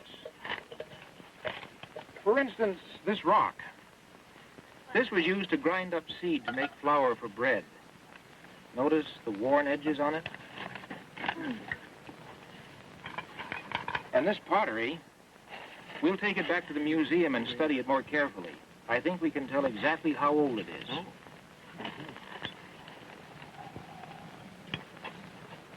More prayer sticks? Mm-hmm, more prayer sticks. Say, Mr. Mason, what's this rock? I don't know. I haven't seen anything quite like this. I found it over there where we were looking at those Indian pictographs. Ask Mr. Wyman about that. Say, Bill, take a look at this rock that Norman found. Where did you find this? Over there where you showed us those Indian writings. What's wrong with it? Nothing's wrong. This might be an eolith. What's that? A very, very old tool. One used by ancient peoples. This is by far the oldest thing we've found here. Let me see it. Could you show us what... Sure, it was right over there.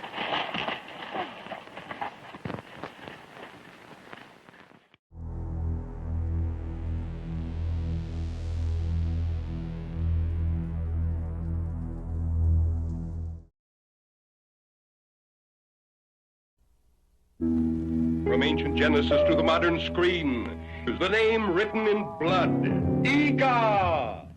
If I could just call you on the phone. Thrilled to the newest recording star, Archibald Jr. The old rock house on the Brownsville Road.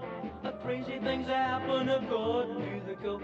You turn to the left at the sun. See ravishing Marilyn Manning in a thrilling, chilling story. The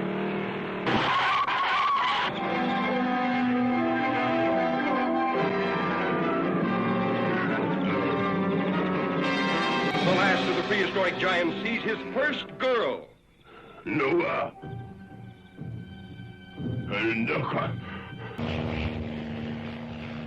Curious newsmen search deep in giant country for the last of the ancient cavemen. See a tough giant tamed by the soft hands of his captive woman. See him sacrifice his ageless beard for her love.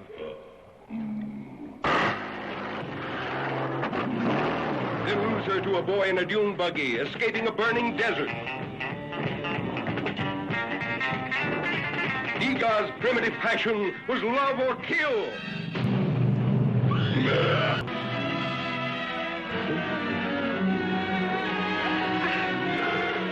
Hear Egar talk, the ancient language of love, used at the beginning of time.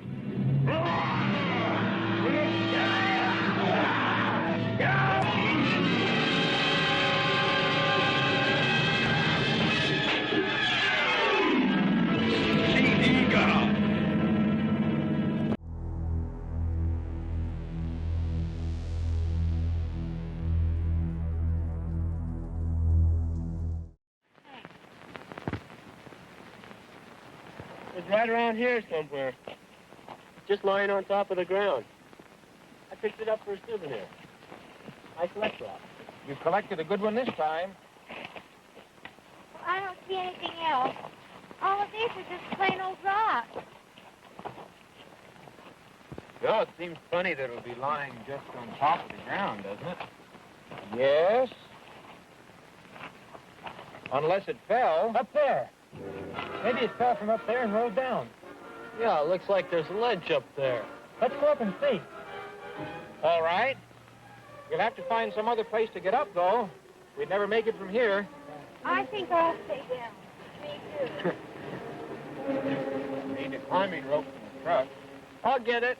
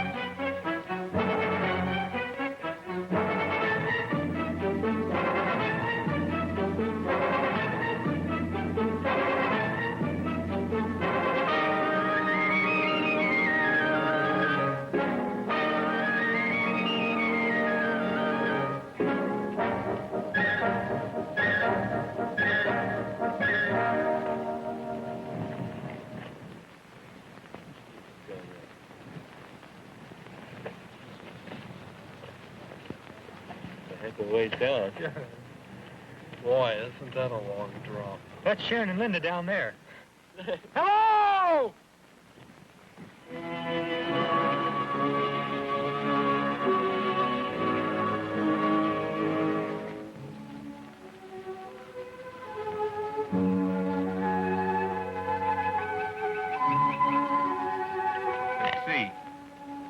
Are we above the spot where the rock fell? Over there.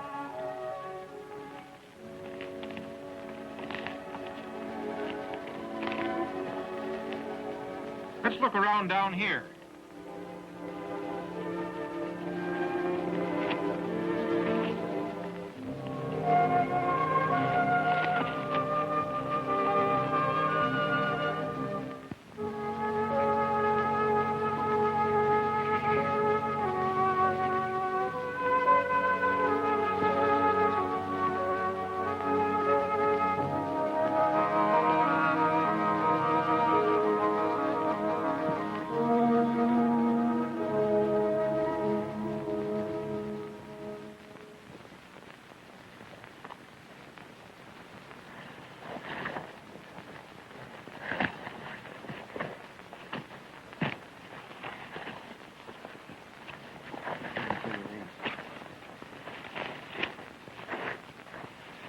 Doesn't look as if we're going to find any of those rocks around here.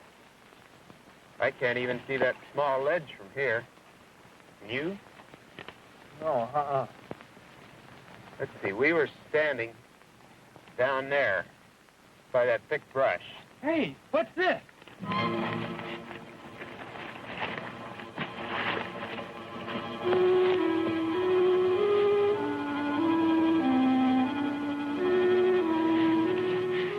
Stone tablet of some kind.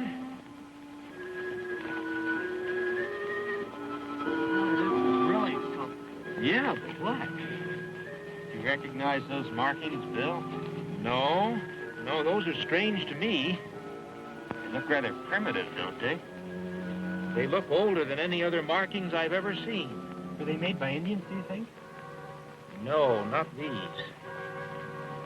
These are the types of markings made by cavemen. Cavemen? Perhaps as ancient as Pithecanthropus erectus, the earliest known species of ape man. Seems to be sealed along the edges here in mud. Yeah, I brought my rock pick. Try digging it away over in there. Be careful not to hit the rock. How are we going to get it back to the truck? We're going to carry it back. You think we can get it out? Here's the bottom edge. All right. Careful. Let's try lifting it now. Boy, whoever put that in there wanted it to stay. This isn't ordinary mud. Boy, it's a clay, some sort of rosin added. Sure is hard. Maybe if we use the rock hammer to pry up on it. All right, try it. I'm sure you won't break it? No, he won't break it. Okay, Bob, pull. I think it moved a little. Not much. Let's try it again. Maybe if we lift up on it while the boys pull. All right. I'll count to 3 and everyone pull. Ready now? 1, 2, 3, 4!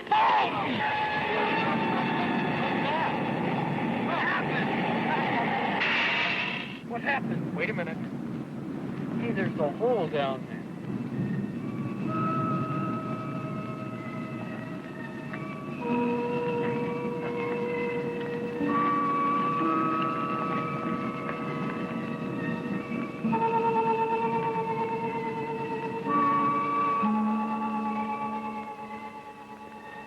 Wish we had a flashlight. Can you see anything? Why, it looks like it might be a cave. What are you doing? I'm going down inside. So am I. Me too. We can't all go in. I'll stay up here. Will you stay up here too, Roger? No. All right, but you be careful.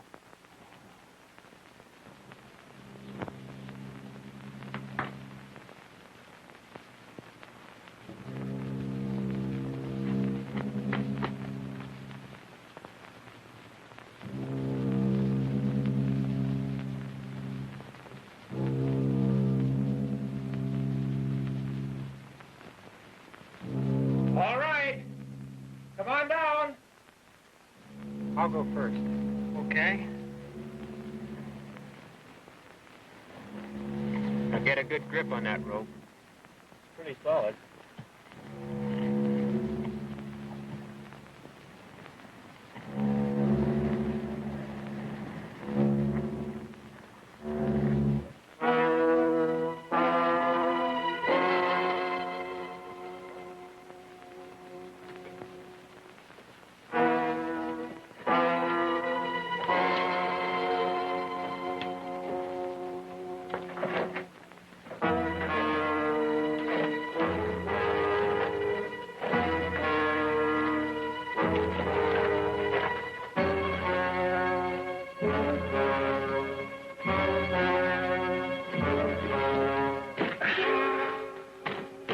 minute now.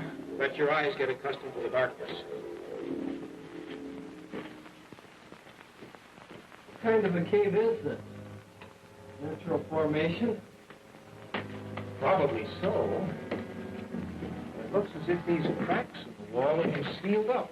With what? Look, pottery! These are perfectly preserved. What's inside? Ashes. Not ashes of a person. Somebody cremated? No. These are wood ashes. Charcoal. We'll take these jars with us. Be careful not to spill any of the ashes. Look, this one has writing or something on it. Those markings are similar to the ones on the tablet up above.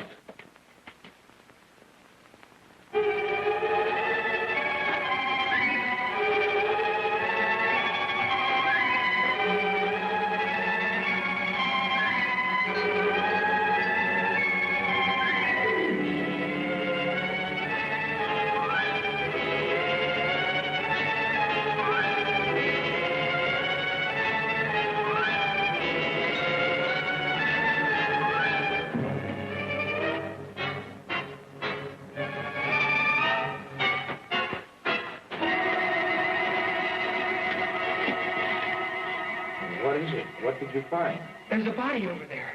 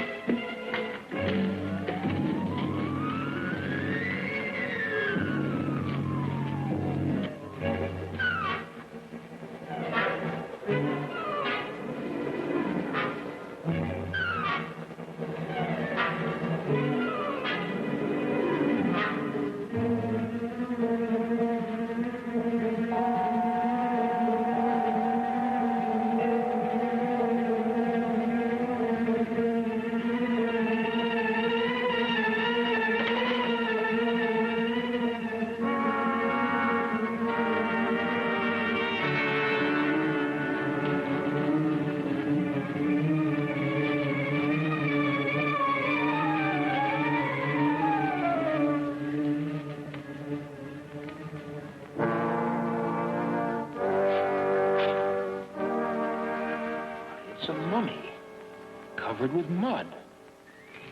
What a find. Yeah.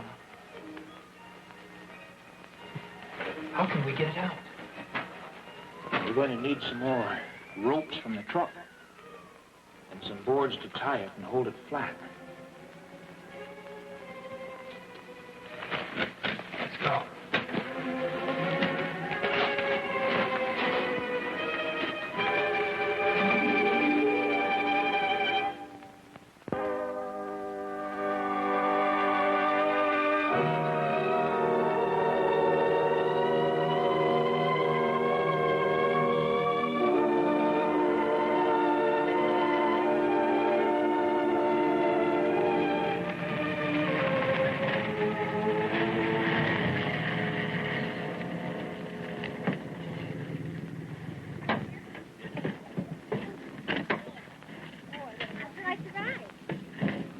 Boy, I'm glad that's over with.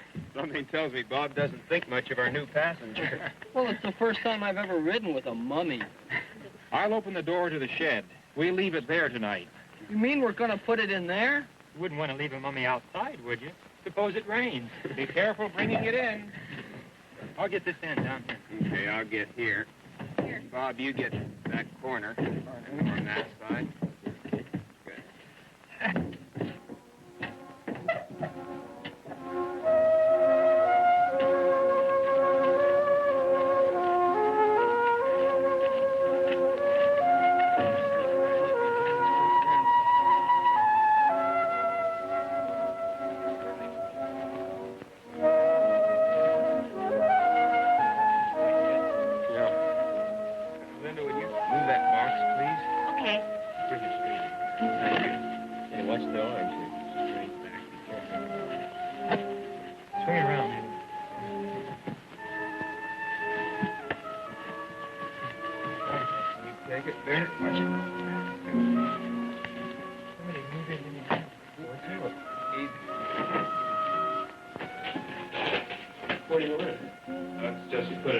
trunk.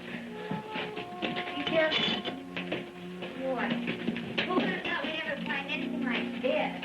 Easy now. Okay, sit her down. Whew. Are you going to dig it open and look inside? I'm afraid if we try opening it here, we may destroy something. Yes, sometimes just exposing a body to the air will cause it to fall apart. That's okay. If that happens, Bob will sew the pieces back together. We'll take it to the museum the first thing tomorrow morning. There we can examine it more closely. You know, you people have done a wonderful thing today. This could prove to be the most significant archaeological discovery of our age. I can't get over how well preserved this is. Perfectly preserved. And I think I know why. Because it was sealed in that cave? No, not exactly. Do you remember the vapor that shot up out of the hole when we pried the stone tablet loose? Do I? I'll say. I thought we'd had it right then. I believe that some ancient tribe buried this mummy, not just thousands of years ago, but hundreds of thousands. They were very primitive. Their writings and pottery work show that. And yet these people had found the secret of truly preserving the dead. But how? They combined certain amounts of various woods and resins that were present on the earth at that time. They put them in those earthen vessels we found and burned them in a sealed cave. The smoke and the incense had the power of preserving whatever was in the cave. So that's why the jars we found were filled with ashes. And that vapor that escaped from the cave was a preservative smoke, hundreds of thousands of years old. Well, that's my theory. I could very easily be wrong, though. Hey, it moved. What moved? The mummy moved. Sure. It did. It moved its hand. Looks like your story got through to Norman. I didn't mean it was that well preserved. I'm not kidding. I'm sure it really did move. I was looking right at that hand, and it just moved, just a little bit. You'll understand. Norman watches television a lot. But I'm not kidding. Don't tell your story now. Wait until later on this evening, just before we go to bed. Well, I think right now, at any rate, we should all eat dinner. Good idea. I could use something.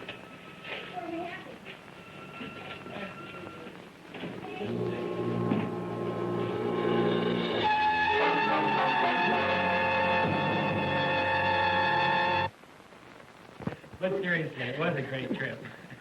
Boy, it sounds like it. This day certainly did go by fast. I only wished I would have gone with you guys when you climbed up those rocks.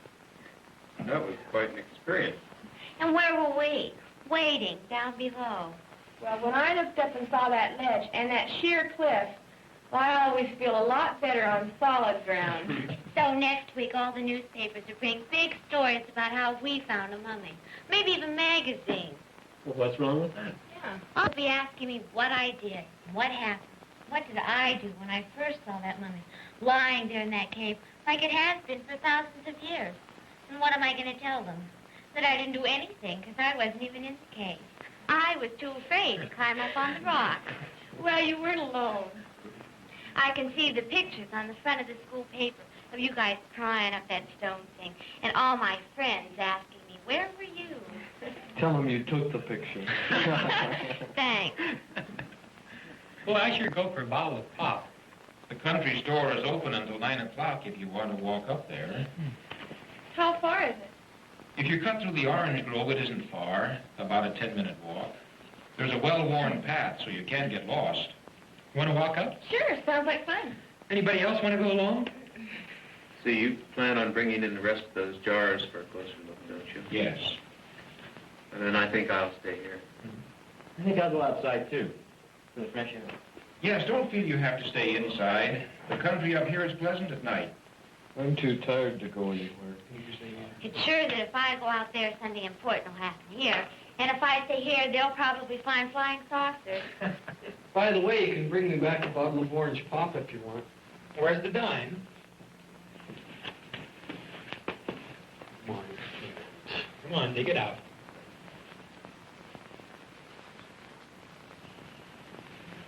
And 3 cents deposit, unless you want me to have to drink it there. Some people are natural Are you born coming? faithful. Coming? No, I'm going to conserve my energy and stay here.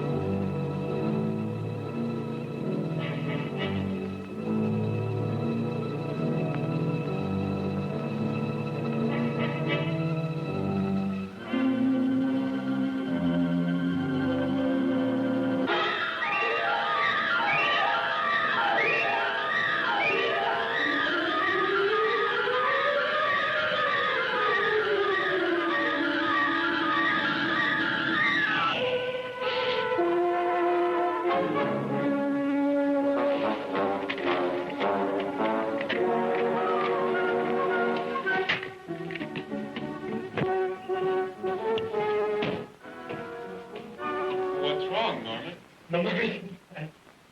It's what? Look, Norman, this is just about...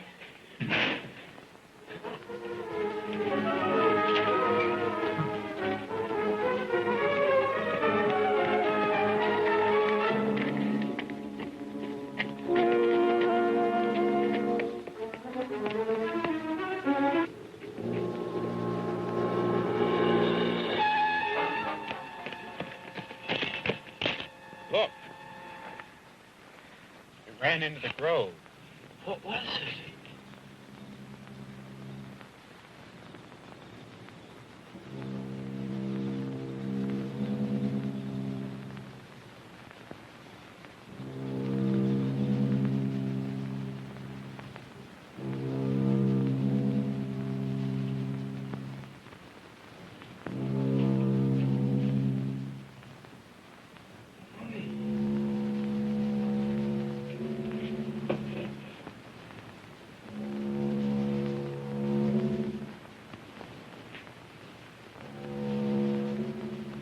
Could it be? Come on, Bill. We've got to do something.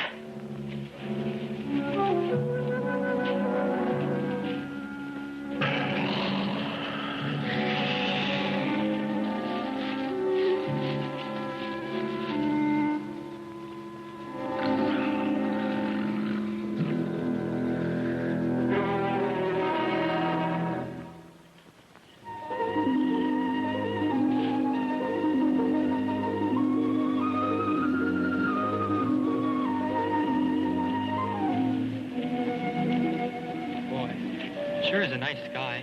The moon's so bright, you don't even need a flashlight. I love the country at night, don't you? Look at the stars. There must be billions of them. Living in town all the time, I guess you never realize how many there really are. Wouldn't it be great to live out here instead of in the city? Boy, I'll say. Shall we cut through the grove again? I guess so. We found our way the first time.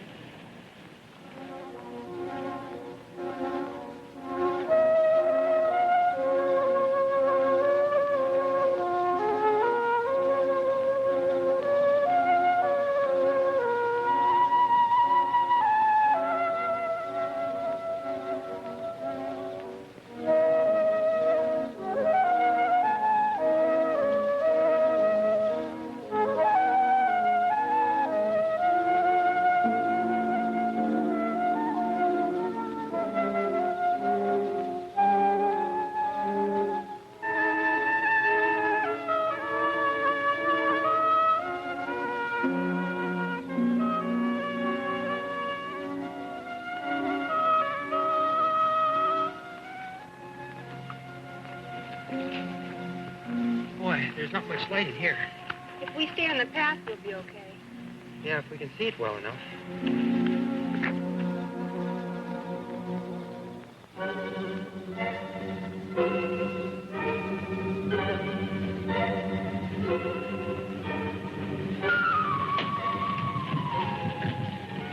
You get down to the next house and warn them. I'll get Johnny and Sharon and meet you here. Right.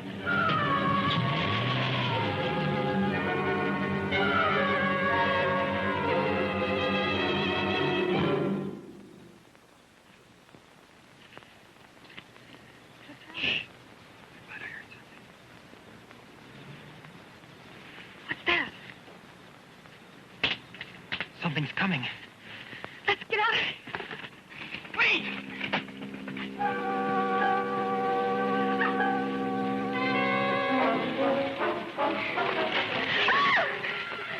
When you weren't at the store, I figured you'd be on the way home. Is something wrong? Yeah, let's get out of the grove. Come on.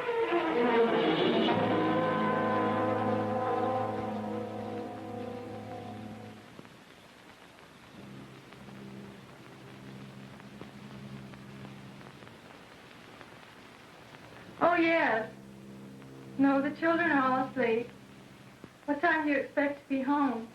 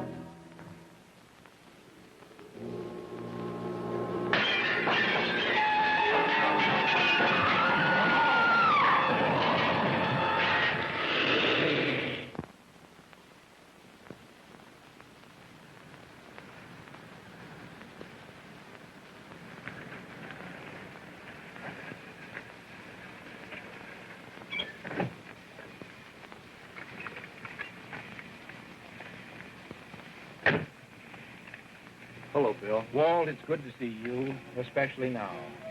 I just came from the Mitchell Ranch. Walt, this is Roger Mason, a teacher at the high school. How do you do? How are you, Mason? And this is Johnny, one of his students. Hi, Sheriff. Hello, Johnny. We were up digging at the Indian site yesterday, and that's where we discovered the cave and the mummy. Bill, of all the weird stories I've heard, this is the strangest. If it weren't for you boys, I wouldn't believe it. How do you account for it? I can't. I have only a theory that the smoke and the vapor in that cave must have caused the body to lie dormant or asleep for possibly hundreds of thousands of years. When we opened up the cave and let the air in... I told you I just came from the Mitchell Ranch where the girl was killed last night. I covered the body as soon as I got there, but some of the neighbors had seen it first. Stories going around that there's a bear come down from the mountains. One of the windows was badly smashed. The door of the shed where we put the mummy was smashed, too. Let's have a look at it.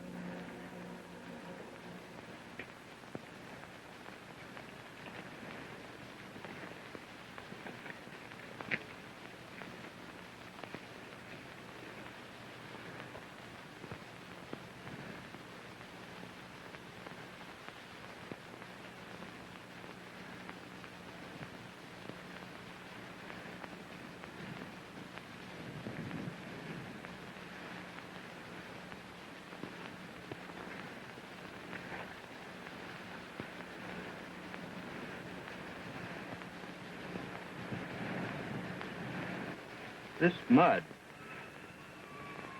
just like the lab man found by the body. Funny red stuff.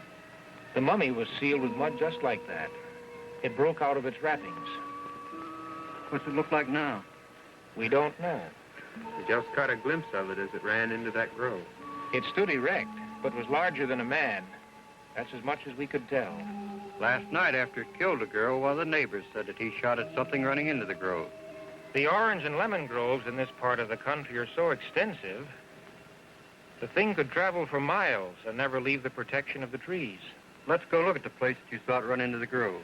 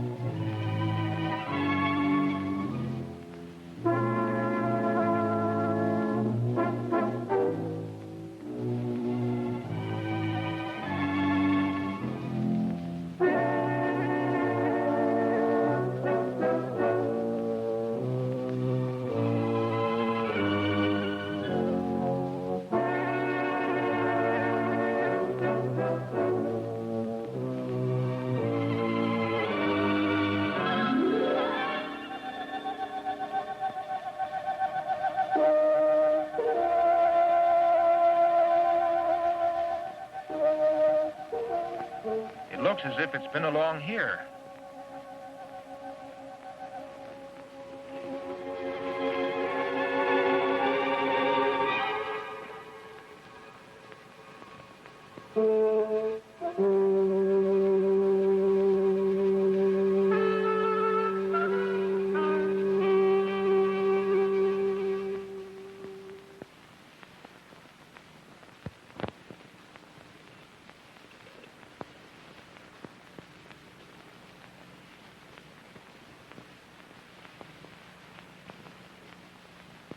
Over here.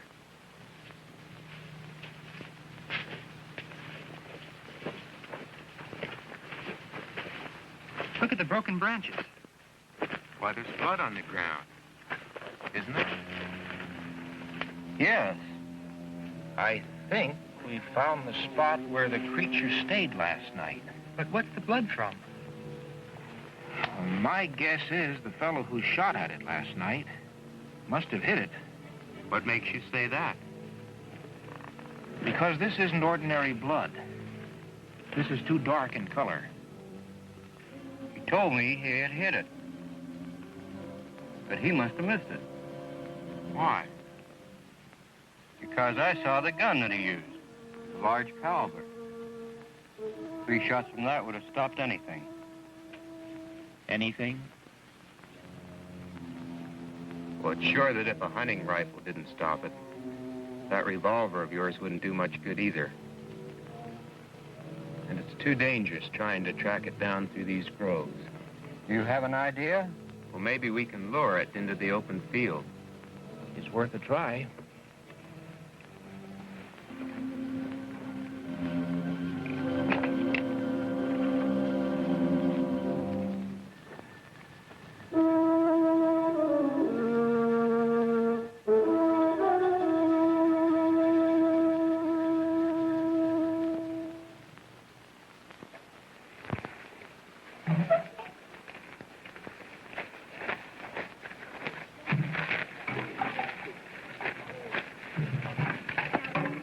That should just about do it, shouldn't it? Yes, Now let's set those cans of gasoline around where we can get at them fast. All right. I'll show them where. Good.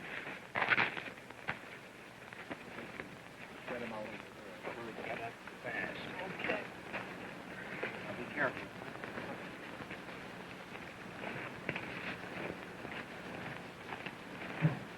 Yeah, that'll be good.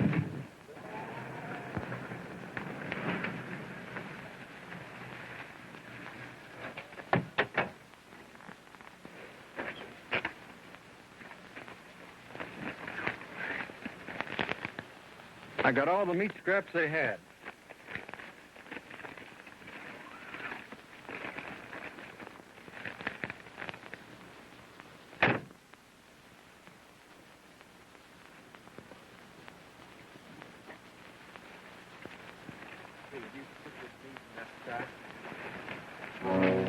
How are we going to know when it's coming so we can pour out the gas? Well, we'll situate someone up the road to see through the trees and give the signal when it comes. We can use the radio telephone in my car, and I have a portable unit in the back. Good.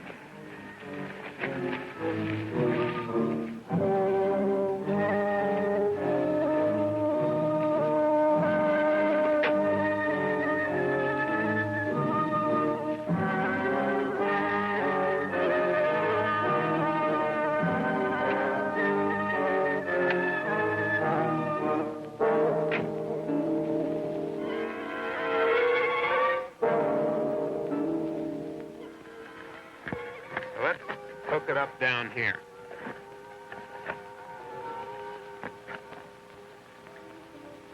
You push this button down to top and let it up to receive. That way you'll be able to communicate with the telephone in my car. Good. See, Walt, you take your car and station yourself on the road out here. Just a minute. Who's going into the grove with the bait? I thought I would. Why you? I was going to do that part. Well, it's my idea. That's a mighty dangerous idea, too, Roger. You don't know where that thing may be hiding. All right. Let's draw straws between the two of us to see who goes in. Okay. The one who gets the shortest straw has the job. Why 3 straws? I'm in on this, too.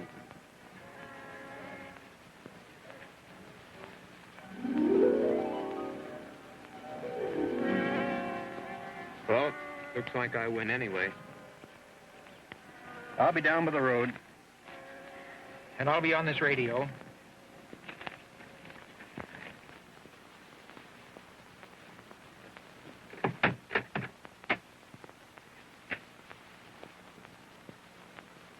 Roger?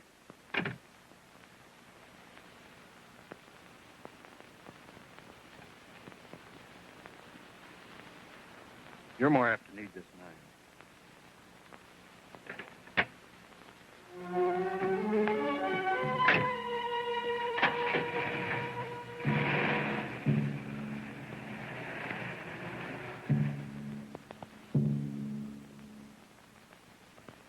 Gasoline's all ready.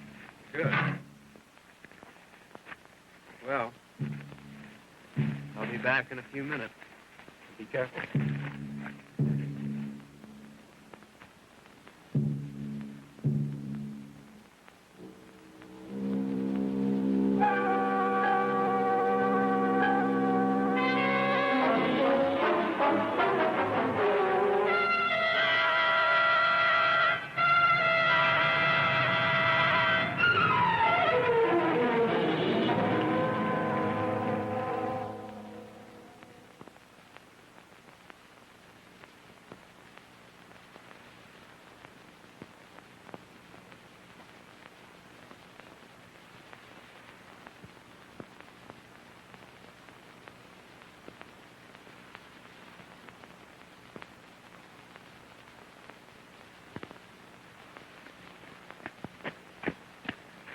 Sheriff's ready.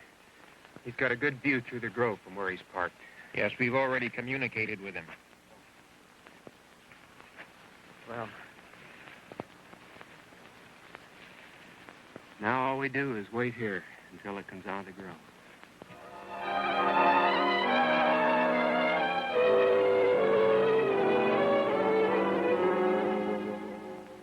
It's been a half hour.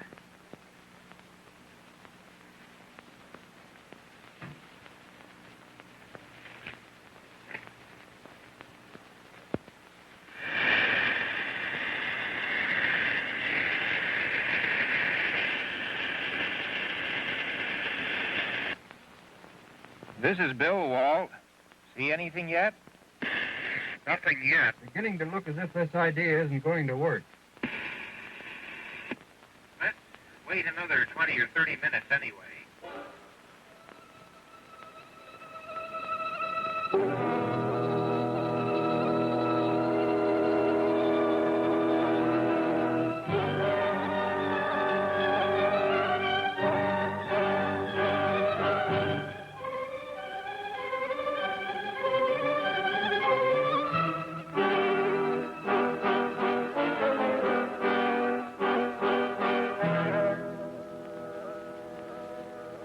Roger.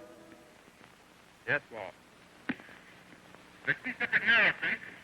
Back in one of the trees is just moved. I'm going to take a closer look. Hold on.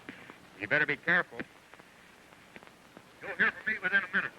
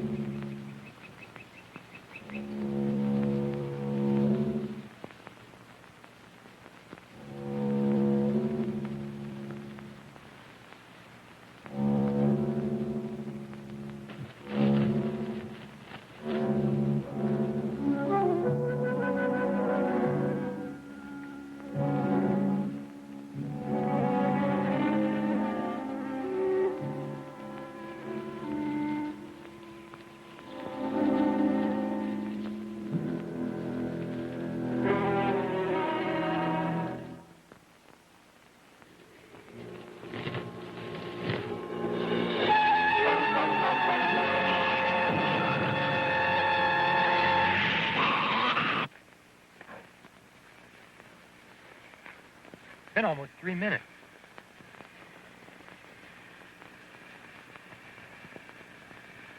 Walt.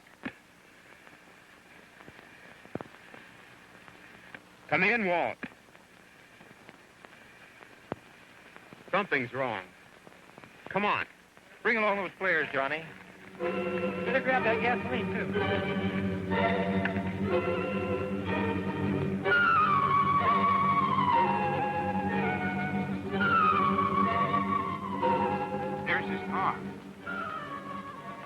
Take it easy now.